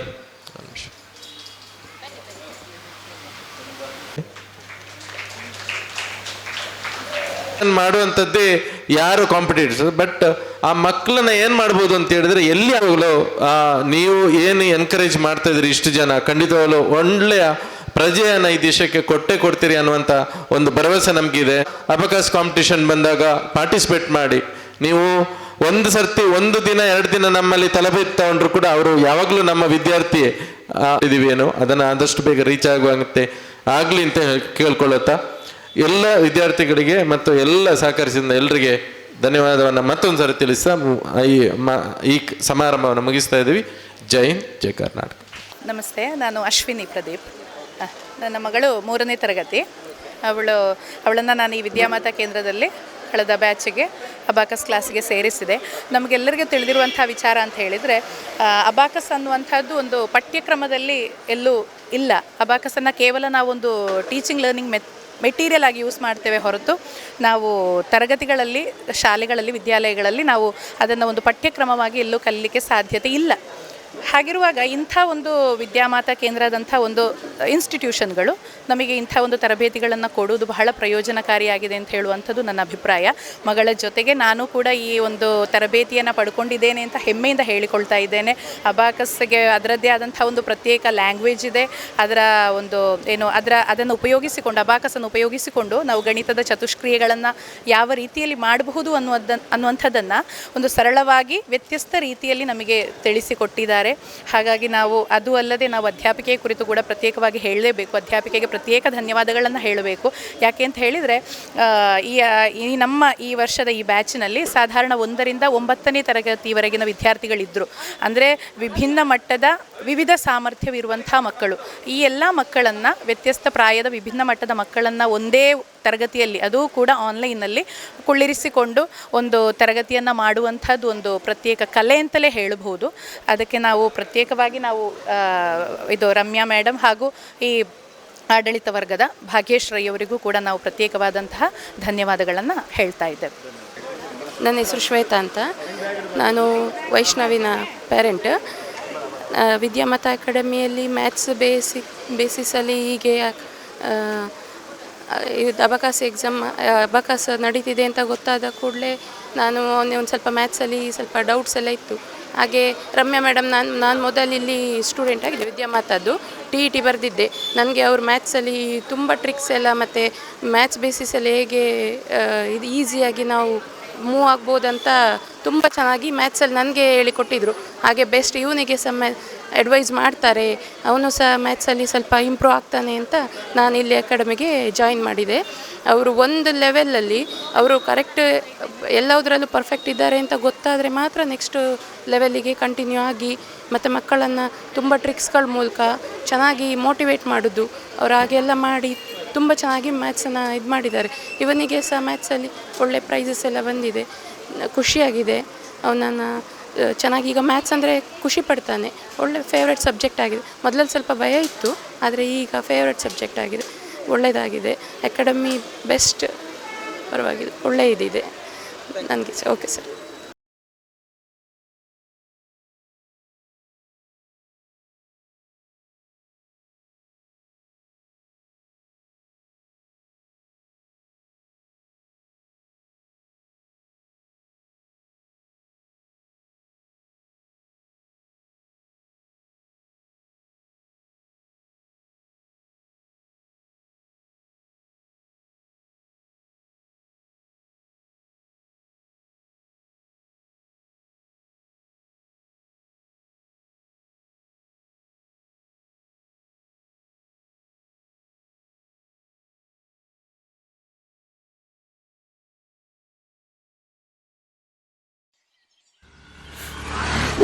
ಬಲೆ ಯಾವ ಲೇಟ್ ಆಗಿ పోయి ఈ ఫర్నిచర్ ఇంక మస్తు ఇష్టాన్ని ఇల్లడిపోతాం పోయి బాబా లేరా మస్తు ఖుషి అప్పుడు బాబా కుల్లర్ల పుడుసొద్దిచ్చిಗೆ ಅಂದ್ ಕೈದಲ್ಲಿ ಇಲ್ಲಡ್ ಮಾತಾಡಲು ವೀಕಿದೆ ಫರ್ನಿಚರ್ ಉಂಡು ಈರಿಂಗ ದಾಲ್ ತೆತ್ಕೋರಿ ಬಿನೆಜಿ ಪೋಲೇರ್ ಬೇಬಿ ಲಬಾ ವೀಕೆ